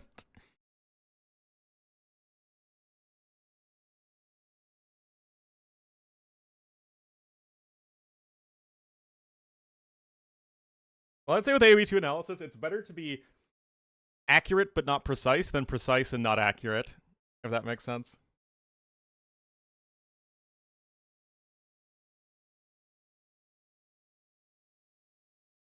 All right, getting game number 2.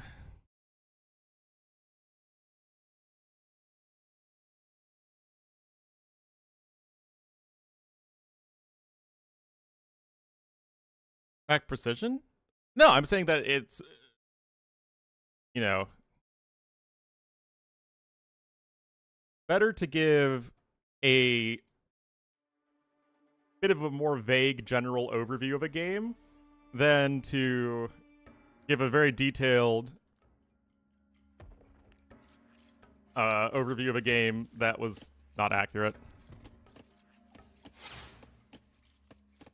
Not gameplay. I know it wasn't gameplay. It's because the game hadn't started yet, or at least I hadn't finished downloading the rec. Anyway, here we are, guys. Game number 2 in this best of 5. Losing the last one, but he is going to be playing a very good Civ on this map. He'll be Barles in the purple as the Bohemians to the northeast. And to the southwest in the green as the Vietnamese. It will be Sorakuma.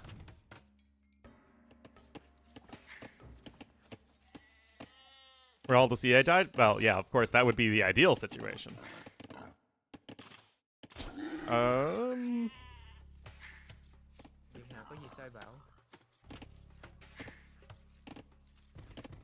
English is hard. I assume. I don't really know. It being my native language and all.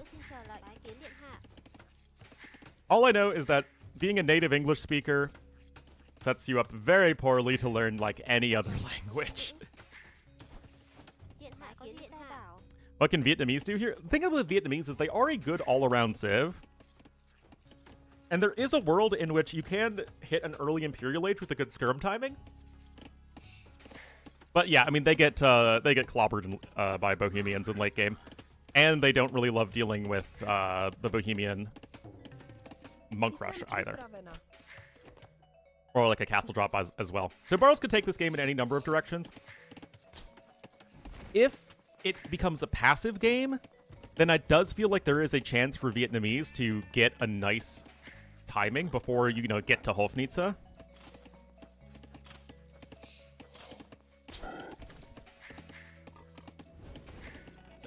If this is an aggressive game, I'd still say it's like being aggressive in this case is probably still slightly more risky than playing safe.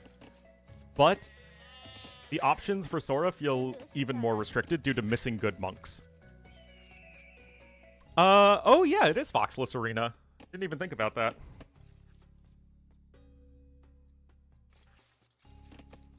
How's life in general? It's life. I'm a little stuck right now in my life, but it happens. There are worse places to be stuck in than what I am doing right now.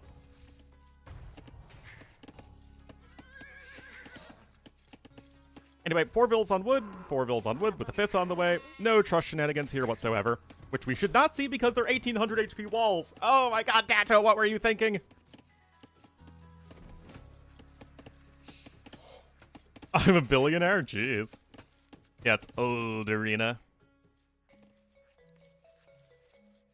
Also, the actual arena itself is very small. Feels maybe like 15-20% smaller than a typical arena. Job hunt? Nah. Jobs themselves feel kind of limited, and I haven't gotten any interviews. Do the maps?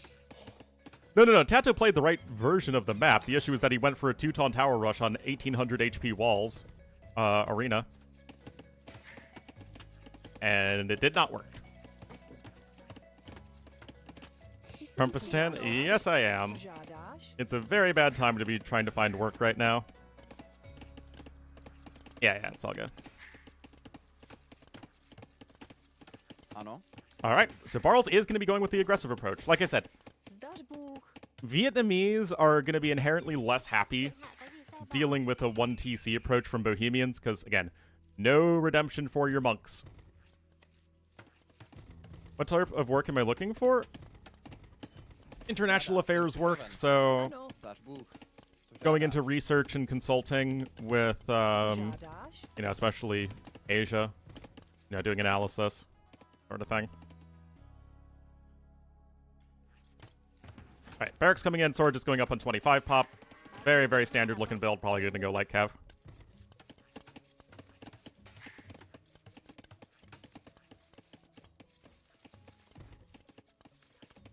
But it's like, I want to be able to move out of my house and, you know, start getting my career going and start earning some money. In the army? I specifically don't want to join the armed forces. Vegetain, yeah.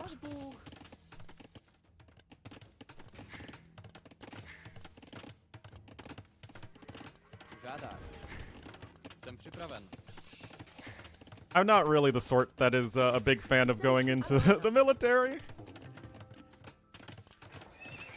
Not that there's anything wrong with people who want to do that, it's just not me. Attention, rip.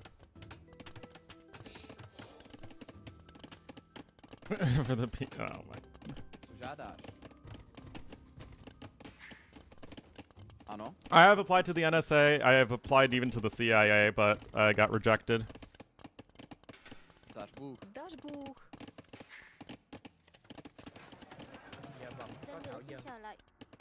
Big Sag.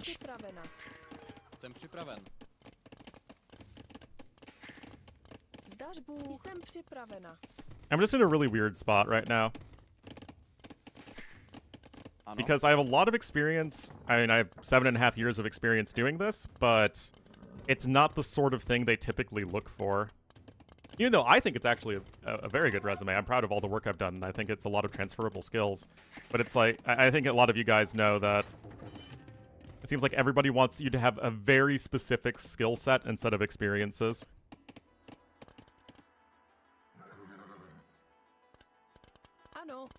And yeah, Barl's going to be going very aggressive here. I'm looking outside the USA a little bit. I've looked a bit in Korea and Japan, but there aren't really that many jobs. I could look a bit more in Europe, I suppose. I really haven't done that all that often.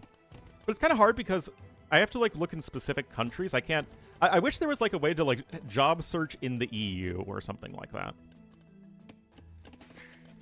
But also, a lot of those jobs require me to speak the native language. And obviously, like when Ellie was looking for jobs, she already spoke fluent German from studying in Vienna. Like, I don't speak any German at all.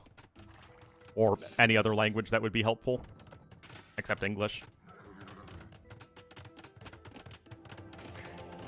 Well, I mean, Europe trade with East Asia is still quite large, but yeah. Ano? Start. Ooh.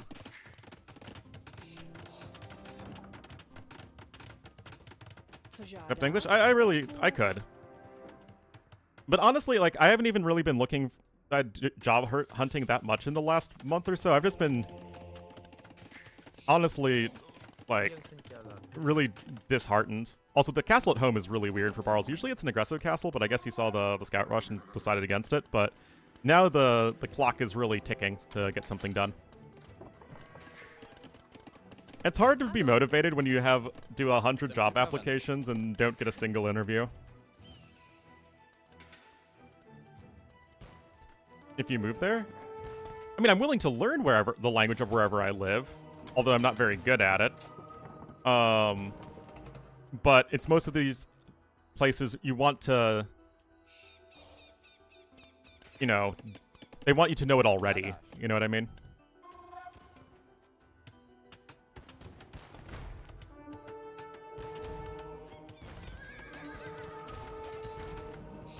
Job hunting? I don't know. As for the near future, my mom used to work in HR, and she said she'd help me with my job application stuff, and, I don't know, try and help me think of ideas of how to network and get my foot in the door.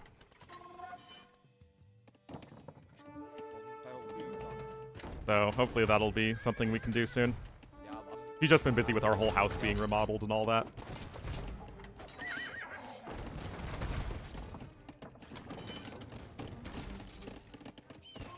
Anyway, this is still very annoying to deal with, but the mangonel is going to be on its way soon. Yeah, my degree is International Affairs with a concentration in Asia, from a top-ranked university in that field in America. Sora did pick up 2 relics. Oh, he's gonna sneak that one in as well. Nicely done. Ano? But yeah, my job getting struggles are far from singular. But thank you so much, guys. Like I said, I have friends who are just, like, unemployed and stuck right now because they just can't get they just can't find good employment. This doesn't technically count as good employment, but it's at least something I enjoy doing. And it's work that, like, I can feel accomplishes something and does something positive. And I live with my family, and I get along very well with my family, so it could be much worse. 1,000 positions, but I can't, like, mass produce applications because there aren't that many jobs in my field. Especially these days.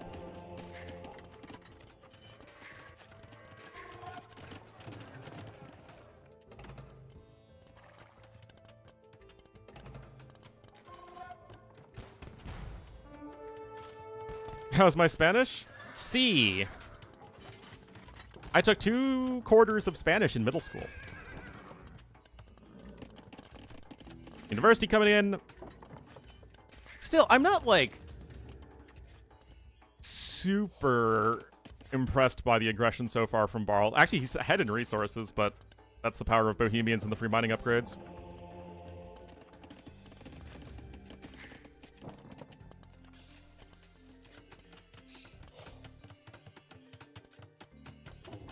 Moi bien, yeah. But it's muy bien, but using French words instead. Except moi does not mean muy.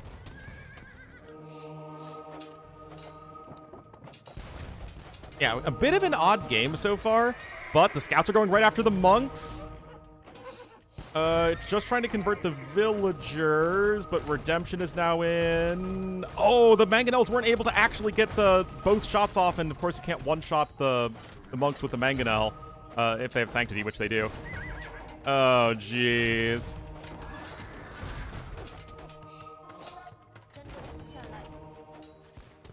Somehow no villagers have died. Villagers have been getting converted back and forth, but they don't count as deaths, which is a little confusing, to be honest.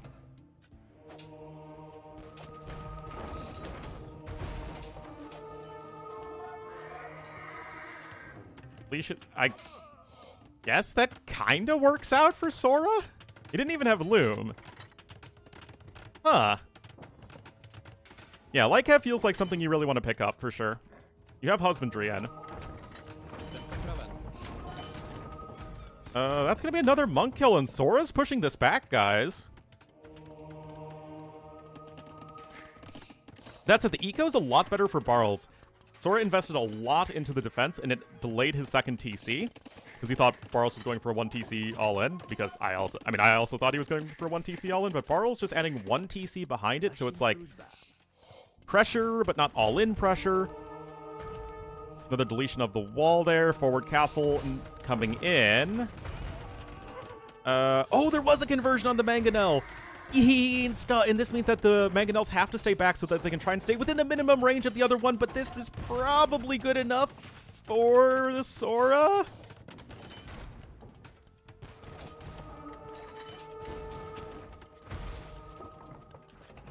You still have to just be so careful there. The Monk is going to go for the conversion, but it will die in 1 hit to the Mangonel because it was a little bit lower in HP.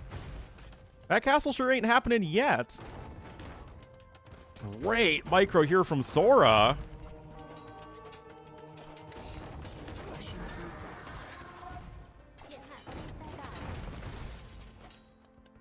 In the middle of the game, Sag. Well, it's better than me losing on probably around $1,000 of revenue because I wasn't running ads on the stream for like several months. Oh man, this is honestly going pretty darn well here for Sora.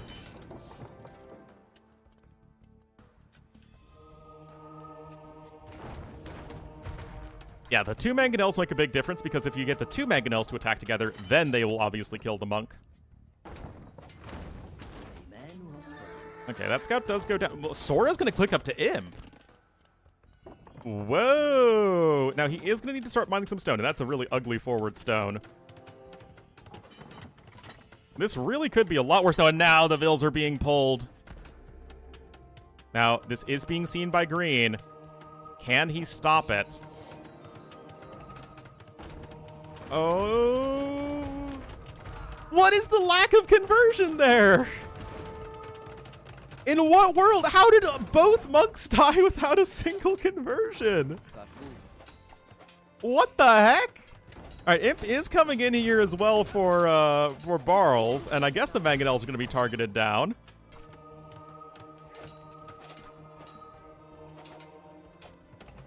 $1,000 is in New Zealand dollars. I would never ask anybody for anything close to that kind of money.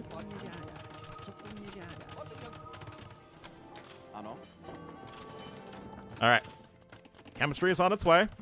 We'll be there in time for Imperial Age. And the issue right now for Sora is that because he doesn't have any stone income, he can't just immediately go for the trebuchets. He needs to get chemistry and then get bombard cannons.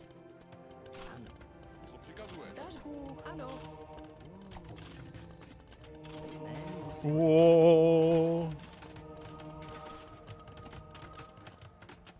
This is so much more simple. You bet it is. This is a silly civ.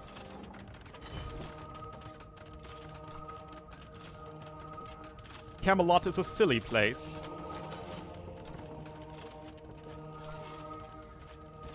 The tariffs. Oh, rip. A civ win? It's not a civ win, but the way that this game is being played really limits Sora's options. Like, if the game ended up being much more passive, then you can kind of hit with a nice early Imperial Age timing as Vietnamese, but in this low eco setting, it's just really tough against Bohemians.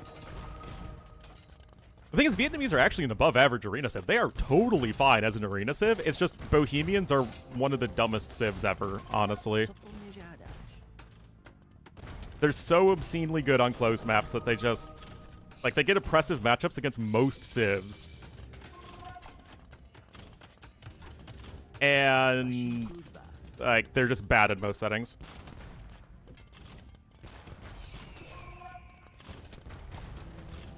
Oh, treadmill crane. Kind of interesting. Anyway, Scurb's trying to come in. No, it's not a civ win, but I feel like Barles has done everything he can to limit the options of Sora. so that it's pretty rough.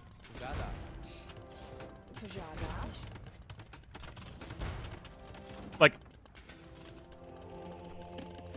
it's not like you just load into the game and you see the Civ matchup and, oh my goodness, it's impossible for Vietnamese. But if you do the sorts of things that Bohemians can do to be aggressive, I really think that your options are so limited as Vietnamese here.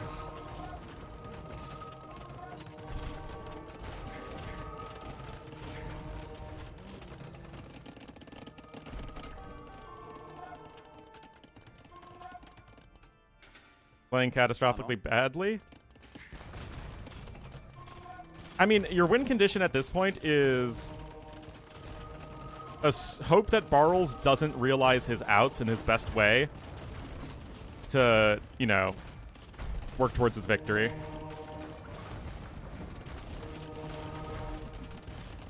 Anyway, Monk's hard counter skirms, we all know this. Oh, look at this! Barles using the blocking from the Hussite wagons to reduce the skirm damage. Remember, 50% less damage in units behind the Hussite wagon. Oh, jeez. This is brutal, man.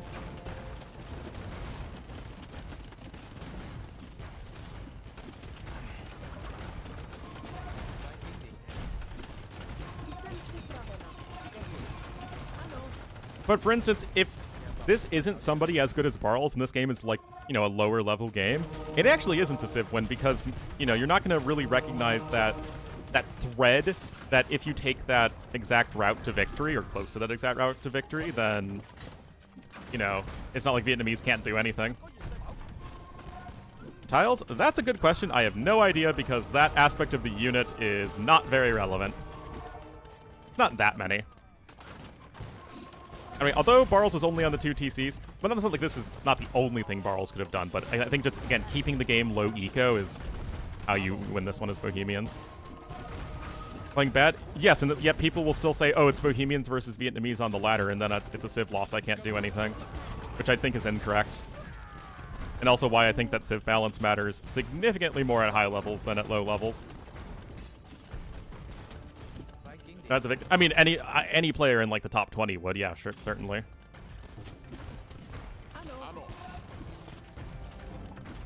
Arguing that? I see that argument a lot.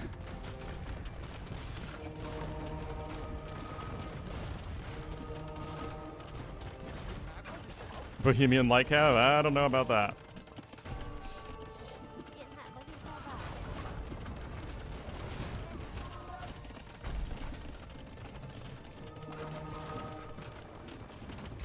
I mean, it's all the people who are arguing that Franks needed a hard nerf for years and years, and then they got a nerf, and then they just added more OP civs. Anyway, that's pretty rough.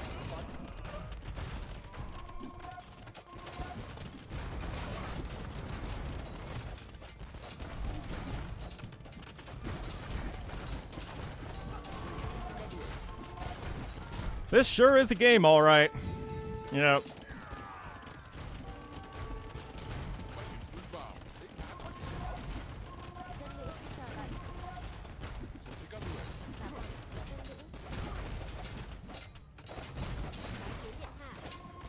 I mean, I guess Barles kind of is running out of units. He isn't transitioning to a meat and potatoes kind of unit, despite being on over 100 villagers.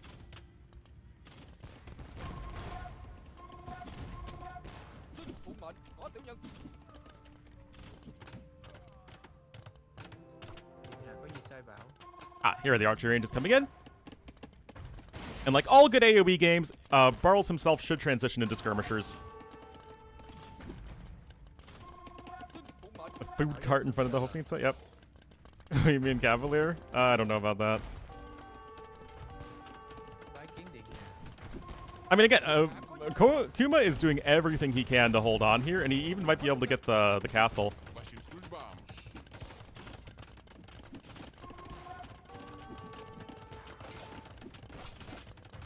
Oh, here we go, guys. Skirm v skirm. Let's go.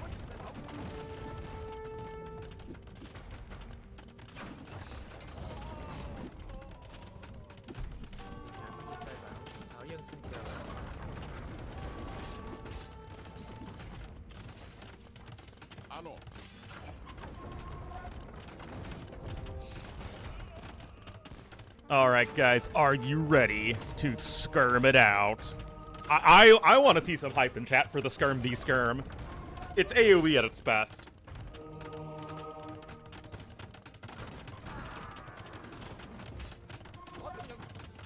Handcart just now coming in for Barrels. I guess he never got a horse collar or a heavy plow. Again, a good play from Sora, all things considered. He is not rolling over and dying.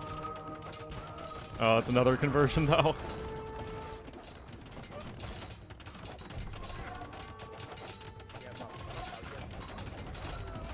Oh, man. Throw that stick. Throw that stick. Throw that stick.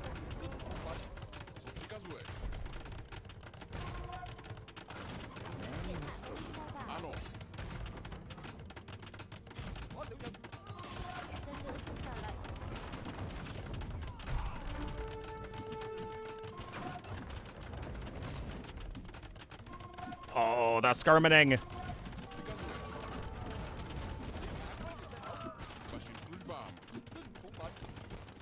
Dash a skirm fan? I think literally everyone in the universe is a skirm fan. And that includes Dash. The Skirminator.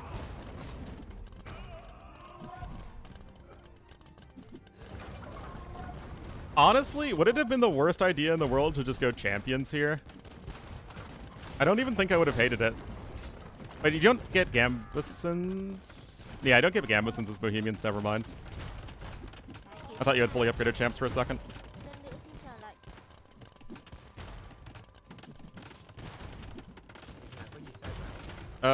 When Viper, that is the final series. And Barls gives us our first not sweep of the day.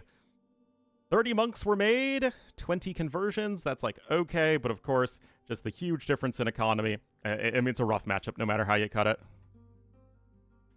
Counter champs? With Gambusons, it's much less good, especially if the guy making champs has a better eco. It's a great way to close out a game if you have an advantage. Oh, I never gave the points.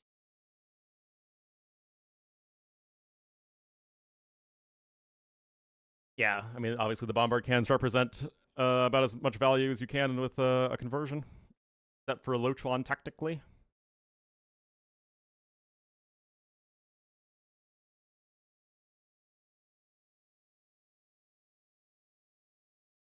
Alright, so we've had Arabia and Arena. We have Nomad as well, that could be played. And other than that, we have Chili Nomad and Maurfall. I have never seen Maurfall, so no idea what to expect on it, if that is the map.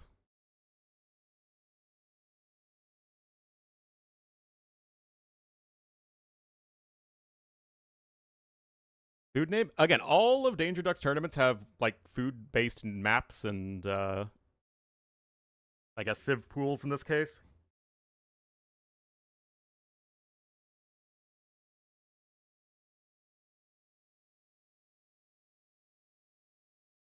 Game 3 will be shared ASAP, says JBR. And why not share it?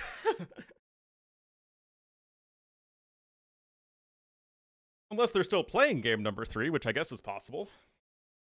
It'd be a long game, though.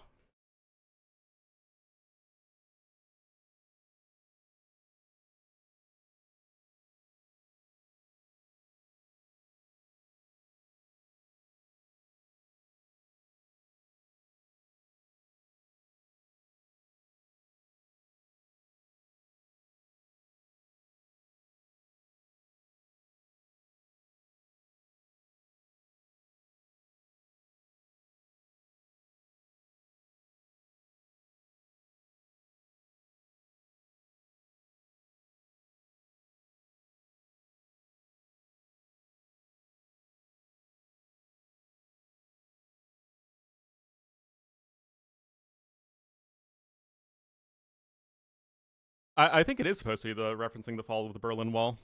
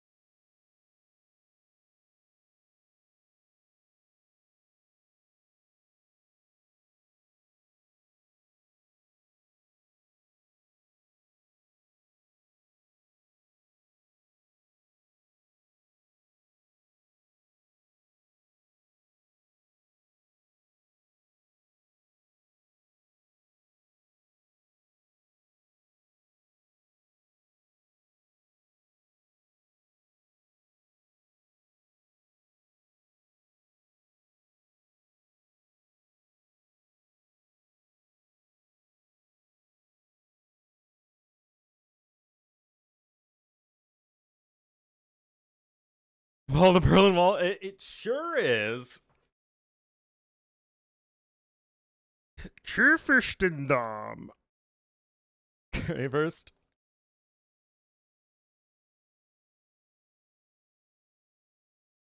Date goes well. I mean, it didn't really go all that well.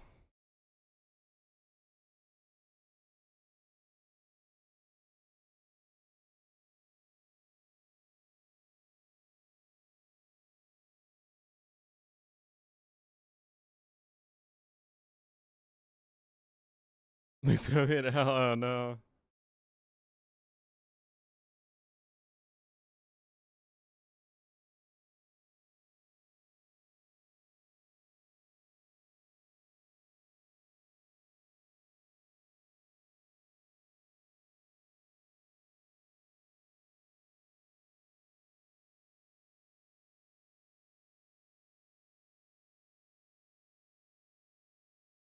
Few hours? I absolutely did.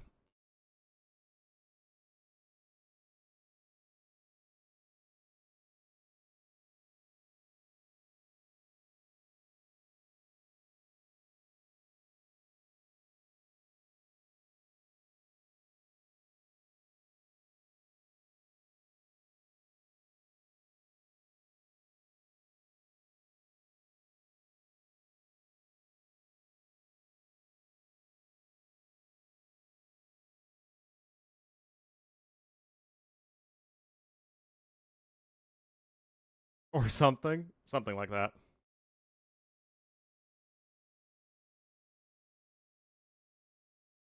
Use for my phone? Oh, I'm literally just browsing Hinge and Reddit.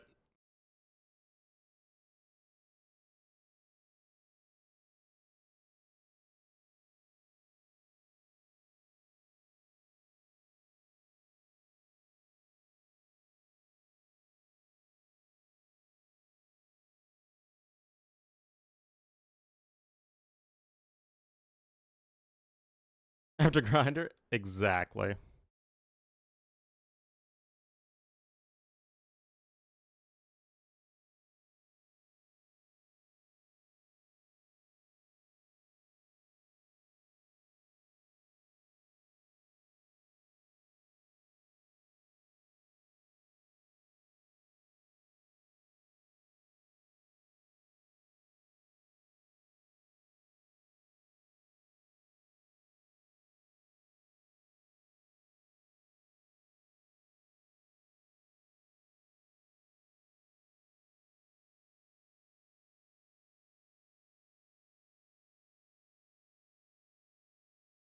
Blocked? What have you done?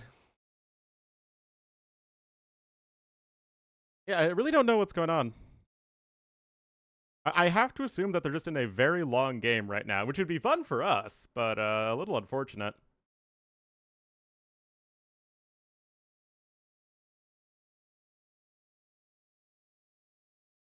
Matched? Well, again, the food groups naming is literally just a food that starts with A through J for the 10 groups. I don't see any prevailing through line for all of the groups. It seemed like a random bunch of civs.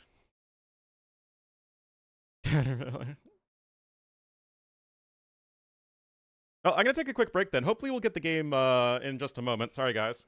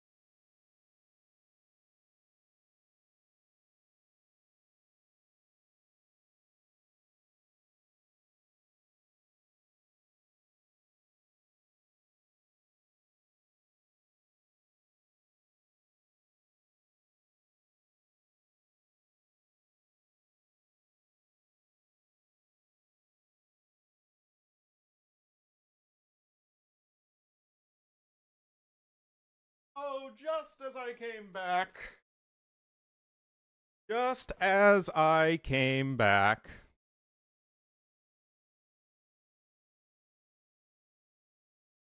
Oh, yeah. I think this should be a good one.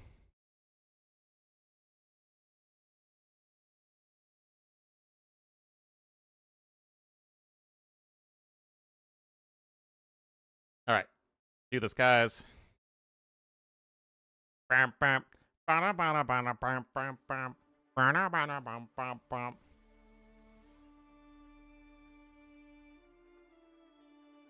All right, Chili Nomad is going to be the next one.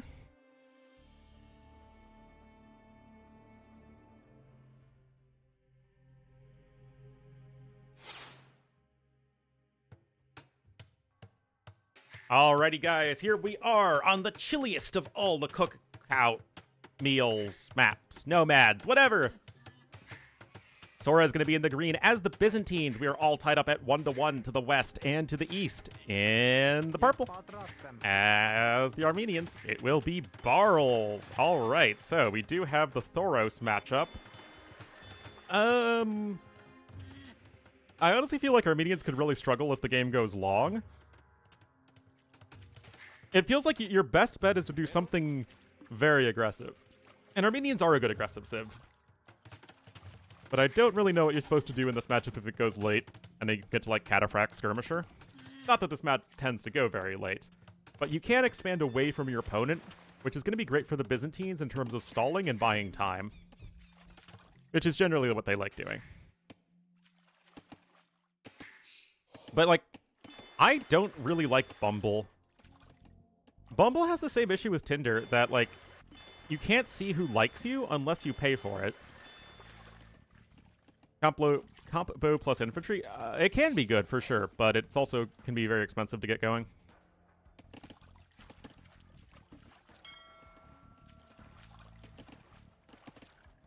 So it's like, the whole thing with Bumble is that, oh, the girl has to, or like I guess can, have, you know, send the first message.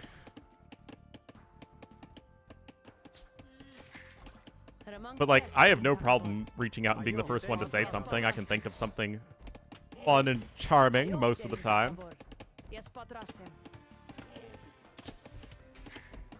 But, you know, Hinge, you don't have to pay to see who likes you, which gives it a big W to me. Relatively speaking, I still don't actually like using it. You don't start with a scout on this map, so the villager actually has to go out and scout itself for the Elephantos. Well, 2 fishing ships per player. You have 1 extra villager gathering from the shorefish, though. Pickup lines? I usually just try and say something fun or nice, I guess, based off of their messages, or like the, you know, little prompts that they give. Sometimes I throw out the dad jokes, if I think it's funny. That's the most important thing.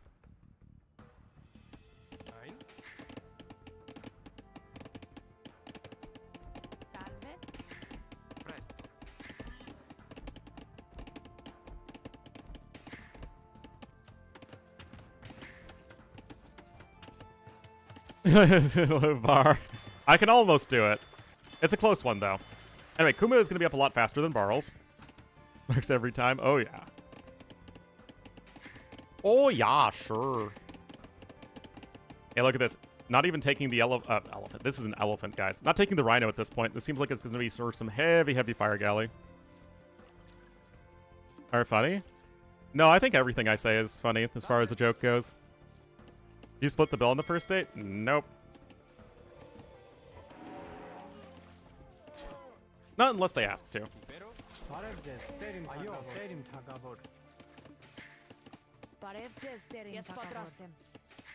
But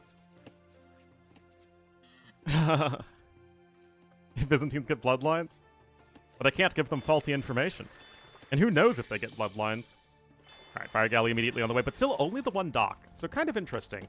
Because you got the barracks here. And you rushed up to feudal age, but it's just going to be for the 1 ship fire, 1 dock fire galley production. Chat GPT, yes, ask an AI to give you the best pickup lines for a human being. Yes, patrastem. But no, I feel like it's still kind of expected with a lot of people that the guy picks up the tab.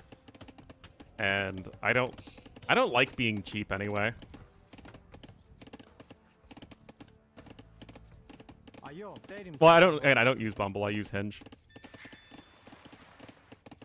And most of the time, I'm the one who likes first anyway. Or sends the message first anyway. I think it's like almost all of the time, actually. I'm usually the one who suggests and plans dates because I don't like just, on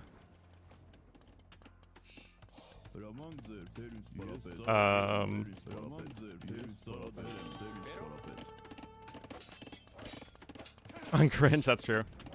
Would I date a Ketons picker? I would date a Ketons picker only as much as I would download a car.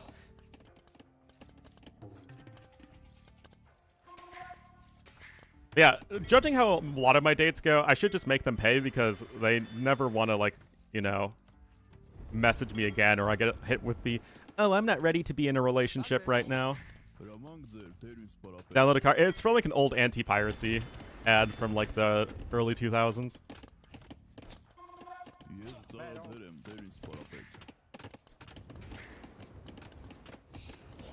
Height? I don't think so. I mean, I'm 6 feet on the money. I'm 183 centimeters, which is good enough for most people, I think. Let you down? No.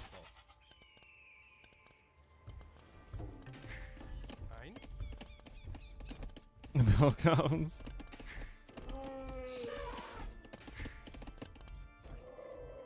Split the bill. Best dating advice? I have my doubts. Just a few, though. Anyway, obviously Sora with his much faster uptime easily taking down Barl's fishing fleet. Not that Barl's really invested all that much into it. Split in the US? It seems generally expected that the guy pays for it.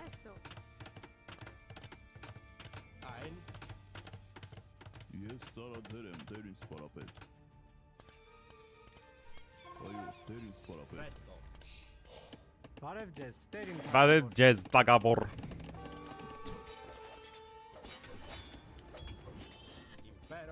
Besides, I really don't want to be like, so hey, you want to split this? Be good looking? I mean, I think my looks are fine. I don't think I'm too ugly to be dateable, or nor am I a super buff hottie. Okay, so I went out for my most recent date. I went out to a pretty nice ramen restaurant and actually had a very good meal. It was 17 bucks each for our ramen, so 34 plus tip.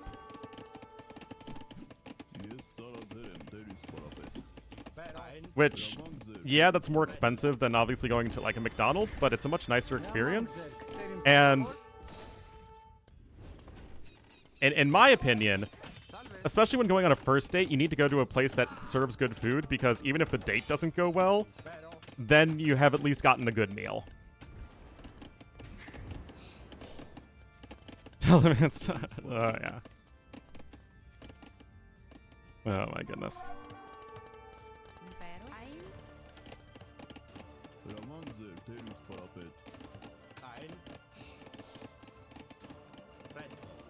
Like 30%? No, it's 20%.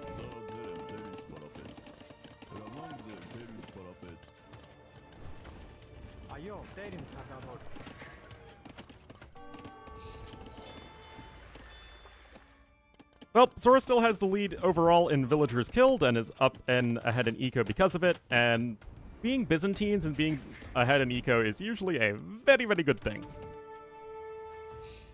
Splitter hit. I don't know about you guys, but generally speaking, I don't think people are even interested in, you know, so much as kissing on the first date, but much less actually sleeping together. Double down. Ridiculous? Well, it's the only way that the servers can make a living wage, so you kind of have to. Walking dates? So sometimes it's coffee or boba or, you know, that plus walking around. The issue is that because I tend to live far away from all of my potential dates, usually you just go and get some food anyway.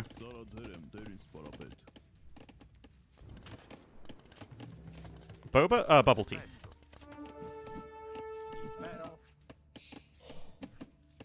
Anyway, Castle Age is on the way for Barrels. Sold the stone.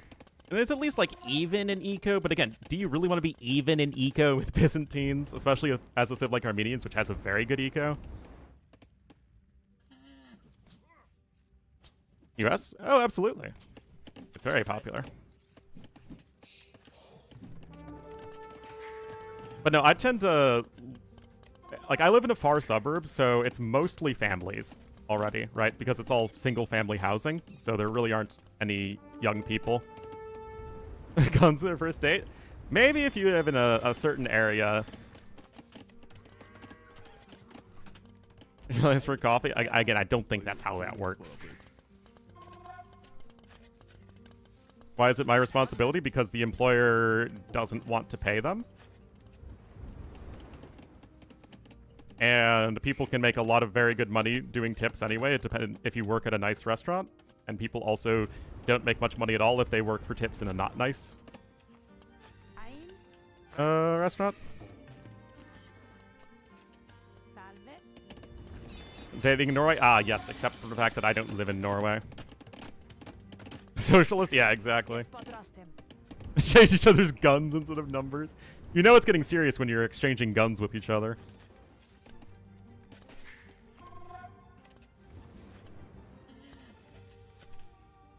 Alright, Bodkin coming in. No elite skirmisher just yet, though. That's still going to be a little bit annoying for Sora, who's 30 seconds off from Castle Age. Is inherently flawed? Yes, but what can I do to change it?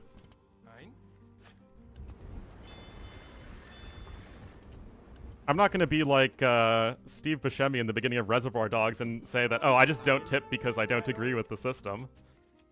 How does that help anybody?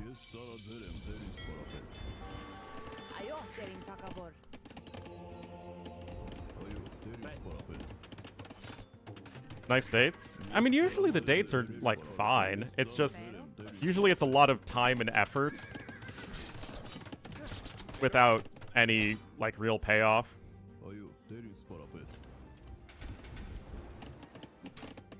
A fun monologue? It is a good monologue. Tato and ACCM got cooked? They sure did.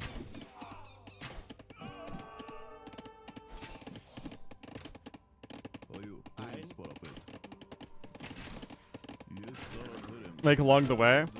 Well, that's like why I'm usually like a person that, okay, I'm not gonna bother. Like, if somebody wants to be messaging for like weeks and weeks before, you know, even think about seeing each other, then like what, just so you can go on one date? No. A leader, not a follower? Again, it's somebody else's livelihood that's at stake, though. It's not costing the restaurant anything if I don't tip.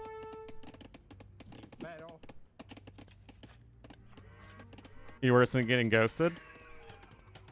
I mean, oftentimes it's like messaging, and then I suggest that we meet up, and then they just stop messaging me.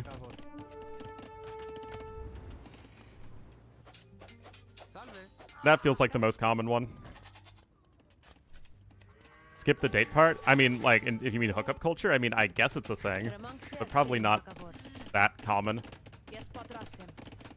I don't know, it doesn't really feel like it's all that common.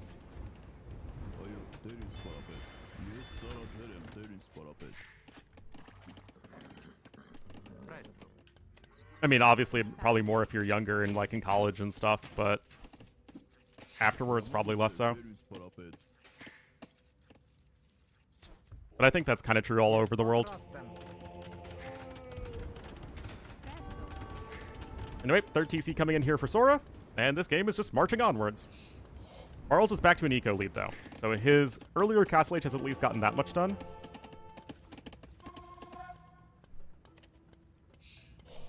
A steak or a burger? Again, it's not a good system. I don't think it's a good system at all, but, you know, again, what can I do?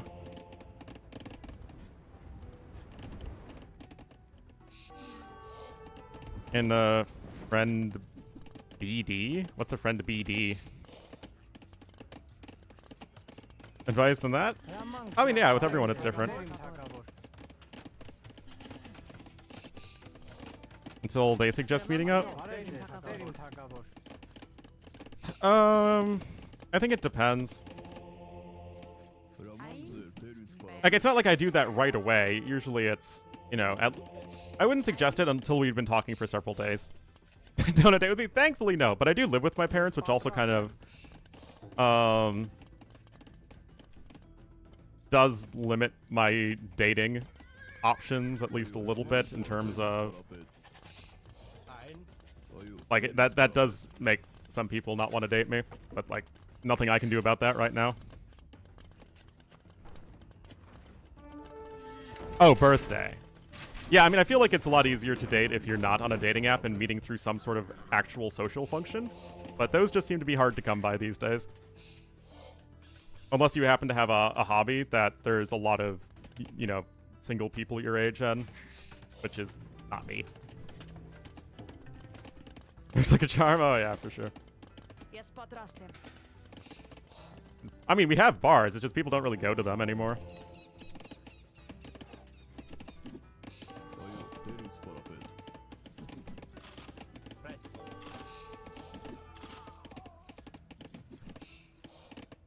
Gateway people? Yeah, it's just like that sort of thing isn't really my jam. That's true. I do have a job where I interact with a lot of young people who are single. They're just all dudes.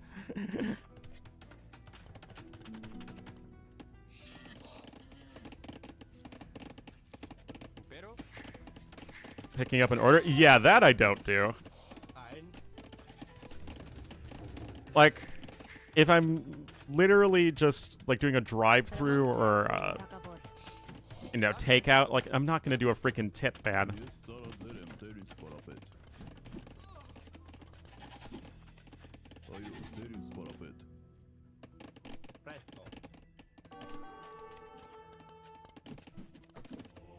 Anyway, more fortified churches incoming. It's a little weird that you're just like fortified churching all over the corners of the map, but I guess. I mean, the uptimes are going to be very similar. And in the situations I'm presented with? Oh, yeah. They know where I live. Oh, no! Anyway, together, again, like, sometimes all that stuff works out great, and, you know, more power to you.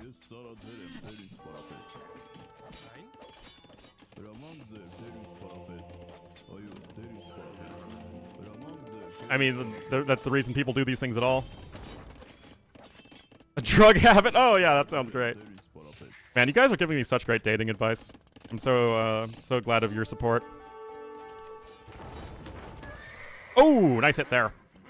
So here's the thing. Sora is getting towards Imperial Age. His gold income isn't great.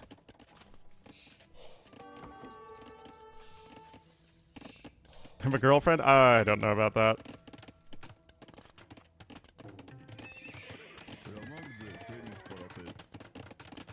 Works well.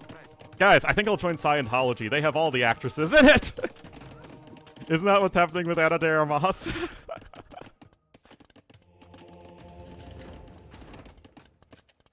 Skirmir? Oh, yeah. Oh, yeah. Oh, you're getting cornered.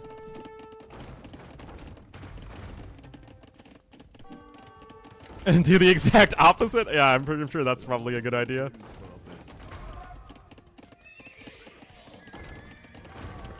Icebreaker? Well, I definitely could never, I could never date somebody who wasn't at least congruent with my political, beliefs. Yeah, I mean, it was just a great job from Sora to actually corner those skirmishers. Castle's coming in, though. And again, Sora really hasn't been mining any stone. So this could be tricky.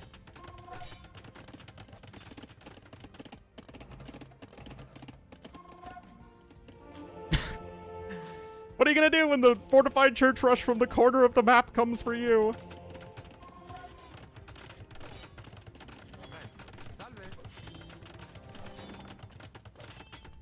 See them again? I guess it depends on how you do it. In Chinese, these are Rex. So clearly we got the Rex from Sora. Not that that necessarily means he won.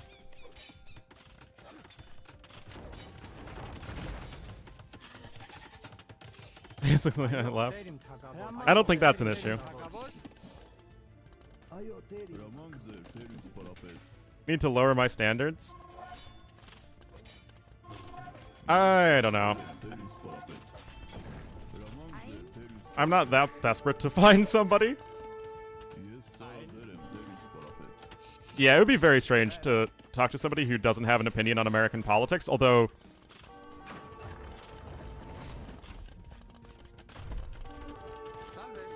I completely forgot what I was gonna say.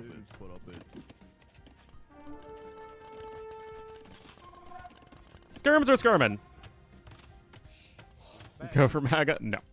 Oh yeah, but I tend to go on dates with people who aren't even American because those seem to be the people who use Hinge the most.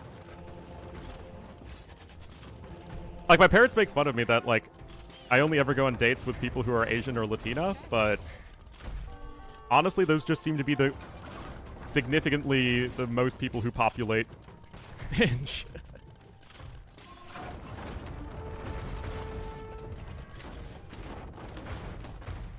Anyway, Bombard Cannon is going to take down the Treb. Yeah, you lost 1 TC here as Sora. Look at this TC in the corner, man.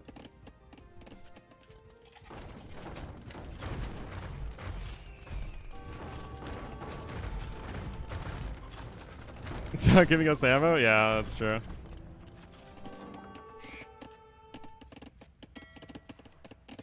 Yeah, 4 relics for Barrels. There's 1 relic in the corner there.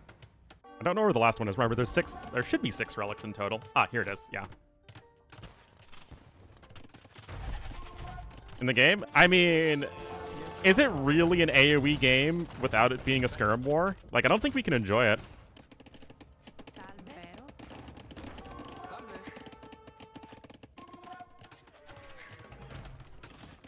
I mean, how many skirm wars have we seen today?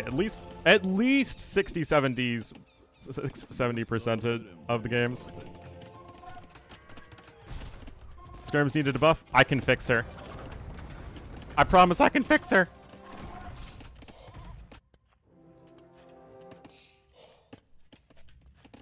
Anyway, Sora's starting to push this one back. I mean, it's still a very even game, guys. On the one hand, I still like the map control here for Barrels. But Sora, again, he's hanging in there as Byzantines and as a Civ with a better late game. So there's definitely something to like about that.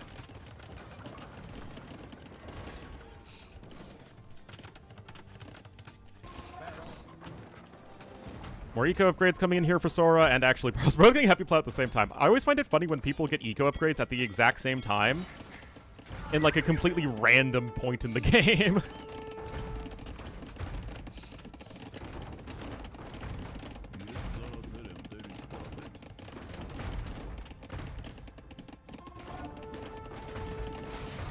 Oh.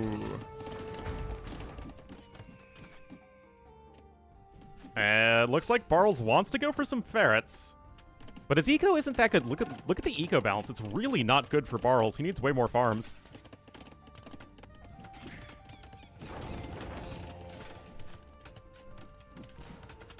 And you're still a long way off from the ferrets, man. Like, you're kind of going skirm combo, which, like, is not likely going to be able to outgrind Byzantines. And look, that crop rotation and 2-man saw coming in.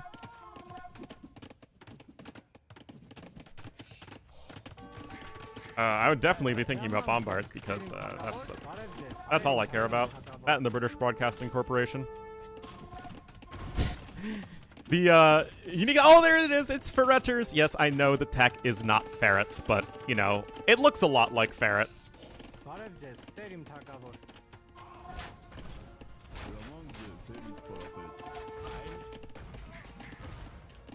I'm very pro ferret on this stream. Sterim takavor.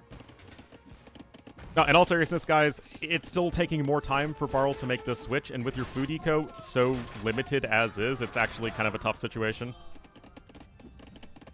Oh, I dropped some frames, but there shouldn't be that much of an issue.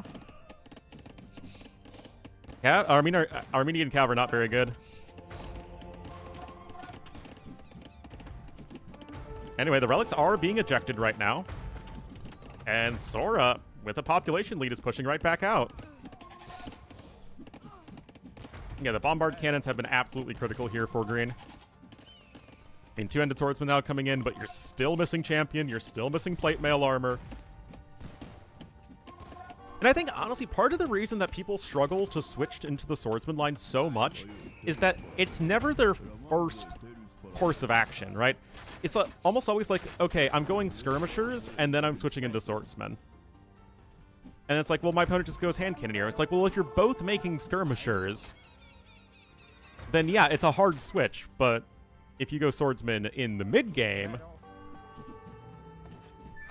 then it's a bit easier.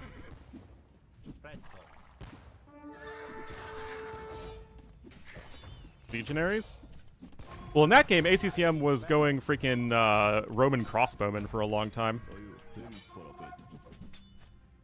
But obviously, you're against Byzantines. Byzantines have a counter to everything, and you have both hand cannons and cataphracts to help out with it, so this is where having the eco lead is important, which you do have as Barrels, but it's still very tricky.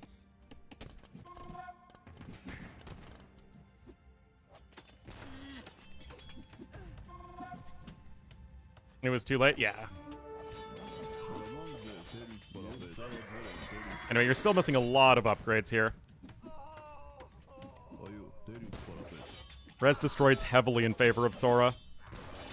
And +4 defense is going to be huge versus the skirmishers.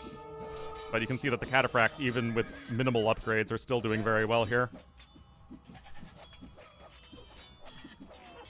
Oh, the conversion's nice, though. That's pretty good. Meanwhile, Sora is trying to start to collect some relics. Oh, that was a misclick there. Oh, that was a misclick. Accidentally shot at the house instead of continuing to scooch back towards his castle. I mean, Barrels' population's still pretty darn ugly, though. This push is still happening. There's been a lot of, like, low-value units in skirmishes all over the map. I mean, literal skirmishes from the skirmishers.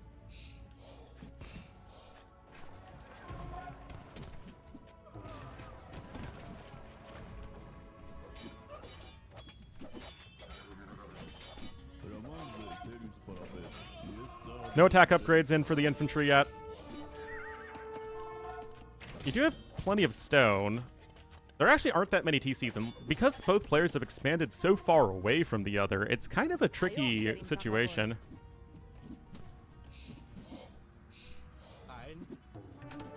Yep. How much stone is left on the map? So there's 15,000 gold, so tons of gold. Not that much stone, though, but Elite Cataphract is incoming for Sora anyway. Byzantines, generally not, but in low gold, Armenians might be a little bit better because, you know, swordsmen are very cheap.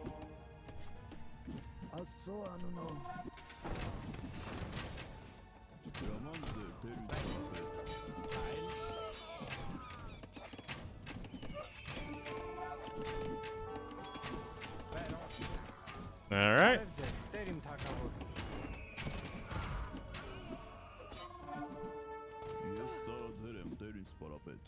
Drumming time? You think you can just start drumming up some business like that? Oh boy, now the swordsmen are going to start to look better. Obviously, you need the cataphracts. They do have elite. And they're actually only just now missing Logistica, I think. Yeah, missing Logistica.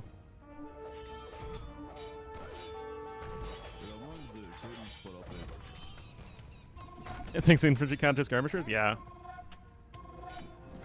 I mean, if Byzantines are the best skirming civ in the game alongside Vietnamese, are they not just the best civs in AoE 2? I think they are. I think that's how that works. But yeah, you need at least swordsman skirmisher, if ideally probably swordsman composite bowman, as the composite bowmen are going to be semi-good against the cataphracts. Oh yeah, Dravidians are also then up there as the best civs in the game, of course, with the faster attacking skirms. And there's Logistica coming in, and obviously that's a huge deal. Remember, in addition to the trample damage, which is already very good, you also get 16 more attack versus infantry.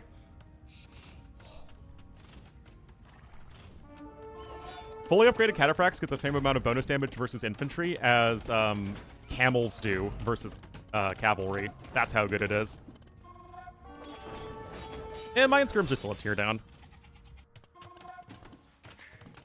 Anyway, champions coming in, masonry as well. I'm not too sold on the drubbins.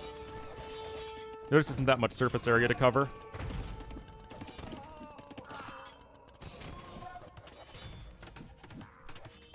Plus 6. Did I say 60? I meant 6. You get plus 12 with cataphract, and then 6 more for 18 in total. Oh, monks not really being paid attention to. And Barl's population still isn't super impressive.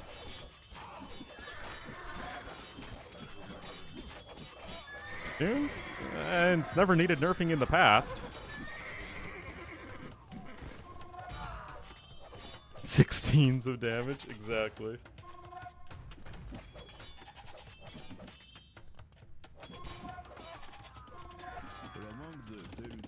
Double the army value right now for Sora, guys. Remember, we have an entire another series after this. It's a long freaking day.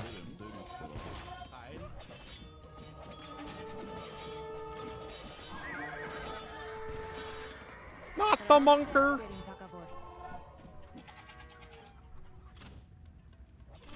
Yeah, stone. There's only around 1,000 left of it. You're at 3 castles as barrels. Honestly, for either of these players, I'm thinking bombard towers. Just saying. Ornlu, you always want bombard towers. Yeah? What's your point?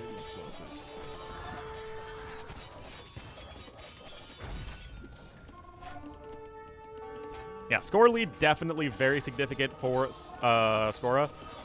Oh no, oh no. I mean, Feretters is really good, but that is an awful engagement for Barros. He's also still missing most of his attack upgrades. Good gravy, guys. Oh, jeez. Not every matchup is a cataphract matchup for Byzantines, but when you want cataphracts, they are very good. Yeah, both of these civs have Bombard Tower. Gonna try and mix in some halbs. I mean, you need to get to halb first. But that's already another very efficient fight for Sora. And again, the resources destroyed is over 50% more for Sora this game. You're at 31 fully upgraded elite cataphracts. They pack quite a punch. And you have no ability to fire and retreat, and therefore must face them toe-to-toe. But yeah, this is where you also would want to have a bunch of composite bowmen. The composite bowmen aren't even all that great against cataphracts, because cataphracts don't have that much pierce armor anyway. I mean, you deal, I mean, it's 8 damage a shot fully upgraded. Versus an Arb that would deal, what, 5 damage? So you do a little bit more damage than an Arb. But you also have the shorter range, and it's harder to get them going. Yeah, I mean, the halbs are not likely going to be enough here. But I also don't think Barles is likely to win this game in the first place, especially with the Bombard Cannons taking down a lot of those composite bowmen. Make them OP? Yeah, I don't know about that. Elite comp bowman coming in, but this is just not looking great. Sora also has more relics at this point. That was one of the advantages Barles had earlier, but losing the forward position allowed Sora to scoop up a bunch of relics.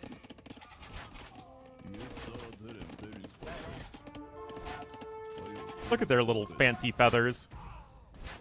Gotta love those feathers, man. Yeah, resources are starting to look pretty bad here for Barles. This is looking more and more Sorakuma. Technically speaking, Barles is catching up on the resources destroyed, but now he's still behind in resources compared to the Byzantines player, who also has crop rotation, I might point out, that Sora got a while ago.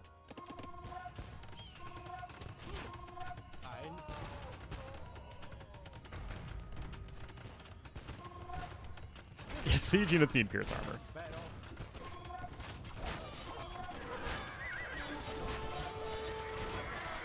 Nom nom nom nom nom nom nom nom nom nom nom nom. Go to the Cataphracts.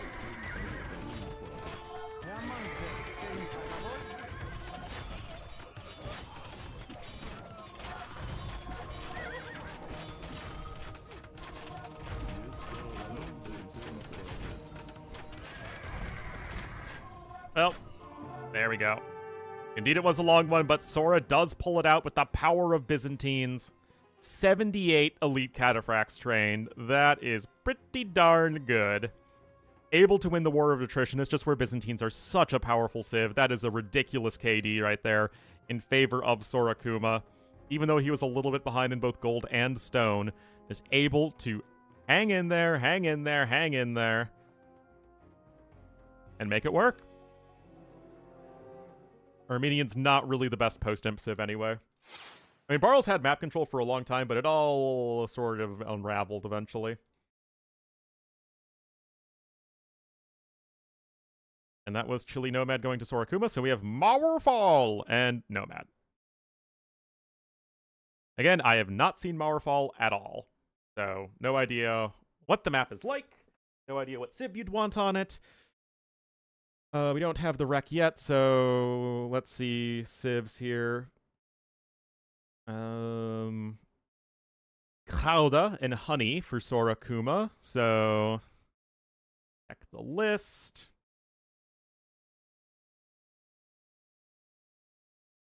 For Nomad, you have no good civs. Oh, that's not great. Guys, the civ options for Nomad are, for Sora, are humans, Huns, Incas, Sicilians, Slavs, Teutons, Vikings. That's not that great. You'd think you'd want to save Byzantines or Vietnamese for this map, where they're both very good, but maybe Vietnamese on Arena was a mistake and he should have just gone Cumans. I think that might have just worked out better for him. Meanwhile, for Barles, who has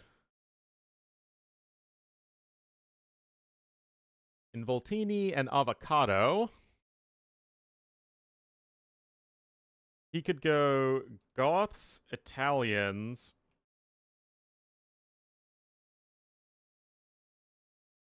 Lithuanians. He already played Magyars. Ethiopians. I mean, Italians would make the most sense here for sure.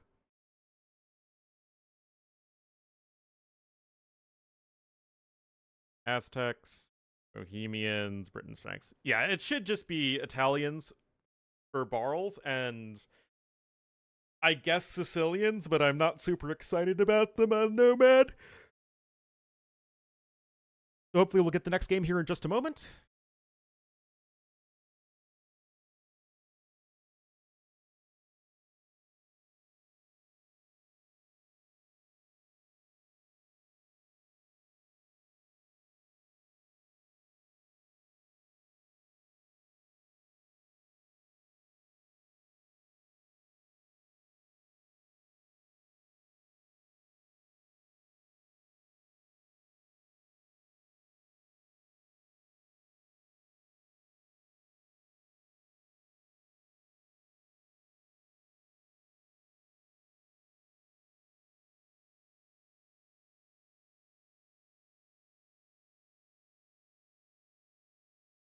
Yeah, Italians are a great Nomad civ.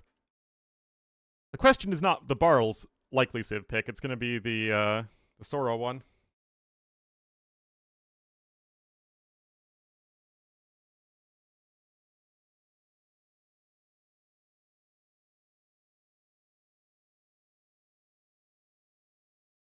I mean, yeah, Italians are just a good civ on tons of map.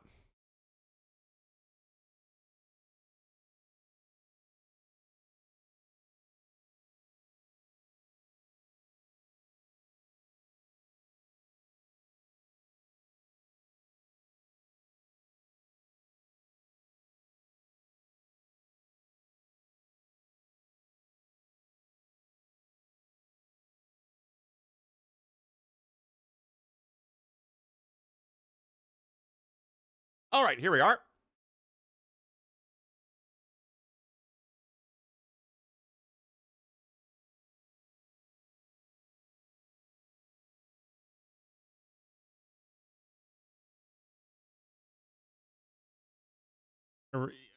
Yeah, you don't play a high eco style with Italians on Arena, though. You go aggressive.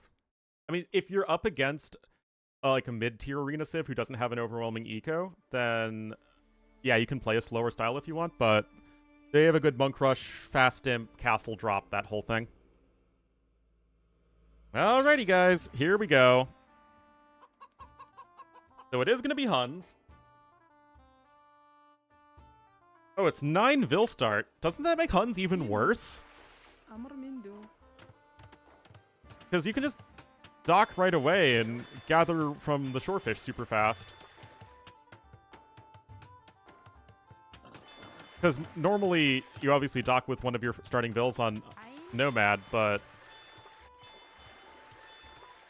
you can see 2 villagers right there, and you can't dock at all with Huns because you don't have the wood. I mean, the horse is nice, but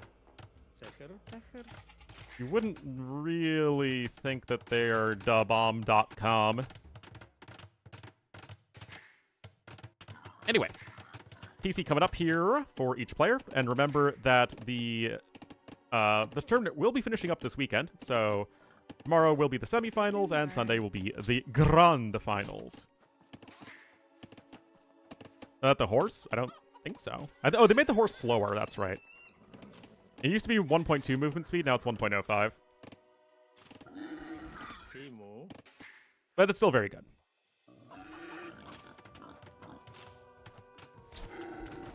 Anyway, it seems like a good start here for Barles, except he had to get Loom, which makes it less of a good start.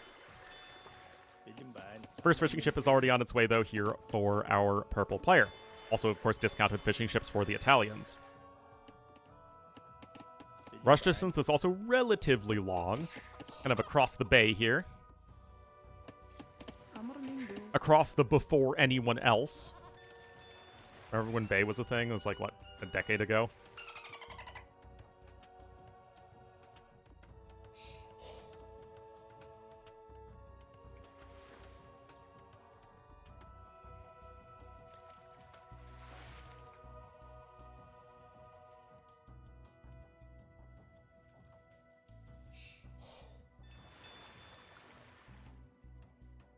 Regular Nomad, indeed.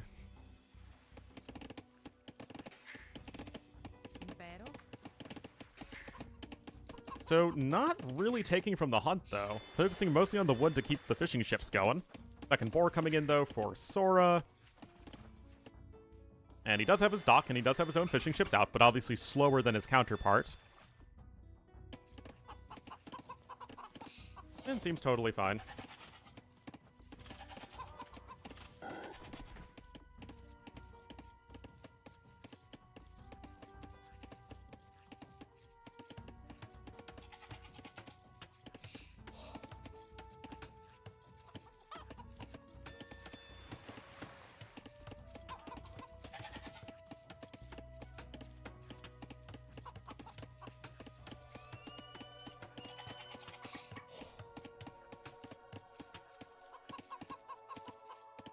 All right.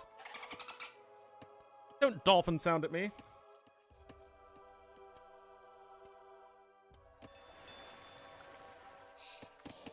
I mean, it's like an okay start, all things considered, for Sora. But I also just like Italians more in general. The scouting is obviously very nice. You just kind of have to use the water buffalo and goats here. Another boar coming in. So at the very least, Sora is able to get lots of boar. He's on his way up to the feudal age, but only half the fishing ships of his opponent. Barles, by the way, is possibly going to go for a fast castle. 7 fishing ships is, like, he's got a lot of fishing ships very quickly, but this is still a fairly low population. The closer you get to 30 pop, the more obvious it's going to be for a fast castle. This still feels like it could just be for a bit of a slower feudal age, and that might even be more so the case here. Does he think there's a boar? Because there isn't a boar. He also does not know exactly where his opponent's dock is, which is always a bit of a bummer.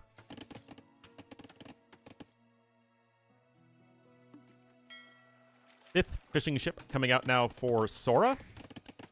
Salve. And it will be for a dock, so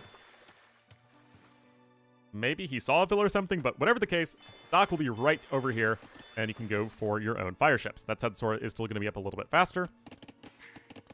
Carl's already baking up plenty of food, though.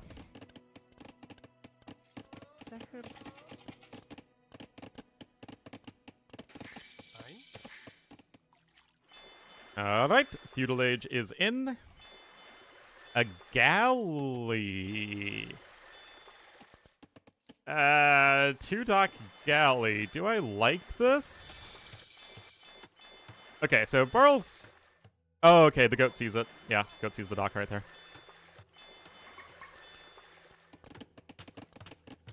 I don't know if I like this. So it's not going to be for a fast castle, but he's still going to get a pretty good castle age time. He's going to start by making fire ships, but I'm sure he'll get the market and blacksmith as soon as he can. Now, I don't think there's anything happening on the land. No, not for neither player. But those docks don't have anything to attack right now. Okay, so it's 2 galleys for sniping fishing ships and then going for fire galleys. Okay, that's I think, more sensical. 8 fishing ships here, right for the pickings. Sora himself is going to have to start going to come sail away. Come sail away. Presto.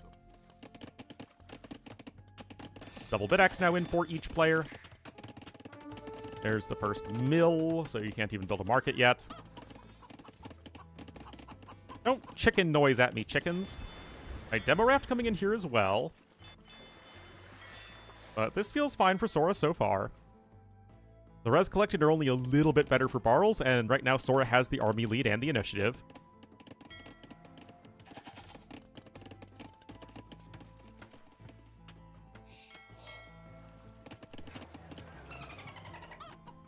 There's the market here for Sora, and again, Sora himself is getting close to Castle Age resources. Great job with the eco, even when you were, 3 fishing ships behind your opponent. The fact that, again, this is still so close is really, really nice for Sora. Gonna start to go after the Fisky Mothers. We'll get at least 1. Yep. Take some galley damage, though. There's the blacksmith coming in. Okay, there's the market.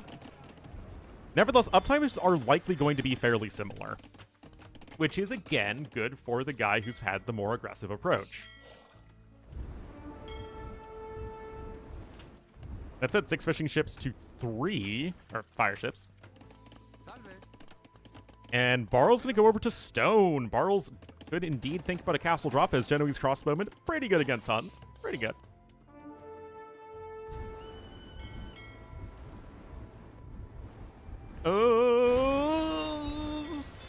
Oh, we all know what Treebeard would have to say to that one. A fine hit. Yeah, Barls is going to need to go ahead and gather lots of stone right now. Meanwhile, Sora not at all bothered and has no land army, so something that Sora's going to need to be careful about. There's nothing that would actually stop a castle drop.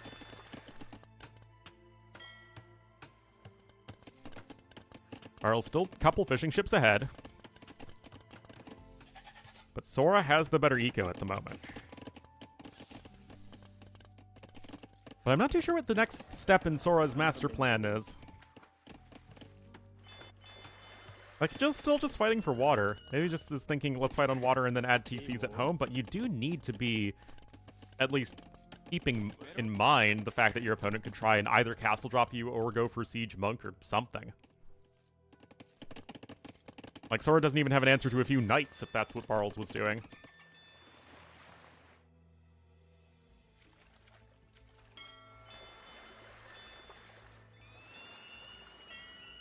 Alright, coming in. One. Oh! Oh! Oh, man. Rough right there for Barles. Oh, and another Predator missile incoming. Oh, good split. Not the most valuable demo ship, but because Sora's so far ahead in Navy anyway, you need better than just, like, an okay demo hit. More galley coming in now here for Sora. Still not quite enough stone for a castle yet, and this is looking good for Sora. Remember, Sora 1 game away from the semifinals. And an A-tier semifinals is not a bad result here for Sora. Even though he got the bye over Hera, like, this is still not an easy set against Barles. But he's looking very, very good right now. Still, Barles has the castle drop incoming, and there is still nothing at all to stop this on the land. Oh, I don't like this. I don't like this, guys. I don't like it.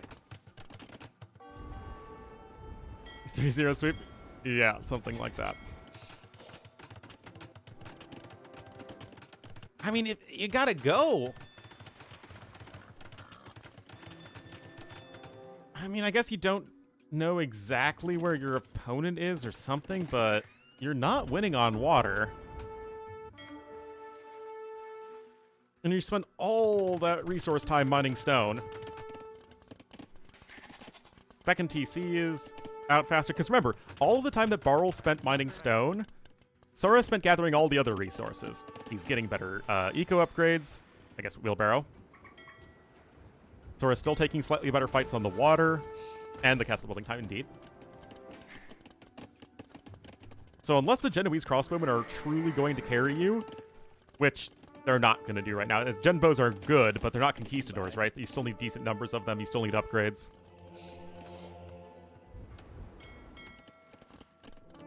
Huns? Yeah, but in mid-game, Huns can go mangonels and skirmishers just fine. It's really Imperial Age where the Gen bows start to clobber everything that Huns make that isn't a siege ram.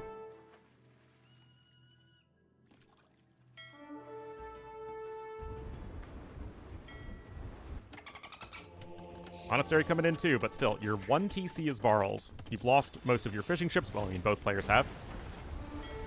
And it's very difficult to keep fishing ships alive against fire ships. So we're going to try and come in with an outpost here, but the first Gen bows are out on the map.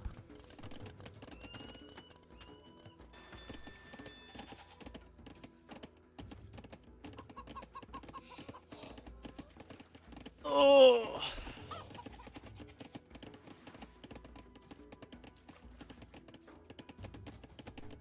Ornlu a stretch. Well, obviously that villager will see the Genoese crossbowman, and with her dying breath say, Sora, Kuan is here. I mean, the Genoese crossbowman.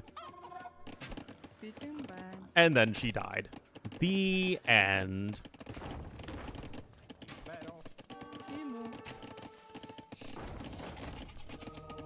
Hunk is out. Yeah, I was like, if that wasn't getting in the conversion, I don't know what would.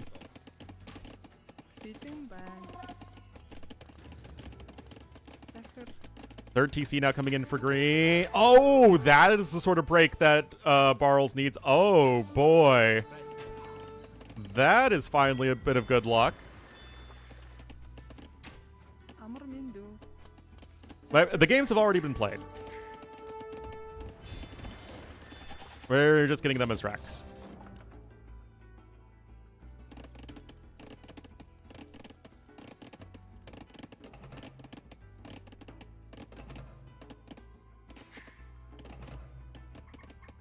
Well, Mangonels gonna try and rid themselves of the Gen bows. Viper he's against the other V player. That isn't Vivi or Villasa.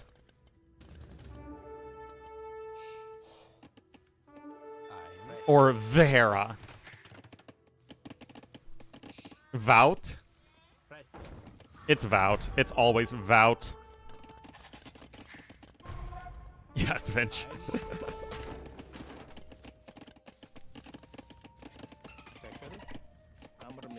Armindu.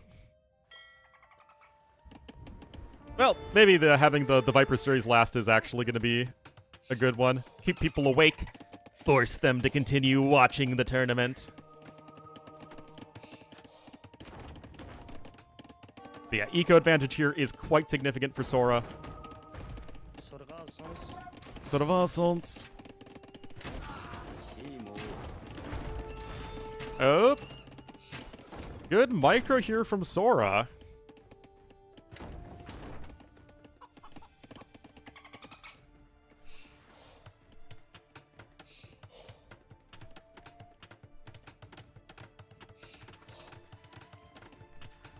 Yeah, again, we're getting Rex for the last series. We even got Rex for this series. Sanctity coming in, but you're still a ways off from Redemption. And again, the question is, where are you going in this game as Barles? He's behind an eco, and he should know that he's behind an eco. He didn't even kill all of his opponent's fishing ships. And the score should also tell you that Sora is probably more aggressively adding in TCs. Because again, Sora didn't invest a ton of stone immediately into getting a castle down.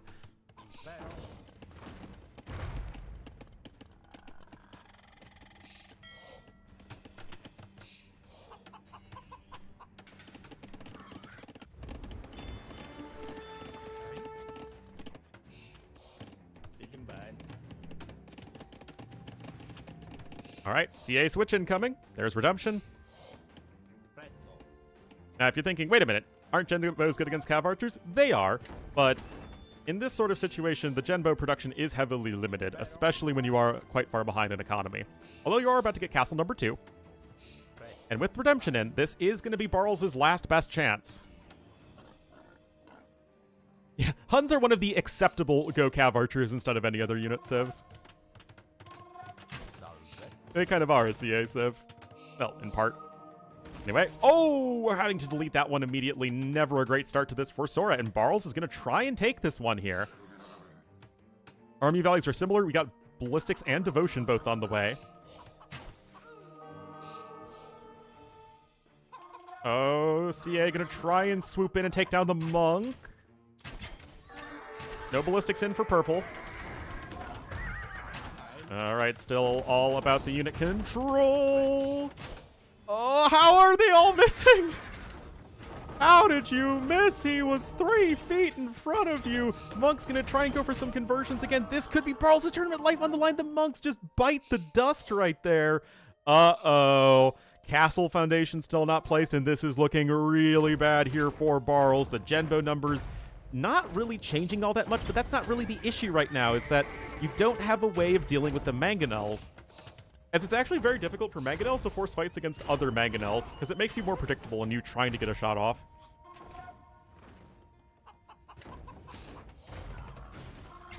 I mean, at the very best, you're like dancing back and forth, and that doesn't help you again if you're trying to force an engagement.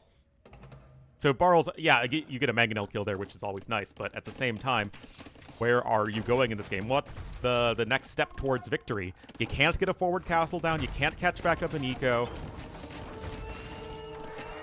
I mean, again, I guess that's something. Ballistics is in, which is always a good one for Barles. The army values are at least still similar. Nice kills. Vodka, I mean, that's always part of the issue. And, of course, Sora recognizes that, wait a minute, why am I not making skirmishers right now? Okay, those are...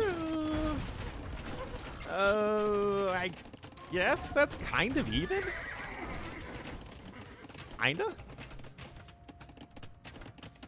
Okay, castle coming in here. That said, Sora can make his own castle. Barles, though, kinda sorta taking the fight he needs. Castle's placed here in the back. Of course, all your production's right here, though. An Imp is on the way.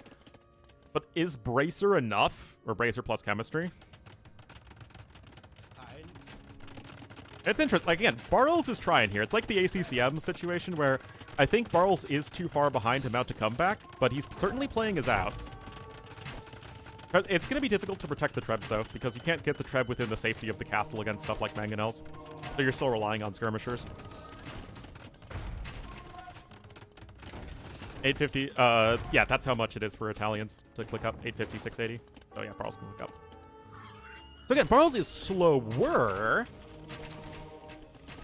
but the imp timing advantage, like I said, is much less significant if you can't treb your opponent's castle from the safety of your own castle. So I think the idea here is that you get this first castle down to sort of anchor the push, and then you get another castle in, because you can totally afford to do that. You have so much stone. Oh, the Palisades! All right, +1 defense is in. The Mangonels are coming in. The army numbers are better here still for the Sky Bear.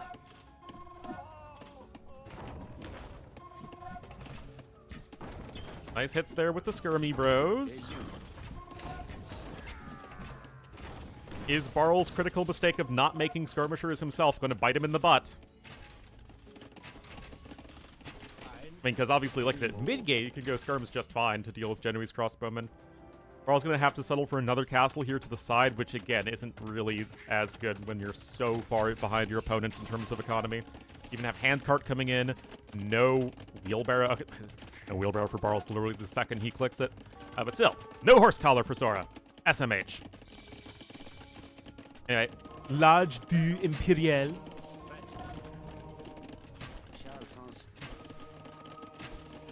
Racers coming in. There still really isn't anything that kills skirms, as Genbows will do all right once they start getting more numbers and upgrades. As the Hun skirms obviously do miss that final armor upgrade. However, I mean, I guess Barles is getting there.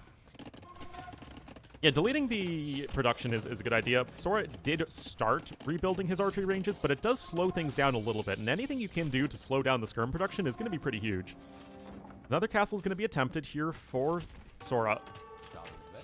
Block printing coming in? I'm not too sure on that. Maybe just to help deal with mangonels? But this is what I was talking about, guys. You can't really treb this castle all that easily. Nope. Yeah, he should not have given that up. Because, look, now the Treb has to retreat. Yep.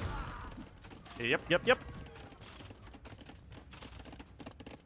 Well, it's not a fast chem, it's a cheap chem sieve for Italians.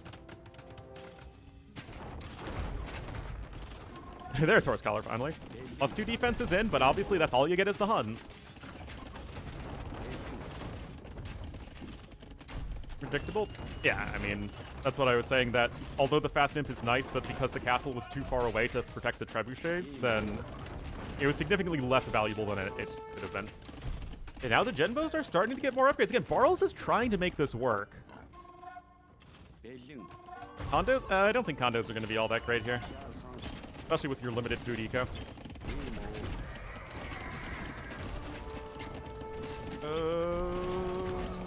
Decent hit there. Can you get one more shot off? Yes, you do. Another one? No, not another one.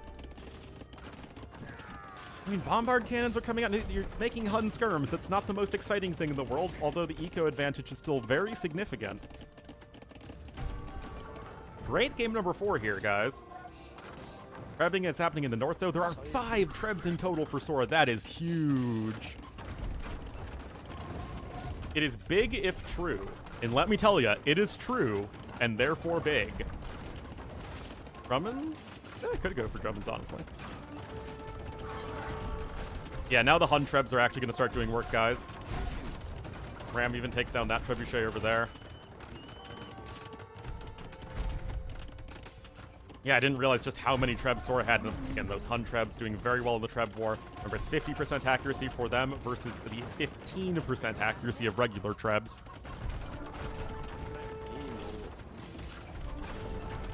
Oh, you can't lose a bombard cannon to a treb shot like that. That is, oh, now things are looking real bad here for Barles. Conscription coming in. And once again, Sora recognizing that maybe you need to make skirmishers to win the AoE 2 game. And it was foolish for him to not go mass skirmishers. Tarkin switch incoming, that could honestly be doing very, very well. Tarkins are pretty good these days. Yeah, the wheels definitely came off quickly. Some great engagements, and again, I did not realize just how many trebs Sora got out so quickly. Really, really well done from him. And he is going to likely be moving on to the semifinals here to face somebody.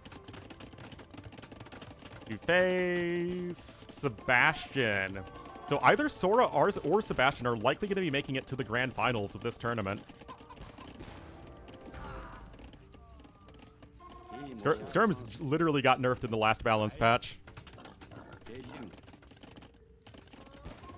It just was not enough. Anyway, now you're going to switch into HCA, because why the heck not? Your opponent only has 17 Genoese crossbowmen.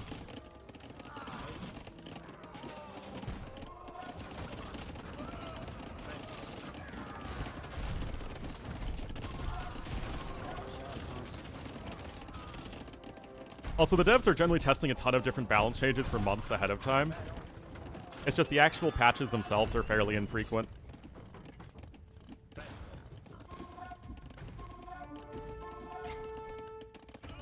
Single-minded avoidance of skirmishes? I mean, I really think Barles would have won this game if he had just gone mass skirmisher with the better eco. Bonus damage? I honestly don't know. Like, elite skirmishers in terms of their stats have never been changed as far as I can think of. At least not since AOC. Maybe they got the anti-cav archer damage in AOC, but still.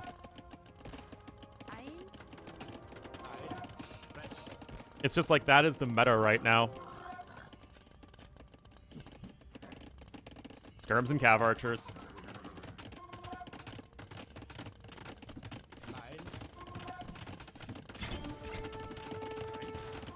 AOC. That's true. Anyway, big fight happening here. Genoese crossbowmen, not likely in sufficient numbers, and this is almost certainly going to be the GG coming up here very soon.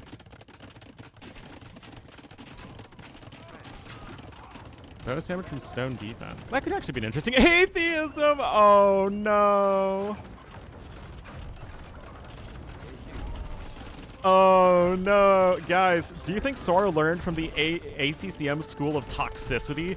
Because remember, you get a notification as Barles that your opponent researched atheism.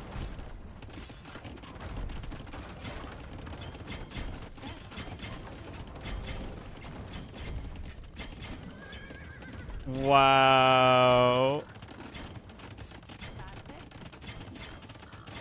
Yeah. First Crusade, Flemish Revolution, and Atheism all give you a notification that you worship them. How much does Atheism cost? It's like, what, 500 food, 300 wood now? Not that expensive, but also... Yeah, exactly. Now he only has one relic worth of gold income.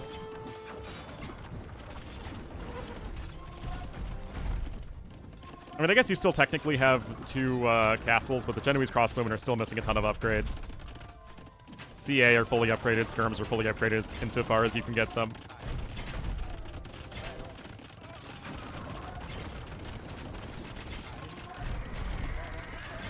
Yeah, but it's Nomad. The map has a ton of resources on it.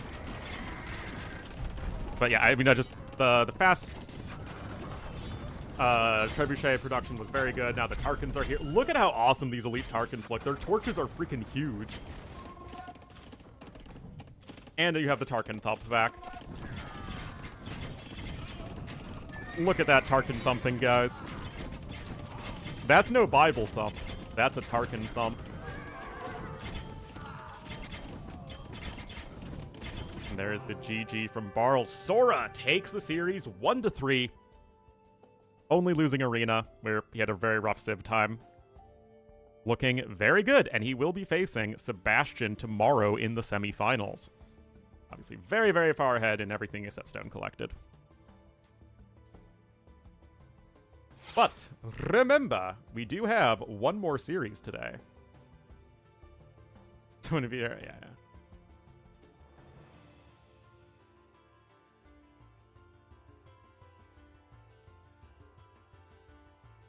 But who will show up today, guys? Will it be Gamer Legion TheViper or Viper with his spreadsheet builds? World may never know. Because we're not seeing the series ever. That would be impossible.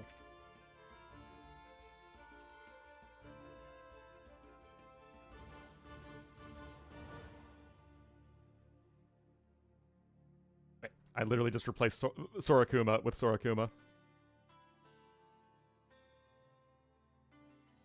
Oh, yeah.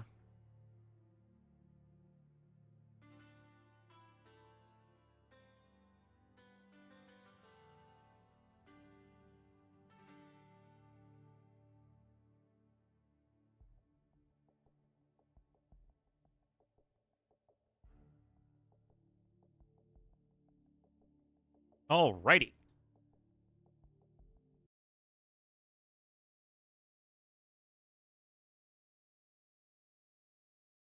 Let us consult the Discord.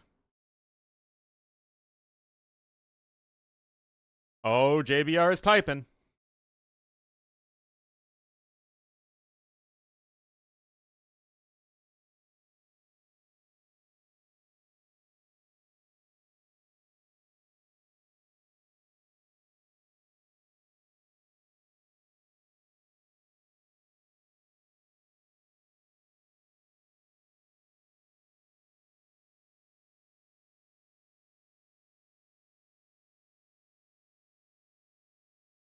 Oh boy, a Nikov rant. But what I actually agree with. Oh boy. You know something bad's happening when the Nikov rants are making all sorts of sense. I can't say where. I cannot show you. I am legally obliged to not show you. Alright, getting the drafts here, guys.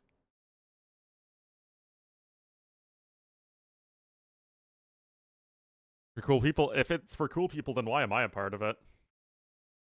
Type it, I cannot. I'm not even making it up. I literally cannot talk or show you guys anything. I did sign a disclosure agreement. Oh yeah, Nico's great.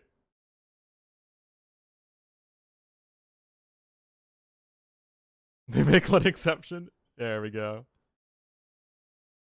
All right, so we have Arabia to kick things off, and then a Chili Nomad, Melon, Ro8, and Nomad.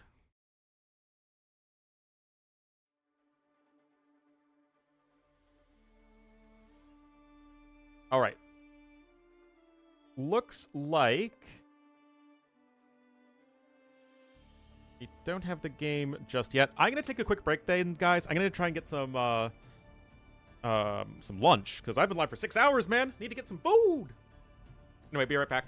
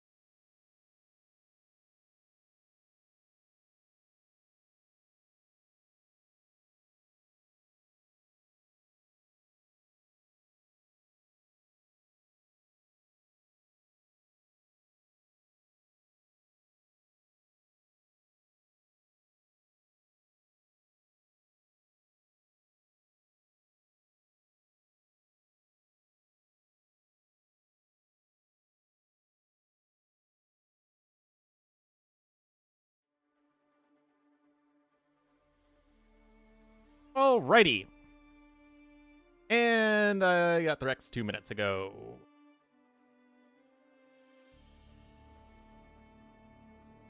Sorry, I did need to get some lunch, though.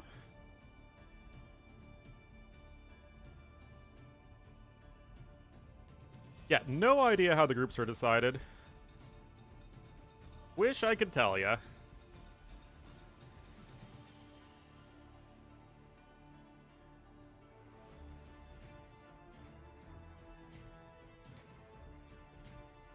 All right, we're gonna start things off on Arabia. Also, Twitch user 2015 with the sub. Welcome to the Wolf Pack and enjoy the beauty, glory, and majesty of Ornlu Wolf and friends.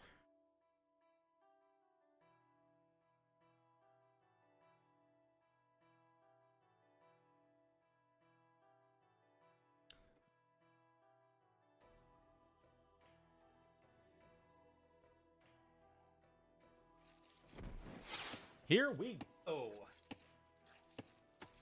Until they felt balance? Maybe. I'd be curious to know, though, for sure.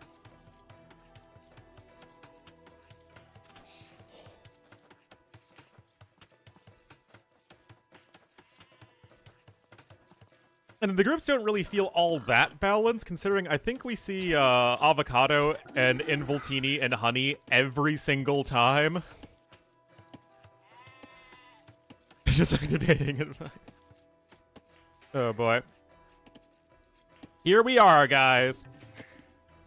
Let's just speed up a little bit here until we get to 5 minutes. Viper's going to be in the yellow as the Lithuanians to the south of Arabia, and to the north in the purple as the Incas. It is going to be Vinchester. All right, that is looking like an early drush.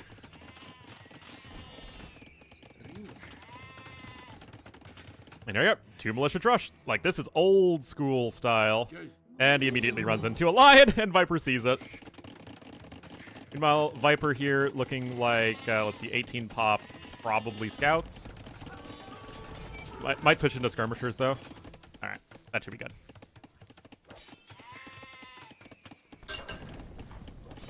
No GL semifinals? Yeah.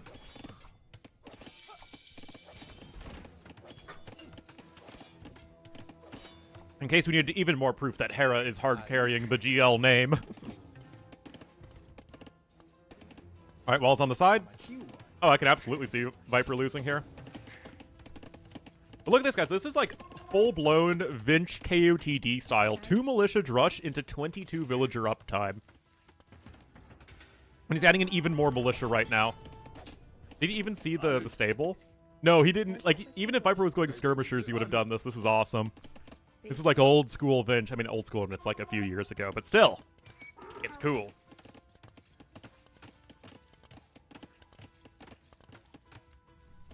Viper, though, starting a scout production, he did get the double mid-X upgrade and didn't actually take any significant damage.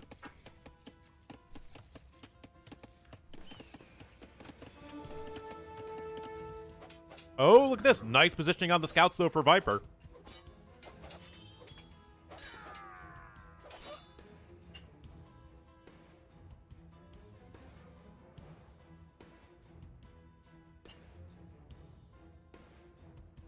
Why did the local Pembroke Welsh Corgi remain dormant downstairs for the past couple hours until food was brought into the equation?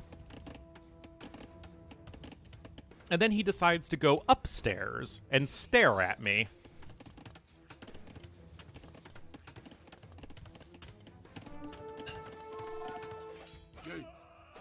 Great job, though, for Viper. I mean, he clears up absolutely everything here.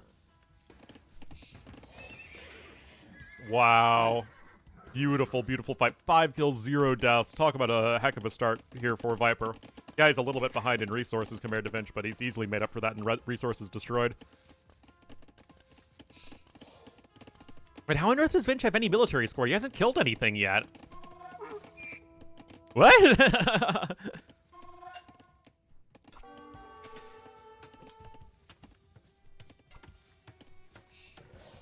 I don't think he destroyed any buildings. Oh, no!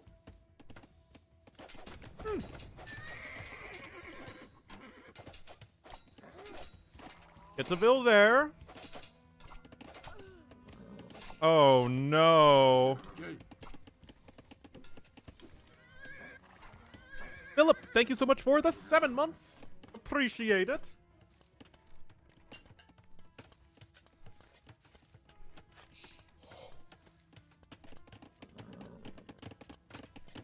Gate Foundation? That shouldn't get you 55 score, though. No idea.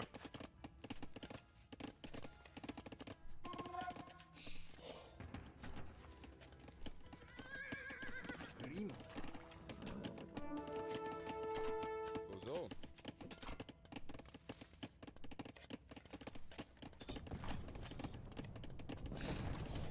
Sorry, I'm having my leftover chili.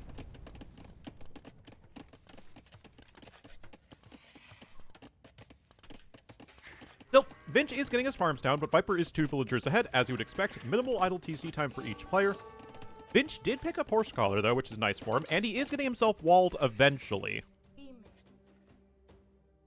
But state, I am from Illinois. From the Chicago area. Although I went to school in Washington, D.C.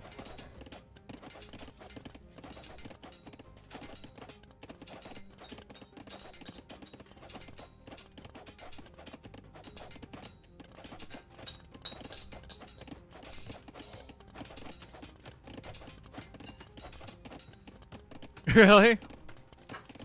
It's a small, small world after all. Alright, market coming in.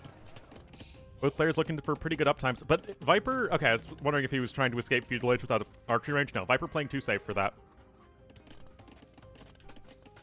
Hold on, guys. The corgi is currently barking at me, or woofing at me, to give him my bowl. So I'm going to take it downstairs, because you cannot have chili.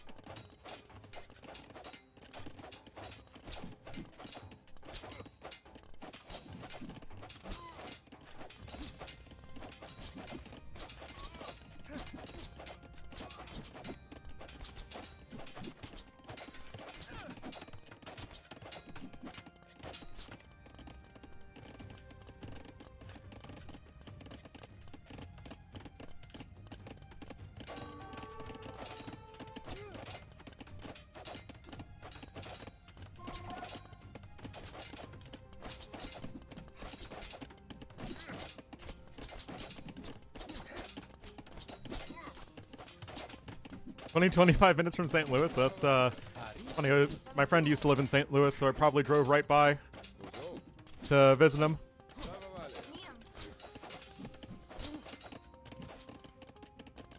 Anyway, Viper is actually a little bit slower to Castle Age, but this is a pretty strong army. What is Vinch's mid-game plan? I mean, it looks like Eagles here.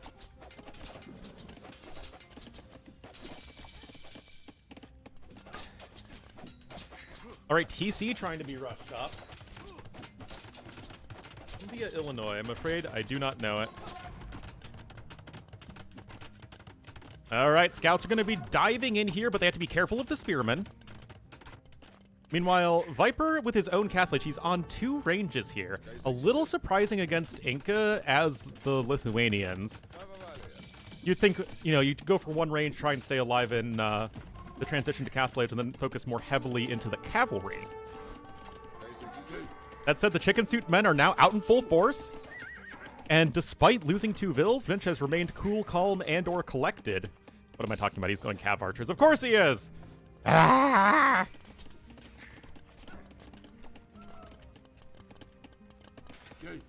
But right there. Gets a kill. Viper with a knight on the way. But Vinch is just going to go up to 3 TCs. And I gotta say, Vinch always kind of just plays Arabia to the beat of his own drum, and you gotta love that.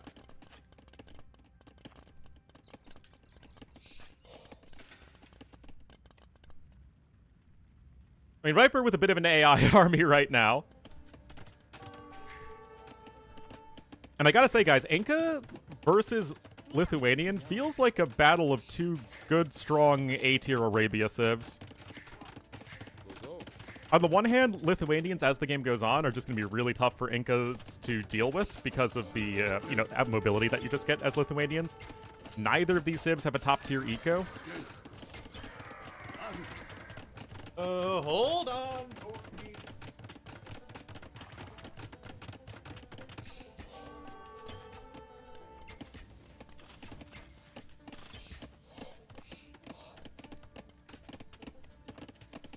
After Castle Age? It's an interesting question, bro. Bruh. Because what I really like about Incas is that you have such a cheap army, and it's going to scale really fast. So if you're in one of these sort of like medium eco situations, shall we say, where it's not like you're fully booming into an army, like you are actively making units throughout Castle Age, Incas are going to be really nice at sort of just ramping up to 200 population, especially against a civ that doesn't have a very strong eco, as neither of these civs really have much of an eco bonus at this point.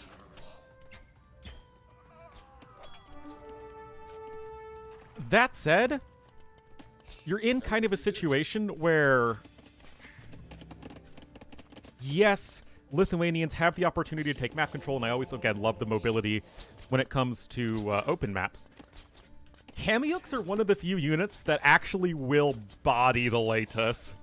I mean, yeah, things can still get rough once we're talking like 4 relics with Elite Latus, but the Yuckers are not a unit to be underestimated. Like, underestimate Kamyuks at your own peril. But right now, guys, Vinch is just chilling. He is adding in a blacksmith, I guess.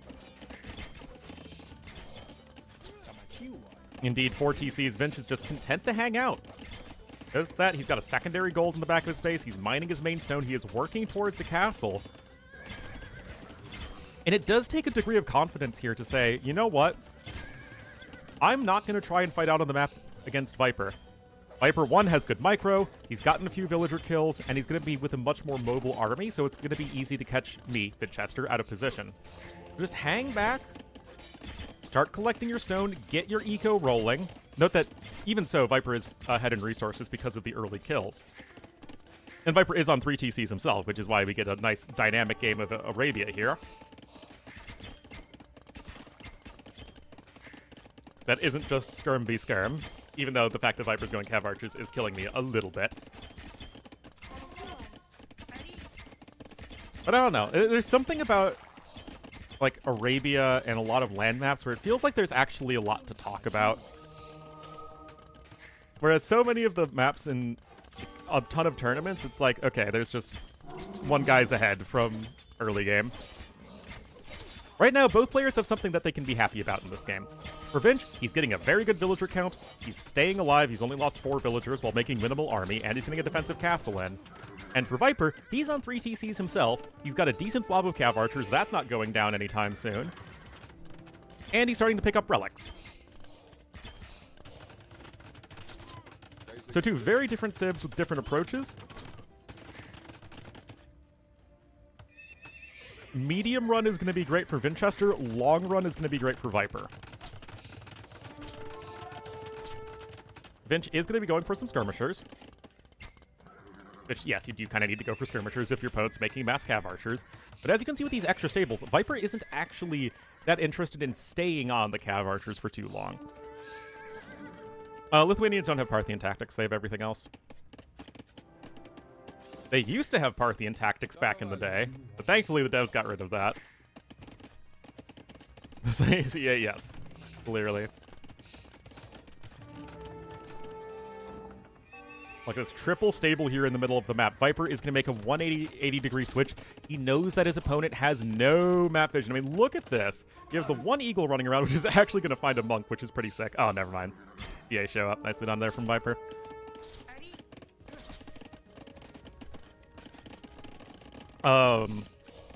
But yeah, other than now, you don't know anything that Viper is doing as Vinchester. Yes, the resources are good. The Vil count is good. At the same time, now you're not even making anything that kills Knights. And Viper going to charge across the map. He's already got his +3 attack from 3 relics. And a forward castle, too. I know he was mining some stone, but this is going to be decisive. Viper still has the army lead. Doing a playthrough of Galactic Battlegrounds. 1, interest in it would be too low. 2, copyright issues. It's a copyright disaster trying to do Star Wars stuff.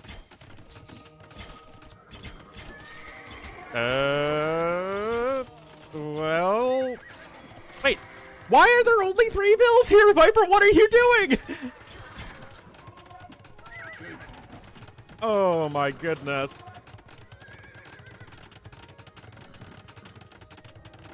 Well, Viper can still probably safely get this castle up over here. A little bit weird. I mean, the 3 Vils, it's like you're asking for a doubt castle, man.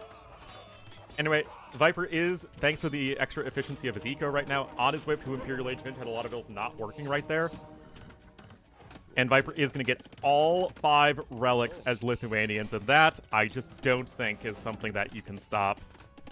It's going to require a lot of Kamyuks to stop, but with Viper having all the map control as well, I think this is going to be a very difficult situation for Vinchester, who also spent all of this game not getting Wheelbarrow, which is not great.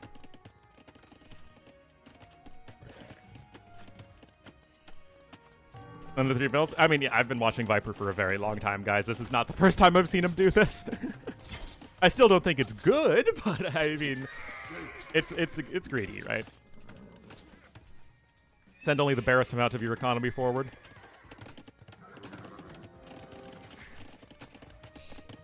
All right, infantry upgrades incoming. So Kamyuk Skirmisher is, generally speaking, what you want, and the uptimes to Imperial Age are similar. Eco for Vinch is looking pretty darn good. That said, I'm really not too sure that you can actually stop Viper's military here.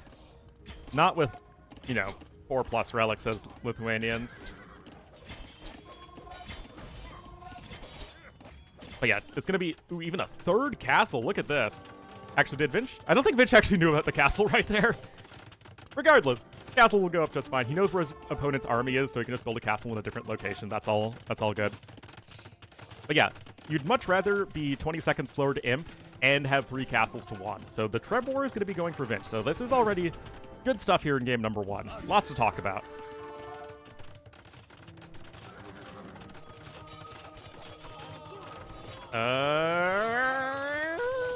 Not ideal for Vinchester, but the castle goes up.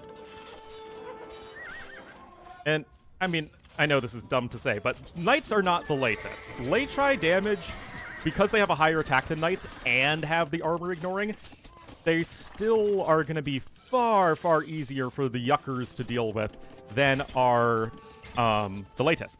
That said, beautiful spot here for Viper, gotta love that. Although it doesn't have ballistics, you're still causing an immense amount of idle time. Go. Imp is in. Inscription coming in. A Trebuchet coming in as well.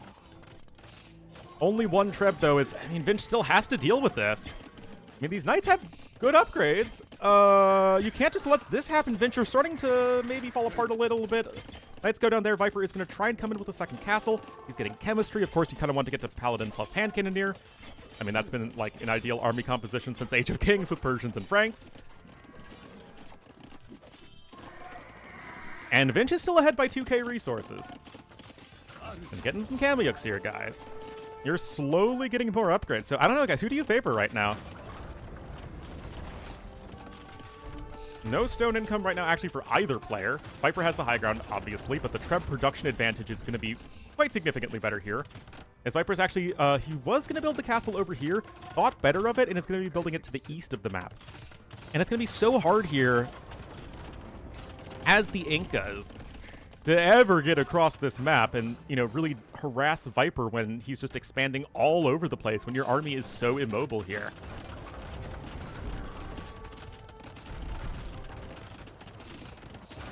That said, castle gonna go down, and Vinch has a huge population lead.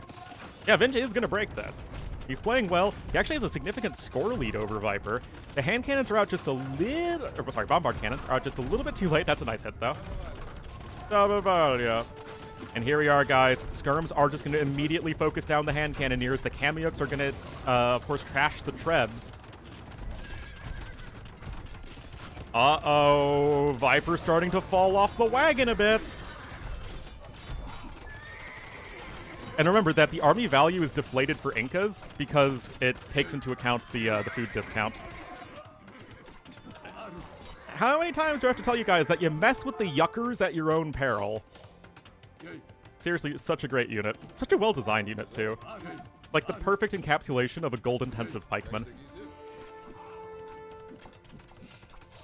Anyway, Viper still has the resources to the east. He still has 5 relics. I mean, a long game will favor him by an enormous margin. But he only has 1 castle to the far east of the map. This opens up the opportunity for Vinchester to attack through the front. Vinchester's at 200 pop. And what did I say at the very beginning of this game, guys? That what I love so much about Incas in a medium eco situation is that they rocket up to 200 population faster than their opponent, especially one that doesn't have a strong eco bonus. Oh man, it's almost like I've played and casted a lot of AoE too, uh-huh. Yeah, but Ornlu's not 2K4. He doesn't know anything about this game. Yep. Anyway, Treb's going to be able to easily pop down those stables, going to be getting rid of a lot of Viper's production. You still have to be very careful, though, as Vinchester. Because these Cavalier are not to be messed with. You have very little at home here to defend, and obviously a significant amount of eco. Where's Leary impression? All right, castle number 4 even coming in. Remember, Incas do also get the nice discount on their castles. Well, all stone cost buildings. I mean, I don't see this doing anything less than a ton of damage.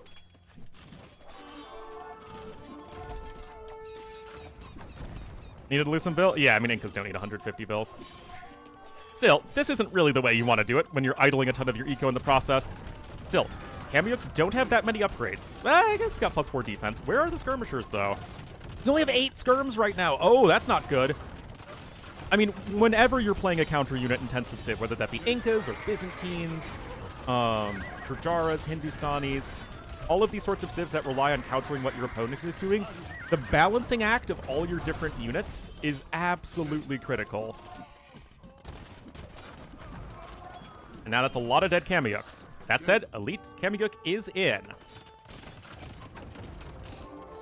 Yeah, I mean, again, Viper was setting himself up for the really long game, but just underestimated, 1, how good Vinchester's eco was, and 2, I think he just really didn't appreciate how fast that Inca army can get up to 200 population. And also how Kamyuks can still be relatively effective with few upgrades. But here we are, guys, the Elite Kamyuks coming across the map. Oh, it looks great. I mean, this is a pretty darn cool looking unit. Poke, poke, poke. Again, it's weird to say that the guy who has 5 relics has neutral gold control and has Cavalier Hand Cannoneer is not in a good spot, but Vinch, this is his win condition, right? He's taken this extra gold or this extra stone. He's making a push across the middle. He's going to secure this extra stone. Incas can spam castles all over the place. And this is going to be tough. Viper going to switch into his own skirmishers. Spires? Nope, not missing Spires. Oh, trapping happening on the side. Again, Viper recognizing that this is the weak point in Vinchester's defense. Another castle's actually being built at the back to help mitigate this fact. Viper's all 5 of his relics are right here, by the way. And again, this is my concern for Viper, is that he just wasn't mining stone very intensively. Vinch even taking some of his opponent's resource right there. Taking that neutral stone. And I really think that this is a bit of an issue for Viper. He's trying to go to the Flappy Bird Hussars. And yeah, like, this is scary, but this feels like something that Vinch could hold for quite a while. Yeah, Vinch can also easily take this one as well and keep the war machine going. But the cool thing with Incas is that, unlike both Mayans and Aztecs, is that, yeah, Incas without gold are very bad, but Incas don't need that much gold to function. Slingers and Kamyuks are both extremely efficient when it comes to gold usage. Eagles less so, but because you spend so few resources on everything else, that it's actually pretty good. For melee? Oh yeah, that's true. Anyway, Hoarding's coming in for Viper. That's going to help this one castle stay alive longer. That isn't even being used at the moment. Fabric Shields, of course, is a must pick up. Blast Furnace as well. Low base attack for the Kamyuks makes it very important. And right now, you need to keep holding the line. Incas don't have architecture, but you have all of the other building HP upgrades. And of course, again, you still need to make sure your unit matchups are lining up here as both players. I mean, again, it's just the dynamic that so often takes place when it comes to two civilizations that, well, even when one civilization is heavily reliant on counter units, both players need to make sure that, you know, you're lining up the right units to fight each other. Here we are, Skirms. Gonna try and go after the hand cannons. Cav gonna try and kill the Skirms before they can kill the hand cannons. That is, of course, exactly what you think. But the Kamyuks, the Yuckers, is it enough, guys? Viper is gonna start to take a good fight here. Of course, the reinforcement distance is significantly longer. Skirms here gonna try and defend, and Viper is gonna have bought himself some more time. Against rest myself. I mean, yeah, it's what makes Incas a well-designed civ. It took Incas a long time to get there. Remember when Incas used to be the civ that was just bad Mayans and Aztecs that only villager rushed? I mean, it took some iterating, but Incas are pretty good now. Anyway, Viper here, 185 pop. He is getting there. He still is going to be able to get his relics back. Yeah, the monastery was destroyed, but he's just going to, scooch him back a little bit. He's going to get some stone control over there. He's actually ahead in resources right now.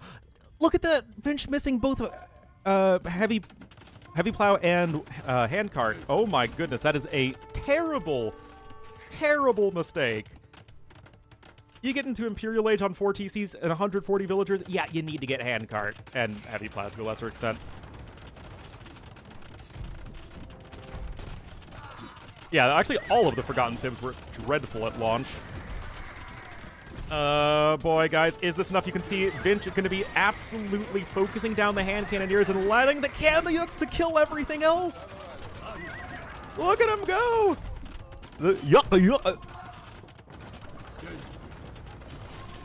Oh, man. No, Indians were terrible.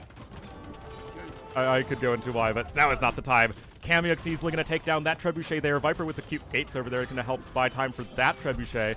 Of course, you do need to make sure you have your HAL transition ready going on. A goofy noise? Well, again, Kamyuks are the goofy brigade because they go yuck, yuck. Yeah, Kamyuks are doing work even against this very powerful Lithuanian cavalry army. Oh, Ballistics is actually very late for Viper. That's a mistake. He's going to get there eventually, though, and Viper's macro is very good, believe it or not. Andean Sling also going to be just a nice pickup there as well. And that castle is getting low from the one Treb of Viper. Winged Hussar is going to try and snipe the Treb, but are unsuccessful in doing so. Again, both players are happily at near 200 population, but I love Vinchester's mineral control here on the west. Took that neutral stone, took, this is Viper's stone, and also took one of Viper's golds. Yes, Viper has these resources to the east, but I have to imagine Vinchester's also being much more cost-efficient, and indeed he is. Viper is ahead into overall resources, but the res destroyed so much better for Vinchester. Noise? Oh, it's, it's an Ornlu cast, right? You can only go so far without being a little bit goofy. Anyway, you can see the Winged Hussars here trying to go for the counterattack. Again, the Vils are there to repair. Skirm's there, of course, going to just be the fodder unit at the front. Treadmill Crane coming in for Viper. Both castles still standing, but remember, Vinch has access to significantly more stone than Viper ever has. And I mean, again, huge credit to Viper for not just rolling over and dying here against this early Imperial Age push. He's trying to keep himself in it. He's actually at a higher population limit than his opponent right now. Reb's still standing on all sides. And of course, right now, one of the big issues for your army as Vinchester is that it's just not very mobile, and Vinch's population is really starting to drop off. It's just such an enormous mistake to not have handcart right now. You're losing on so many resources. No, Treadmill Crane does not work for repairing. It's still just a good tech to pick up, though. I hope Viper knows it doesn't affect repairing. I really do. And look at this. Viper's bank is getting better. The scores are getting closer. This castle still stands. 11,000 damage has been taken by it. 19,000 damage from that castle. And Viper still has 5 relics. Vinch's gold is not going to last forever. And if Vinch loses this game, it could be in no small part due to him missing handcart for a 52-plus minute game. Work on farms? It does, actually. It is a minuscule increase to your farming income over a long period of time. Guilds coming in for Viper. Incas do have that as well for what it's worth. HP techs work for repair? Sort of. You repair at a rate. That doesn't change, but you get more HP per resource spent. Yep. Anyway, Viper's having to flee with those bills as they're getting chased down by Kamyuks. Not something we see every day. 73 HP on that castle. Viper just needs to relocate the Treb a little bit. And I feel like Viper's late game prowess is really shining through here. He's got hand cannons. He's got winged hussars. No latest, no problem. He's got the 5 relics from earlier. His eco lead is growing substantially. And I feel like we're kind of at a point when Vinch is struggling to take good fights.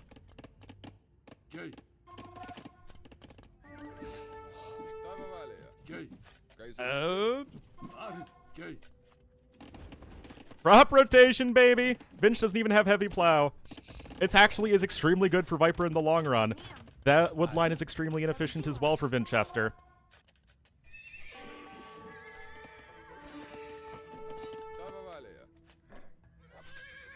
Murder holes as well. Yeah, sure, why not?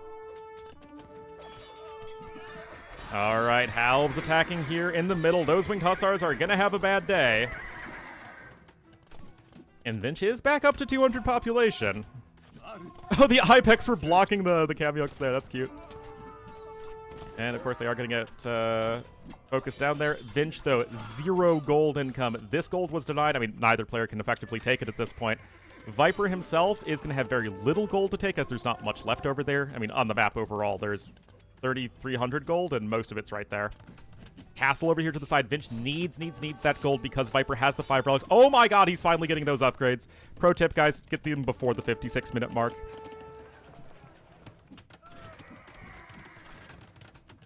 Still, cheap halbs are a good thing to have. Winged hussars give you that mobility advantage, though, and now that Vinchester's kind of fallen on the back foot, Viper is going to sort of open up a lot of the map. Now, of course, neither player has a ton of siege capability right now. 1 Treb for Vinch, 2, soon to be 3 for Viper. However, how do you stop the Trebs from attacking, right? You don't have that mobility here as the Incas. That castle will come in, though. But yeah, I mean, the eco for Vinch is just not good enough right now. Another TC over there to the west, but how do you deal with the mobility that Lithuanians give you at this point? Okay, don't know how those halbs found those Trebs, but sometimes it's better to not ask questions.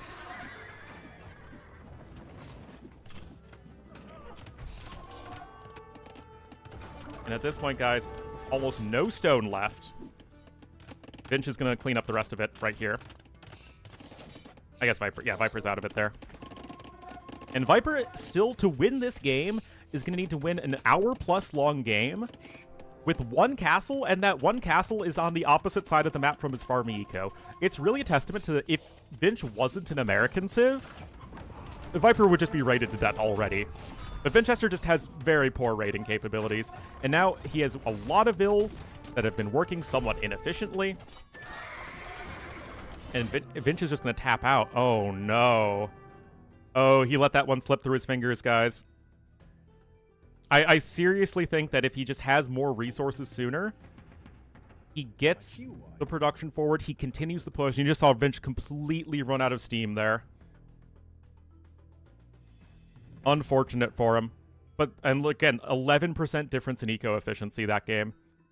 Really, really good game, though. Viper, like I said in like mid-game, Viper is preparing for the long run, Vinch for the medium run.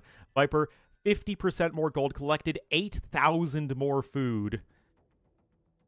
No problem that he didn't have a castle protecting his eco.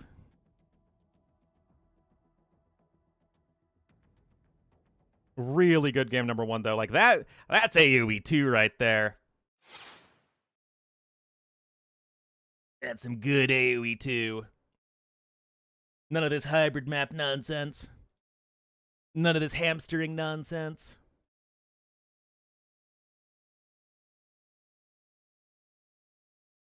It was a bit odd, but I think Vinch just thought he had no win condition at that point.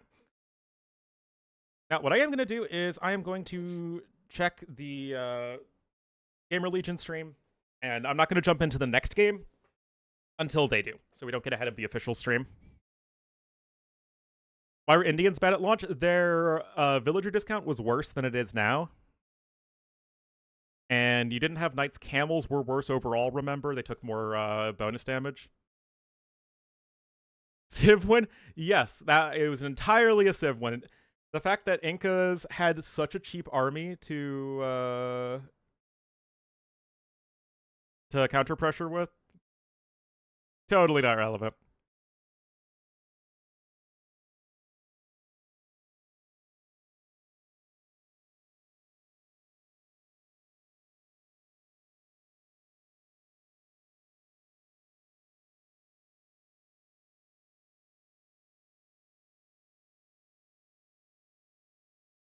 All right. Good game number 1.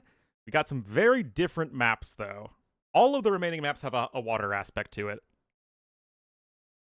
Kudam, Arena, Personal Pizza, Mauerfall, and Arabia, of course, are the non-water maps. So they definitely prioritize maps that had that water focus, or at least water aspect to them.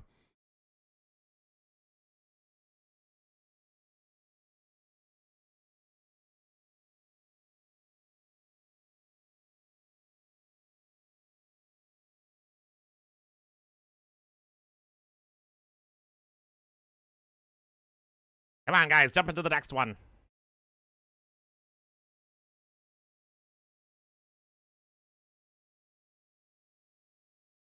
I know I'm ready to go. Oh, Dash, you can lie back. Dash thought I was getting up. I am not getting up.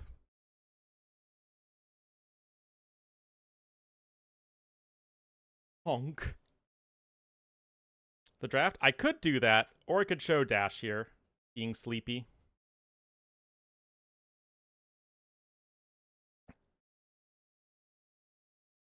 So basically how this draft works is you have the 10 pools of 5 civs each, and you draft 2 of those pools for your opponent, and that just becomes your civ draft. From there, it's just hidden pick, no repeat, like every other tournament. So in theory, you want to give your opponents the worst civ pools possible based off of the maps. Pepsia, thank you so much for that 2 months. Let's go, Snick. Let's go, Snick. You're too high IQ. Well, the issue is I don't know what the next map is, because if I look at what the next map is, I actually see exactly what the civs are, so the entire draft analysis completely goes out the window. So it's kind of an issue. And I don't want to spoil what's happening again ahead of the mainstream. Okay, looks like they just started finally.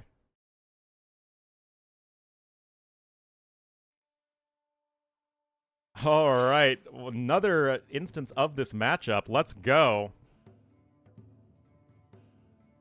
Game number 2, guys. It is going to be on Chili Nomad. We saw a couple of pretty good games here today, even though it is a water in the middle map. But so long as this isn't the main focal point, then, you know, it can be a good game. But nay. So, Viper is going to be here in the yellow. Whoa, building his TC much further back. I've seen every other player on this map build the TC right on the gold to get it down as quickly as possible. Huh. Interesting. Is this good? No way this is good, right? You want to just get the TC and the dock down ASAP. And you still have a couple of straggler trees with 125 wood on them.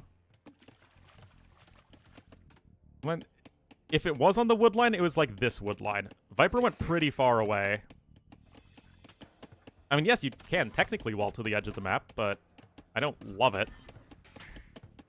Unless Viper is going to try and go for some sort of U-pudding rush with the donjons.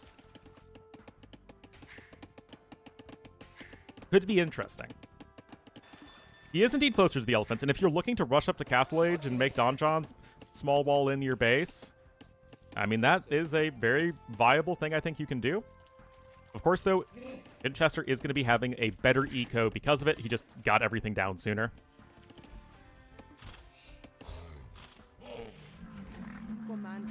Romanze. Vinch already has a second fishing ship out. Again, he's like half-ish a fishing ship ahead. Phosphocopium. Yeah, boy. They don't expect you to be so far. Ah, yes, classic.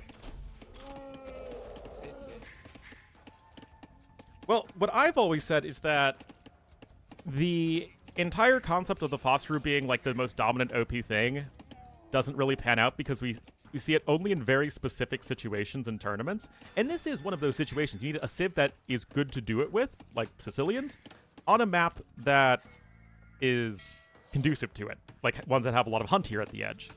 Anyway, Maggie Verza with the 13 months. Thank you so much. I appreciate it. I hope you're all having a good day. Been live for almost 7 hours now, but it's been a lot of very fun games. Just now going over to the wood line there. That's it. It's not really a phosphor if you are just going fast castle sergeants. Like, U-Pudding was the one who especially popularized that, but it doesn't really feel exactly the same. Yeah, I mean, Viper still has tons of bills queued up. I think this is for a fast castle. Oh, this is interesting. Trying to keep the fishing ships alive with the Dark Age donjon. I don't know if this is actually going to work, because the donjon can't fire arrows in the Dark Age, even if you garrison it with villagers. You might try them in tournaments, and this is the sort of thing where Viper would be totally open to trying it. This isn't a super big tournament, so Viper is going to be more than willing to be a little experimental. Unfortunately, guys, I really need to take a quick break. I'll be right back. I don't like you.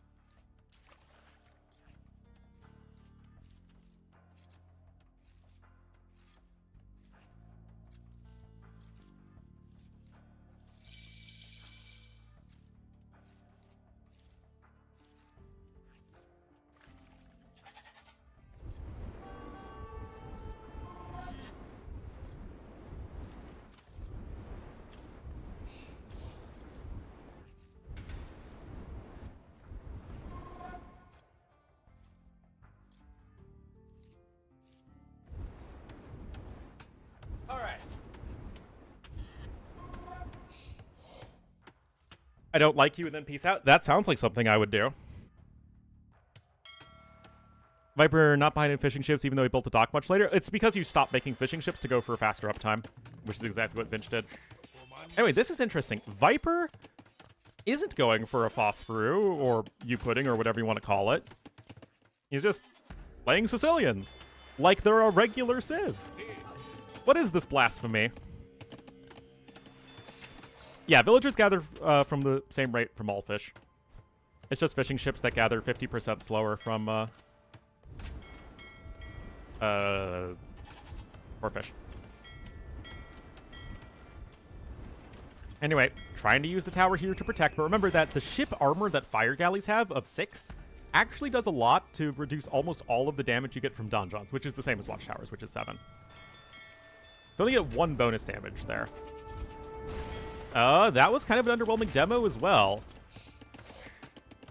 I mean, I know it's been a long stream, but I want to see this be a 5-game set. Game number 1 was awesome. Meanwhile, Viper gathering both gold and stone, 15 on food. Good eco balance from him so far.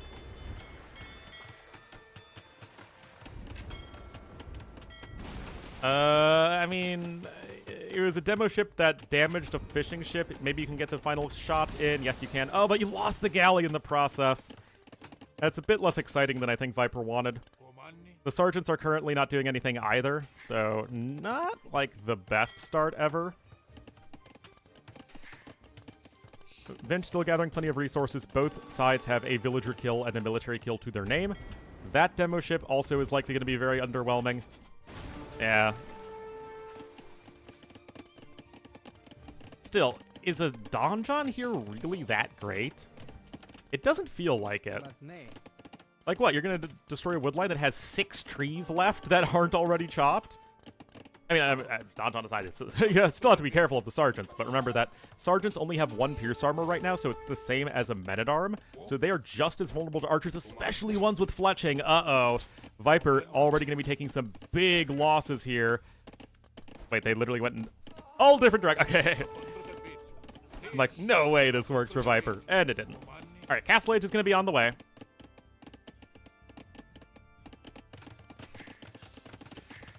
Oh, he didn't have the building. Oh.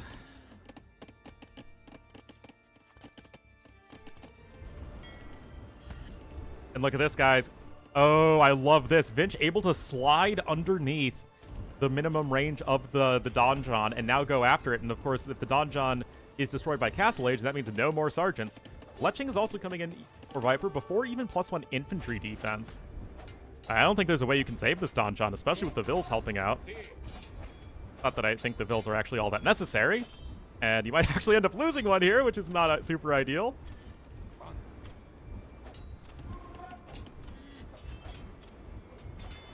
No demo raft for Viper, doesn't quite have the resources for it.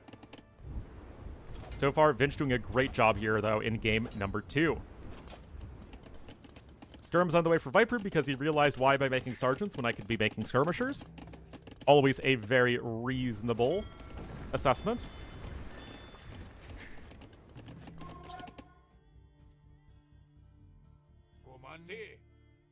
Where are you guys going?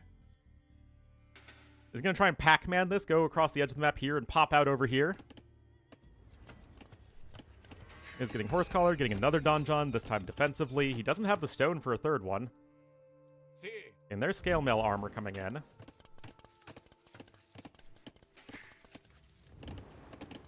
Yep, Finch isn't quite up to Castle Age yet. Oh, the woke mob is incoming. Yes, it is a 9-bill start. Wait, why didn't he finish the donjon? I just realized. It's probably fine. Bit awkward there, but it all works out, I guess. Anyway, sergeants are here. Well, that was somewhat underwhelming.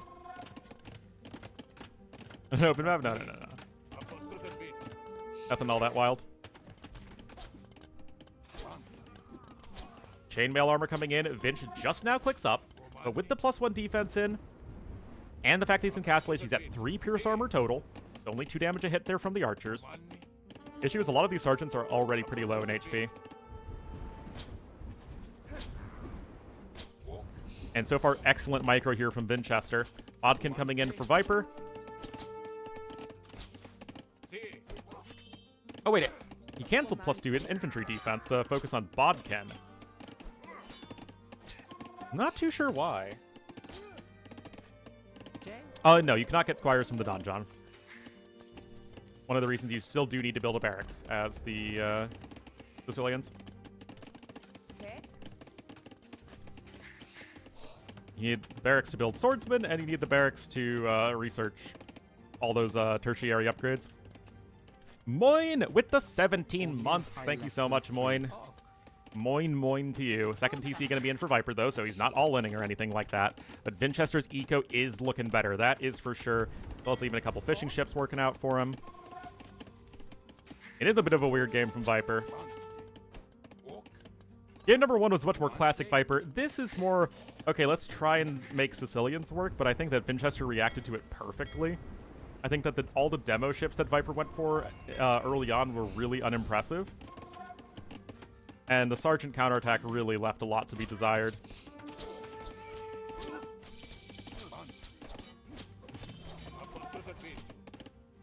Yeah, without Squires, you're not faster than the archers.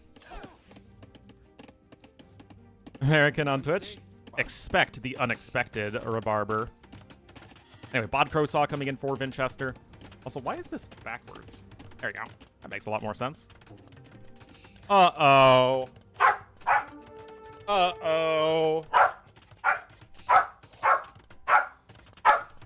His leg is up. That means it's playtime again.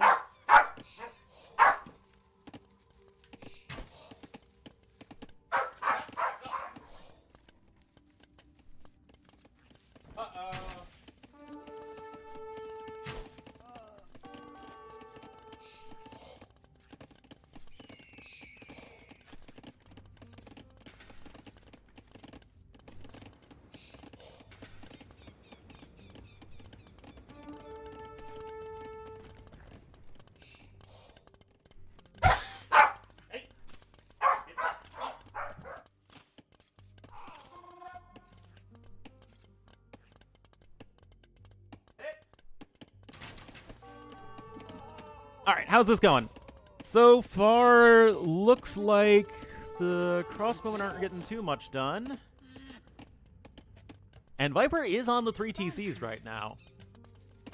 So although it's overall been a fairly unimpressive start, Viper, he's on 3 TCs. He's not too far behind in resources. He's doing okay.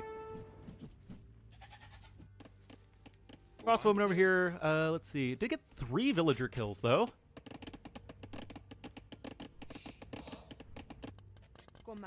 Sergeants, I mean, they're being a bit annoying. Nothing too drastic, though. University for Viper. Okay, probably just for ballistics. I mean, it's interesting, right? Because I do feel like Sicilians are an underexplored civ, so I appreciate Viper doing this in a tournament setting. It's not like he's memeing around. He's trying to play Sicilians the way God intended.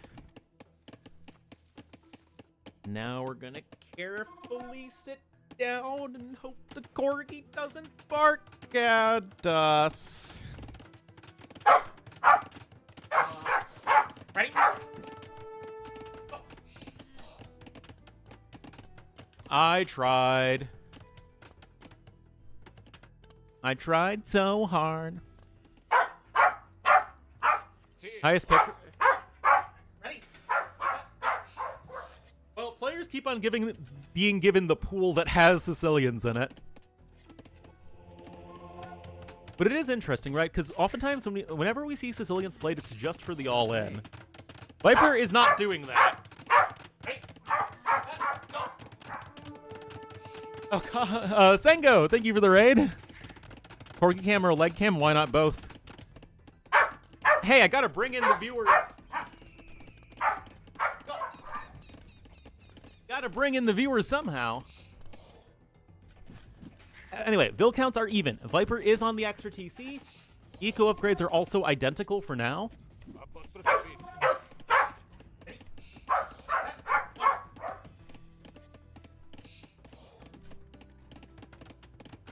Corgis are definitely lucky that they're cute. Dash, I threw the stick. Come on, go get it. Oh.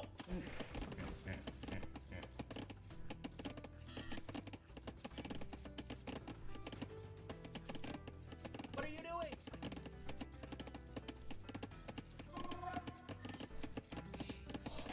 Well, Vinch right now is just making Aztec crossbowmen, which isn't the most impressive thing.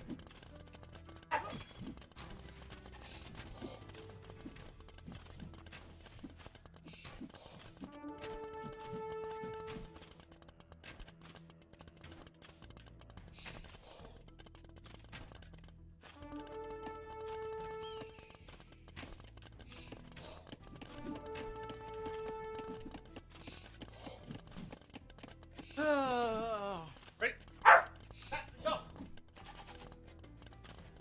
All right. Where are the archers? Okay, archers are still just hanging around at home. Still only the 3 villagers killed.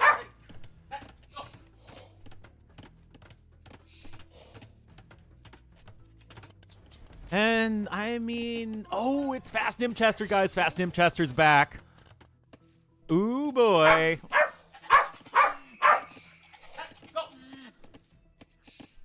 He gets so excited. Oh, he's so cute. I mean, look at this, guys. Viper nowhere near clicking up. He is content to boom. And this could be Viper misreading the game. Ready? Go.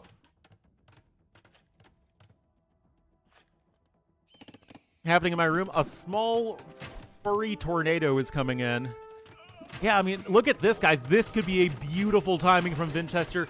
Great job recognizing that given the situation where things are kind of balancing out, that Viper's going to try and boom it up, which is, of course, exactly what Viper's doing. Castle coming in. He's going to have a bunch of archers here. And, like, Viper's ability to do a whole lot of anything at this point is limited.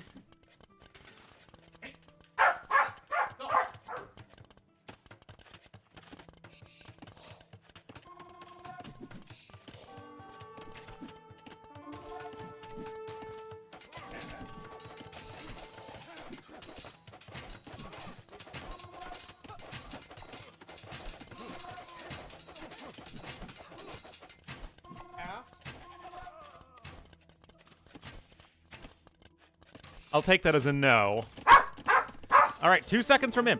Where are the archers? I mean, Viper does have this forward position. Wait, where are you even going?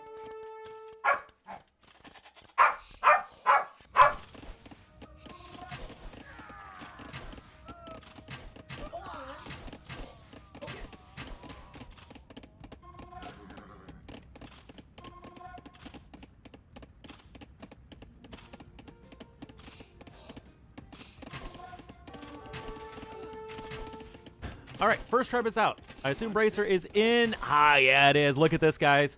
I mean, this is just leveraging Aztecs having a solid eco. Vinch knew he had the better eco early on as well because of the fishing ships. He won water, so he knew in that sense he was still doing just fine against Viper economically, and he's still ahead in terms of resources. 18 villagers killed in total. He's an imp. Viper is not. Viper is making a night switch happen and is trying to go for a big counterattack, but this is where Vinch's second castle comes in. And now, methodically, Vinch is starting to take down the enemy town centers. And Viper just taps out. Really well done from Vinchester. All right. Oh, look how happy he is. Really, really high-level stuff there from Vinchester, though. Oh, come on, Dash. I just sat down. Oh, I see. Now we're back to pets.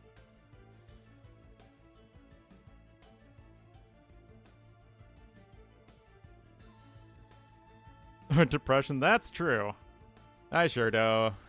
I sure wish I was in that life. All right, so double the units killed. Viper was ahead in food, but Vinch didn't need that much food. He just had to get to Imp and utilize that classic ARB timing. Dash, I need my right hand.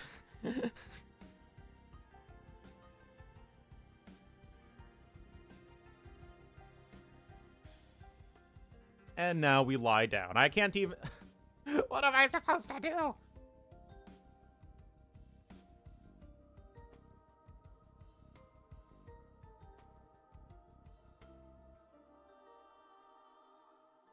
It's tough being a single corgi parent.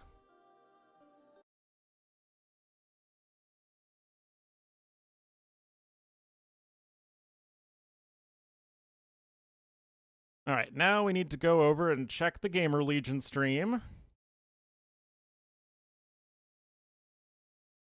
And see when they jump into the next one. Fully again, it requires me to actually hold the webcam.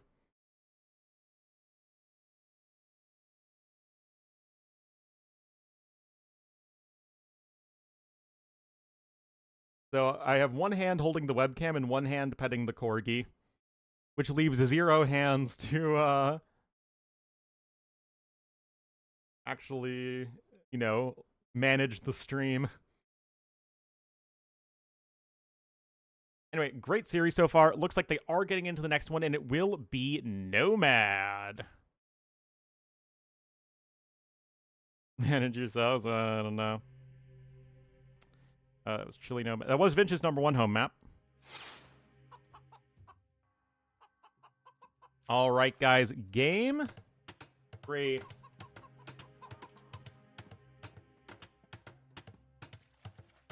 There we go. Vinch gonna be here in the purple, winning the last one as the Britons to the west of Nomad. Interesting.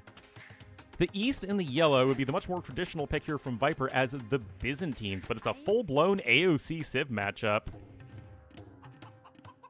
A wild Britons pick in the year of our Lord and Savior Doubt, 2025.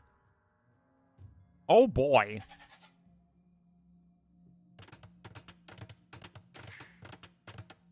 All right, TCs are going to be up near enough at the same time as to not really make much of a difference. Guys, Britons versus Byzantines with even a decently long rush distance like this could be a long game of AoE 2. These are two of the campiest civs in the game. What were Vinch's other choices? Vinch has Chowda and Avocado. So Vinch could have gone Huns, Hindustanis, Vietnamese, Cumans, Armenians, Bohemians, Franks, and then Britons. So Bohemians are almost certainly for Arena. I would have picked Vietnamese here if I were Vinchester, this should still be a solid civ, or Armenians. So Britons are a bit of an odd choice for sure. Let's see what Vinch has in mind. Viper is faster in getting his first fishing ship out, though. Oh, they're already on its human? Oh, yeah, well, we knew that to be true anyway. Corgis get what they want when they want.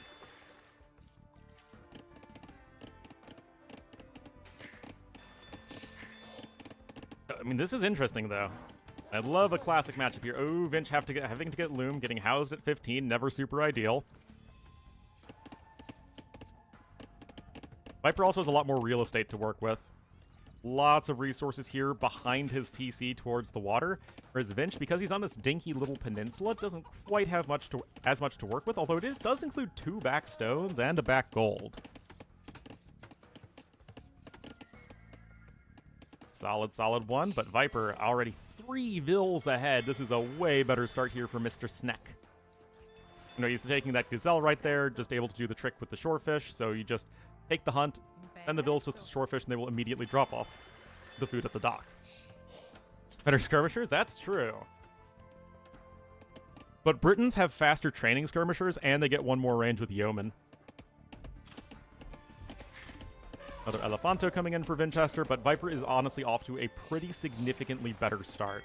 More fishing ships, more vills, 0 seconds idle TC time, not having to get Loom yet.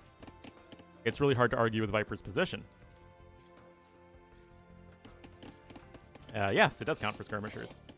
It's a little confusing because the Briton bonus does not count for skirmishers. You know, the free 1 and then 2 range you get for your archers. That doesn't count for skirms. But Yeoman does count for skirms, despite having literally the exact same effect when it comes to the foot soldiers.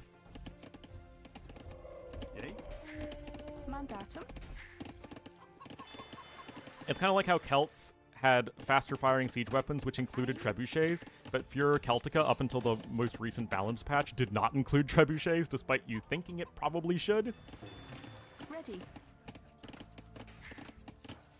Anyway, Lumber Camp coming in here for Vinchester, and Viper gonna try and just go with an FC here. Like I said in the previous series, the closer you get to 30 pop on Nomad, the more likely it is you're gonna try and FC it. Gun units? Almost certainly. The camera did not fall off the desk. It's just focused on dash right now. I could turn off the dash cam if you guys want. I just figured that you guys like having the corgi cam.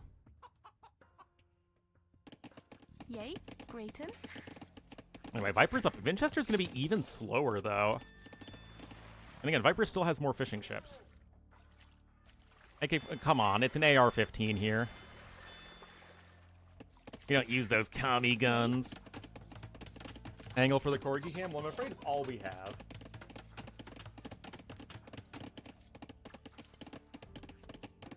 We could have the Ornlu cam. Could be watching my beautiful face. That makes for good content.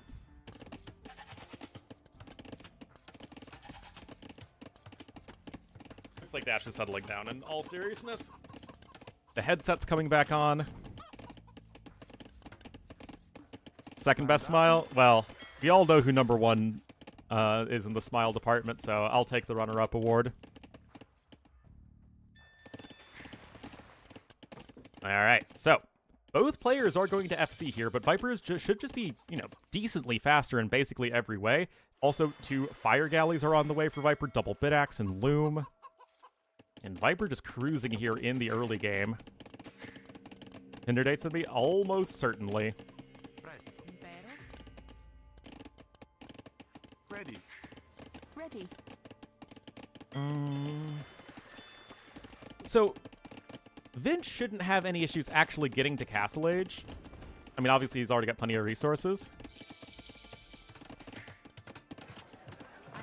But Viper's still going to be faster, and he's going to get the ships out faster. Vinch is going to go right for the elbows, though. Whoa. Normally you don't do this as Britons, because normally you just want to like get a huge eco and then slowly grind your way through Imperial Age.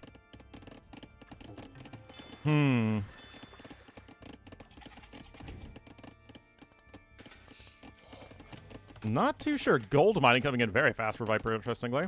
I guess he's just getting it instead of horse collar, as he does not need any farms just yet. But yeah, I mean, Vinch just has 1 fire galley on the way. He's only got 1 dock, and everything that Viper's doing is faster than what his opponent is doing. Greeting. Viper has a barracks on the way. Ready. Remember, in the previous series, Barles, another purple player, actually went for a defensive castle. I believe that if Vinchester does the same thing Barles did, he will be just as successful. Which is to say, not successful. Ready.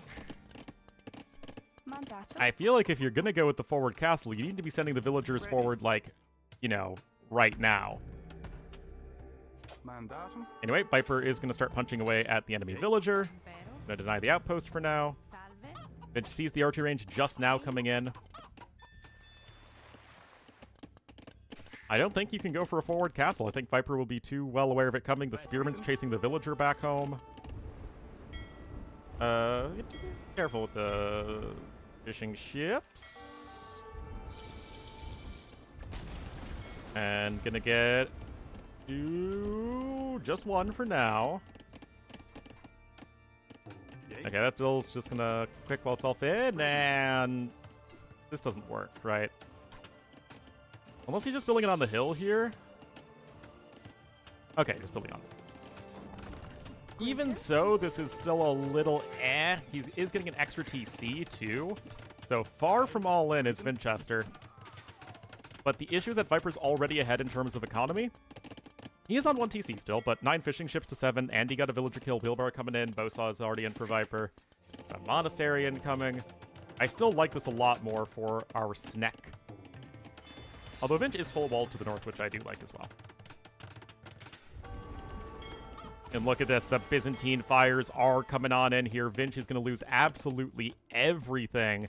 And I just don't think it's realistic to ever play a game of Nomad that you just don't contest water. I seriously think like you are just almost guaranteed to lose the game. Unless you are aggressively castle dropping. That's like the one situation where you can kind of afford to lose water. And even then, we'll still see players like going Spanish Castle Drop Conquistadors, that's whole thing.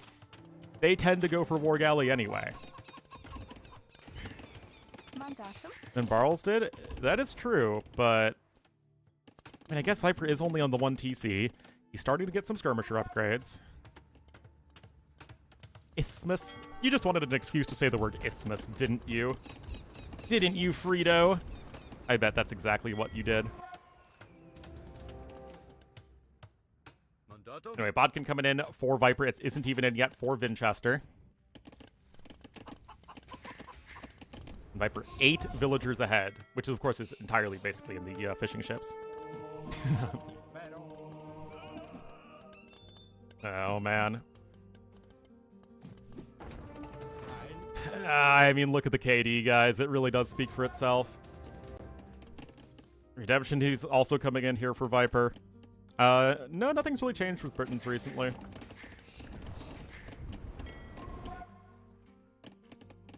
They still lack the flexibility that most other civs in AoE 2 have. But yeah, I mean, it's like you want Bodkin here and Ballistics. And those are just way too expensive to get, especially if you're also trying to add in any semblance of economy behind it. Former Promontory? Yes, it does. The very, very big Promontory. Although I've never actually known the word Promontory to describe a mass larger than, like, a small bit of land jutting out.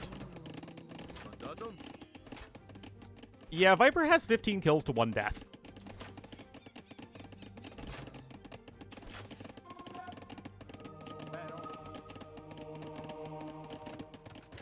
From very far away, because skirmishers exist.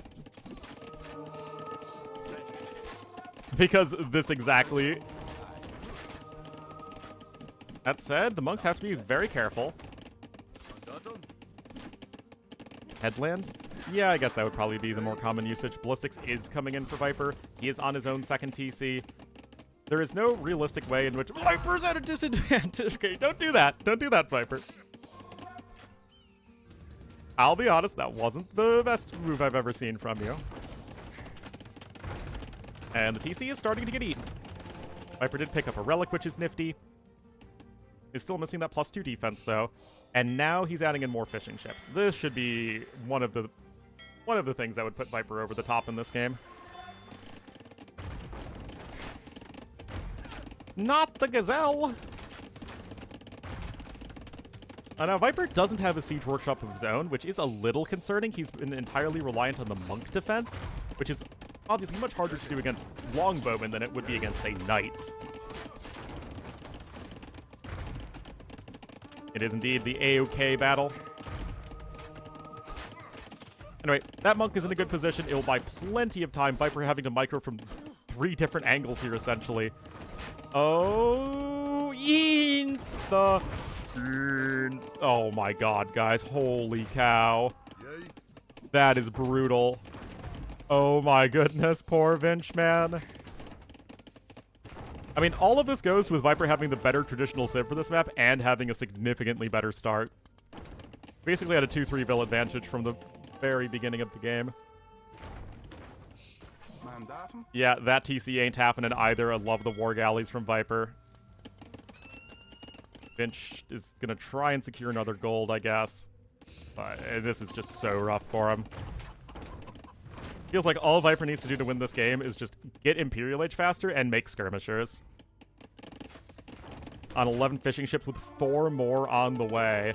Viper has 2 total farms this game. Vinch is already on, was that 9? Still trying to take some forage bushes. And, I mean, you just need to be taking better fights than this, Vinch. Oh, no. That has to not be a conversion for Viper. That's actually a little unlucky for Viper. Okay, that was a bit better for Vinchester. But the skirms are still skirming.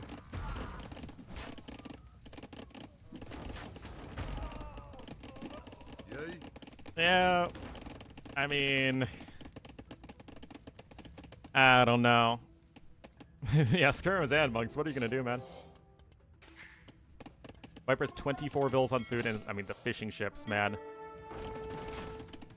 I don't see a way to victory in this game at all that just never involved challenging Viper's fishing eco. Even if Vinch spawned with 10 fire ships right now and sunk all of Viper's fish, I feel like the damage has been done. Viper's still just so far ahead.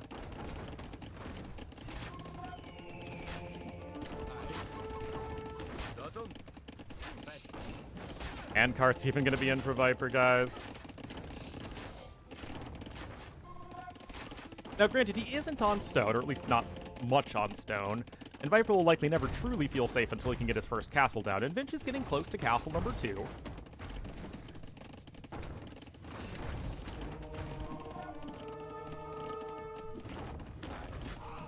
Oh, Insta! Oh my god, guys, so many dead longbowmen. GG called, and as great as the first 2 games were in this series, that was not close at all. Vinch did not have the great Civ pick. He did not get any sort of lead. Viper with the big eco lead from early on. He just trashed all of his opponent's fishing ships.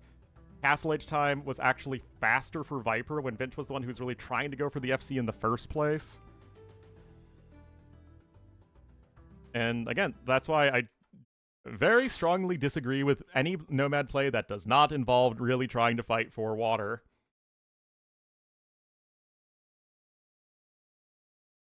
And Viper is going to be up 2-1, 1 game away from the round of 4. Dead Bowman again? No, I'm already out of the game.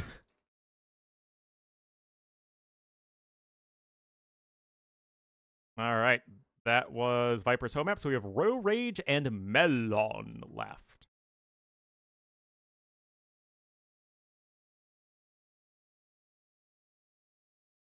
Now we need to switch back to the Gamer Legion stream so that we do not get ahead of them. Just getting executed, yeah, basically.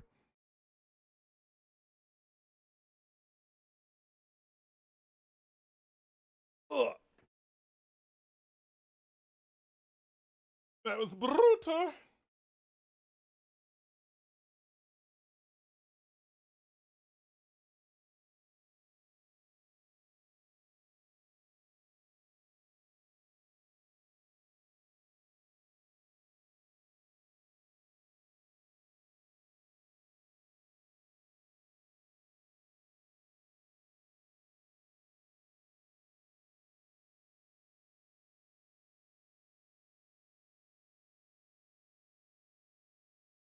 All right. Probably gonna maybe hit 8 hours on the stream today. Good long stream.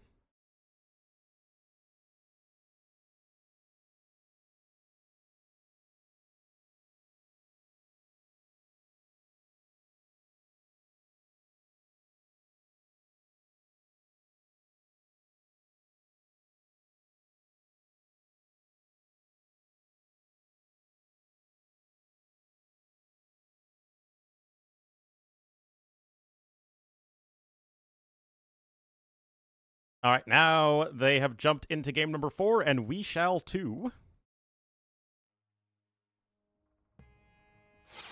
Alrighty, guys, could be the last game of the day. Remember, the semifinals are tomorrow. And Capture Age crashed. Great.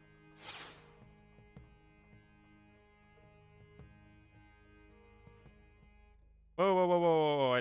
Ah! And then the game just decided to launch into super speed, so now I'm just going to restart it.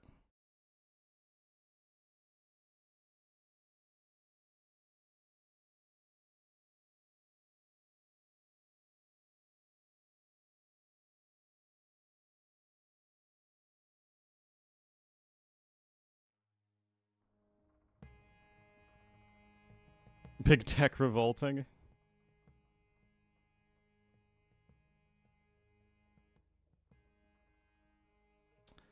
Waiting on the renderer. Alrighty. Here we are, guys. Game number 4. It will be on the Ro8. 1 game away from elimination, though. It will be Vinchester in the purple as the Huns to the west and to the east. Trying to beat those washed allegations every single time. It'll be Viper as the Magyars. So, Huns Magyars, what a Civ matchup. The renderer. Ooh. I'm not sure who to favor here. It's like old Huns versus new Huns. I mean, personally, I like Huns more, but I also think that's just a personal preference thing. I feel like it could be difficult for Vinchester to keep up with a ton of feudal age pressure, especially if it's supercharged by having some fishing ships. I think Magyars, if this were Arabia, I just favor Magyars straight up. I think they're just better than Huns these days. However, because this is in some ways a hybrid map, and Huns do have those wood savings, that does maybe feel like it could be a bit of an equalizer. You know what the one thing you never, ever, ever want to do is? Ever?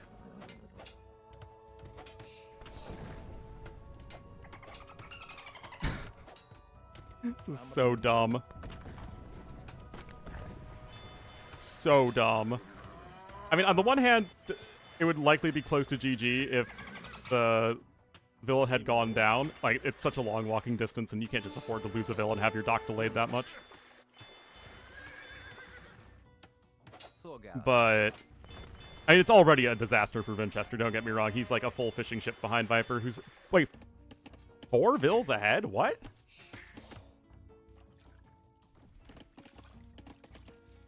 Oh, dear.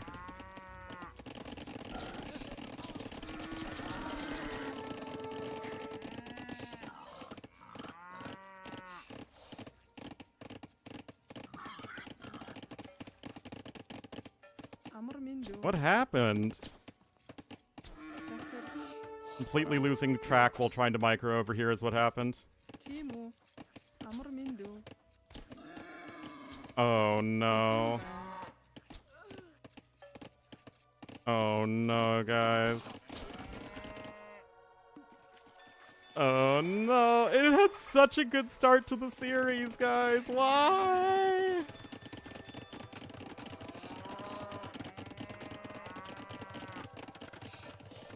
I mean, Vinch has to completely retool his game plan now.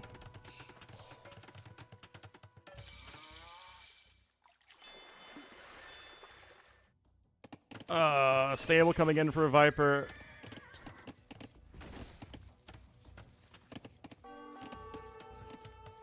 I don't even know what you're supposed to do right now as Vinch. The issue is that Viper can add in fishing ships, and Vinch will lose his own fishing ships. So it's not like Arabia or any land map where, okay, you screw up like that, it's really bad, but there is a chance that your opponent can overcommit to feudal age play and you can get a good castle age time. This is... Okay, you're falling behind, and now Viper is just going to add in a gajillion fishing ships and then crush you anyway. Especially once he sees the uptime difference.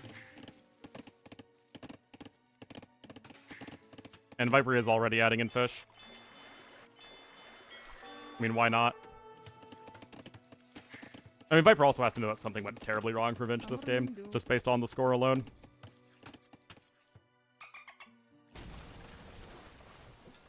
Spearman gets the last fishing ship there, and I mean, this should just be way too easy for Viper.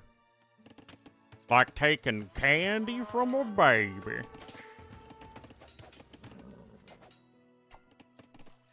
Guys, there's actually a reasonable chance that Viper is faster up to Castle Age than is Vinchester. Wait, what is Vinch even doing? He's not on gold.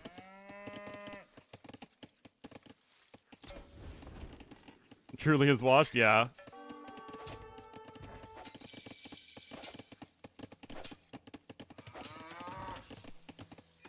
No, and he's going blacksmith stable.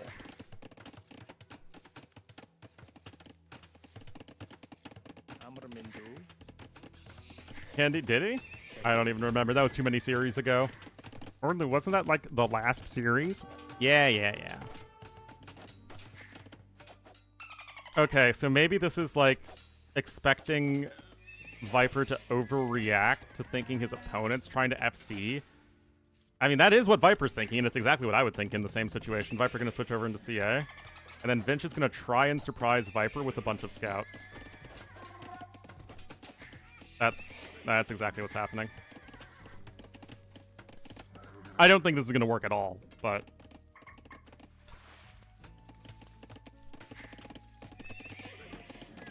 Scale Barding armor coming in.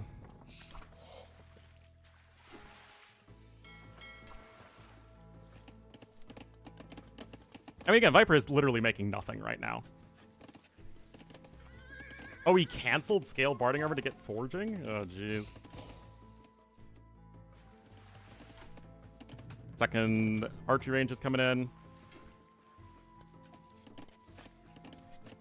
All right, Vinci, show us what you got.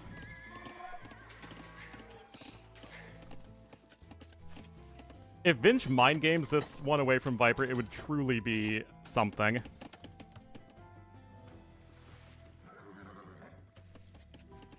An acceptable CA? Yes, Magyars are an acceptable CA, so.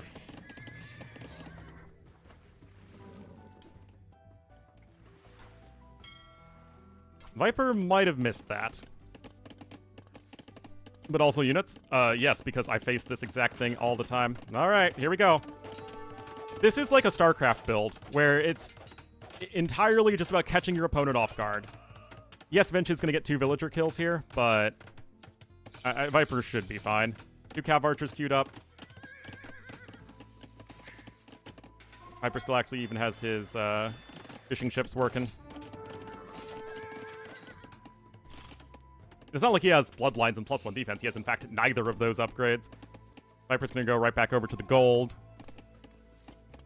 And obviously this is nowhere near enough damage. Gets a nice little love tap right there. I mean, Vinch is technically still slightly ahead in resources. Vinch is just now getting Loom, funnily enough. Oh, boy.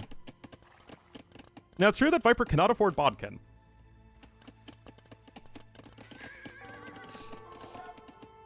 But the CA numbers will be climbing. And again, Vinch just doesn't have the upgrades on his scouts.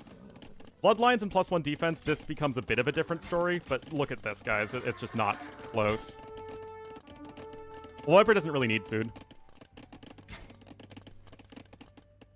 Now it looks like Vinch is going to try and do like the super 180 now back up to Castle Age, but by that time Viper's just going to be cruising. Funny that Vinch is actually ahead in res right now. Oh, now we're going to go with 2 ranges. Oh, no.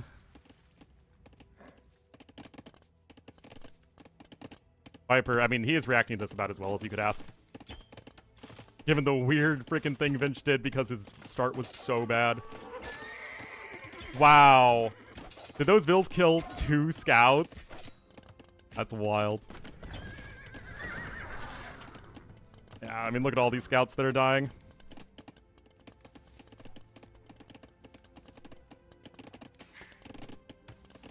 And by the way, Viper is still fishing, no problem. Castle Age on the way for Vinch. Obviously, he is hilariously far behind. Hilarious.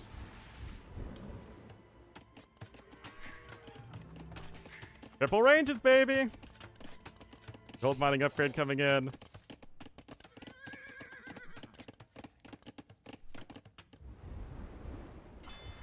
Viper did actually invest into the Fire Galley, which is kind of interesting, but it probably doesn't matter.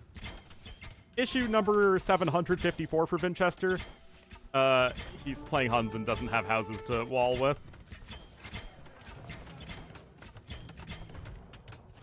Guys, I don't know if you know this, but Feudal Age skirms are not very good against CA, even ones that don't have that good of upgrades. Especially with no upgrades themselves on the skirms. Bodkin coming in here for Viper. And all the scouts died too.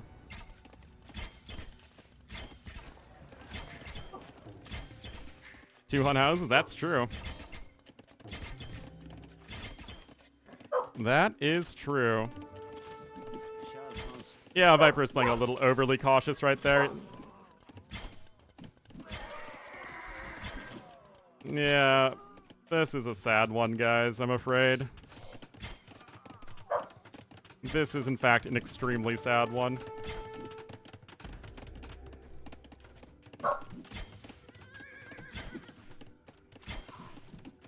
Oh boy. You never want to see someone go out like this. Ben's gonna try and go for his own CA, but I mean, Viper's literally massacring everything right now. Viper's also on a second TC behind this. Now my dad just got home, which is why Dash is barking. I don't know, guys. Things aren't looking too good if you're Vinchester right now. Viper also has bloodlines for his Cav archers. Good micro here from both players, honestly, but this isn't a game that is decided on micro. This is a game decided on one player losing 2.5 villagers in Dark Age, essentially. 56 to 33 pop.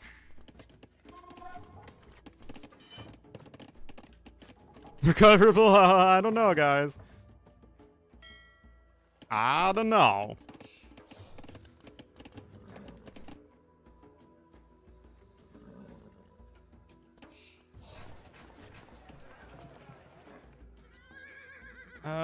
Is any of Viper's Eco 2 exposed? I mean, those builds are a little exposed. It's not like Viper's Eco protection is perfect.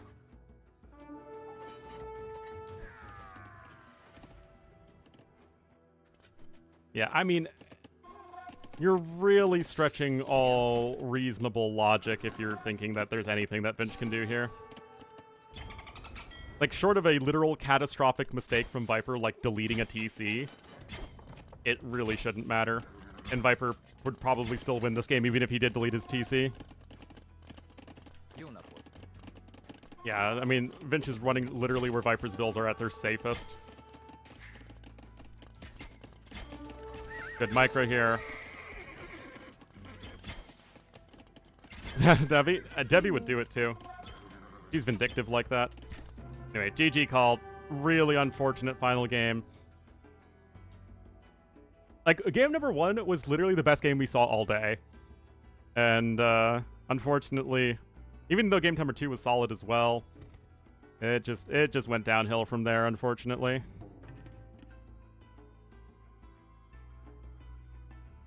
Never like seeing a game like that. It's just sad. 6 minutes difference in Castle Age time. Oh, well, but that means we do have our matches for tomorrow. It is going to be Sebastian versus Sora and Yo versus Viper. So those should be 2 very interesting sets because, one, Yo and Viper are probably the 2 best players still, and they're facing in the semifinals, but I think that also means we could be getting some very good sets. I saw in Discord. Let's see. Semifinals start at 14 GMT, and I think they're best of 7s. Yeah. So, 14 GMT, same start time as today. Join me for that tomorrow, if you are so inclined. But yeah, thank you all so much for watching. I'll see you guys.